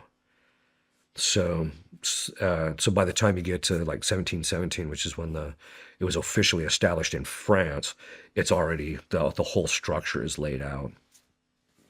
So originally it was to make sure that guys knew the craft, but then it turned into witchcraft over the course of time. Jeez. And now it's everywhere. Yeah, the Catholic Church here in Franklin is surrounded by a... Yeah. So I said, well, there's a way to get them out of there. Basically, there's a ritual called the Exorcism of Apostate Angels. It was written by Leo XIII. And what you do is you just get a priest who gets permission and faculties from his bishop, and he just stands out there, not drawing attention to himself or anything, just sit in the car, but he exorcises the building every single day by doing that ritual. And usually within 40 to 60 days, they'll leave. So, as I've seen guys shut down abortion clinics doing that.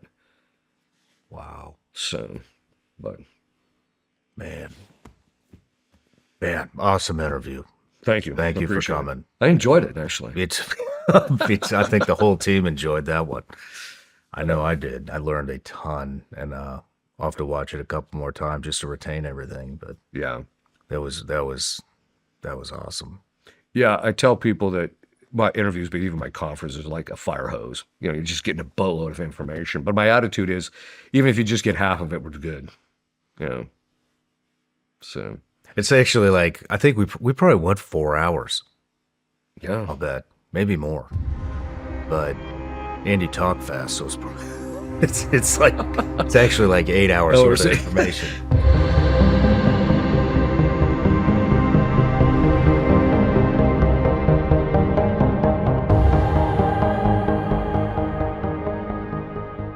No matter where you're watching the Sean Ryan Show from, if you get anything out of this at all, anything, please like, comment, and subscribe. And most importantly, share this everywhere you possibly can. And if you're feeling extra generous, head to Apple Podcasts and Spotify and leave us a review.